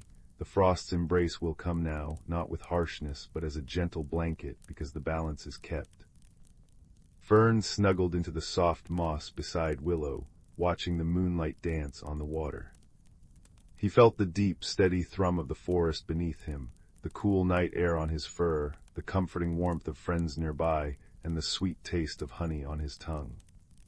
The gentle wisdom of the ancient turtle, the strength of the badgers, the cleverness of the squirrels, the quiet dedication of the vole, the guiding light of the glimmerflies, it all wove together like the roots beneath the soil, holding the whispering woods in its timeless, harmonious embrace. The subtle magic of the place, the interconnected lives, the respect for the seasons and the elements, it wasn't a grand spectacle, but a quiet, enduring truth whispered on the wind and flowing in the water. As sleep began to pull at his eyelids, Fern understood. Caring for their shared home, listening to its needs, and acting together with kindness wasn't just a task. It was the very song the forest sang, a lullaby of belonging that would echo through generations, as enduring as the ancient oaks and as comforting as the moon's gentle light on a peaceful night. The forest breathed softly around him, whole and well, and Fern drifted into dreams cradled by its deep, harmonious peace. The village of Willowbrook was a place where the ordinary and extraordinary danced together like fireflies on a summer evening. Nestled in a gentle valley where the river hummed lullabies and the clock tower chimed with the softness of a mother's whisper, it was known for two things: the kindest hearts in all the land and the most curious little mysteries. Our story begins on an autumn evening, just as the last rays of sun dipped behind the purple hills. A soft, misty rain had begun to fall, tapping gently on rooftops and leaves like tiny, invisible fingers. In her cottage at the edge of the village, a young baker was just closing her shutters when she noticed something peculiar. The stars above Willowbrook, usually so bright and plentiful, seemed fewer than usual. As she looked closer, she realized with a soft gasp that the constellation of the Silver Swan, which always watched over the village, was missing entirely. Now this baker, let us call her Cora, was known for her patience and her keen eye. Where others might have panicked, she simply pulled her woolen shawl tighter and pondered. She remembered an old rhyme her grandmother used to sing. When the swan takes flight from sight, seek the map drawn in starlight. Follow where the rainbows sleep, secrets that the glen will keep. Cora hummed the tune softly, the words weaving through her thoughts like the scent of cinnamon through her warm kitchen.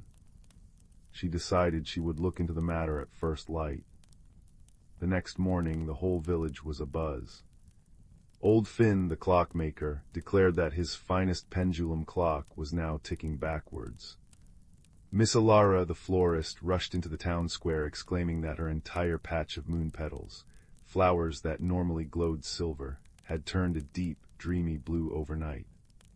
And young Leo, the shepherd boy, reported that the stream near the elderberry grove now flowed uphill. Cora listened to everyone with a gentle, attentive smile. She brought baskets of still warm hazelnut buns to share, and as the villagers nibbled and murmured, she noticed something. Each strange occurrence seemed tied to a place, mentioned in her grandmother's rhyme. She found Finn polishing his spectacles by the fountain. "The clock only turned backwards after you wound it with the silver key, didn't it?" she asked softly. Finn nodded, and Cora noticed the key had a tiny, almost invisible swan engraved on its bow.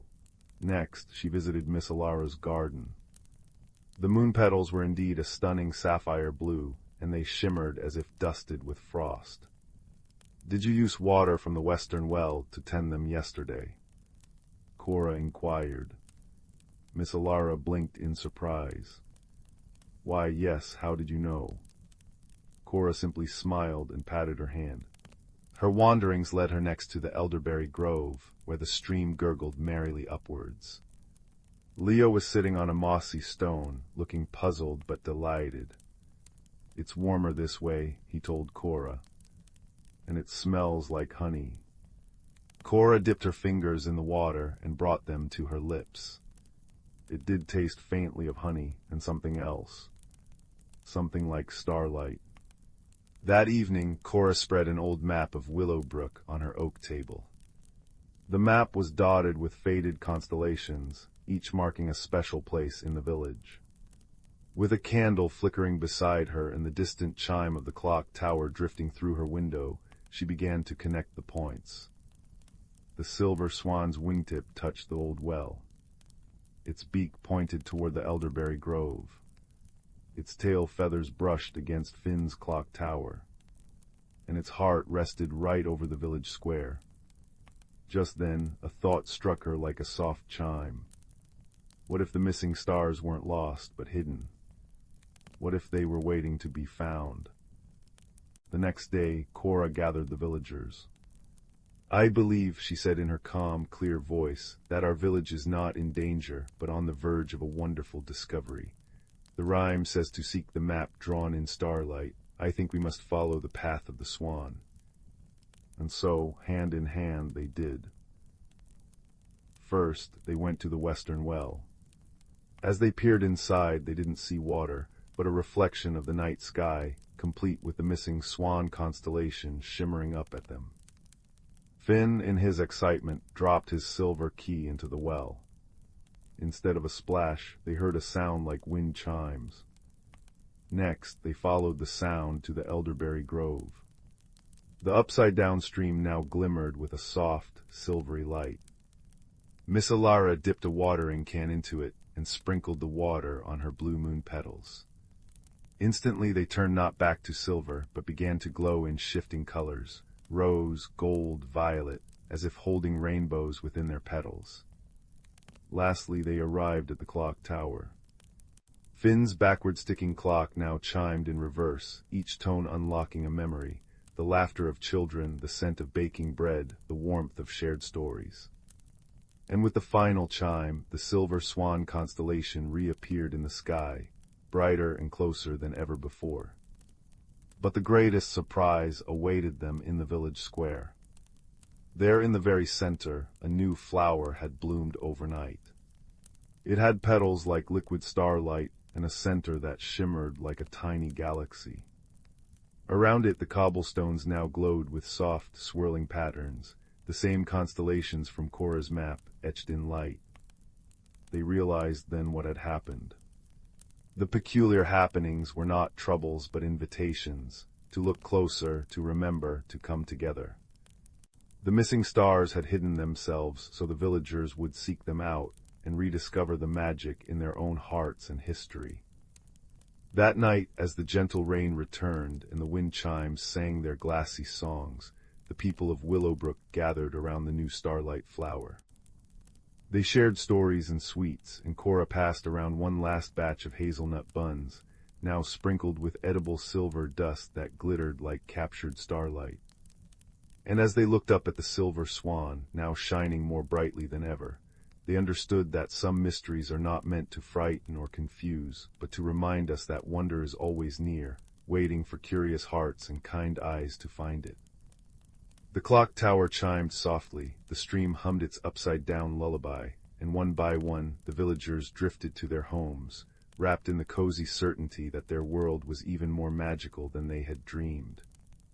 And high above, the stars twinkled in agreement, keeping their gentle watch over the little village where mysteries were solved with empathy, and every ending felt like a warm, welcoming beginning.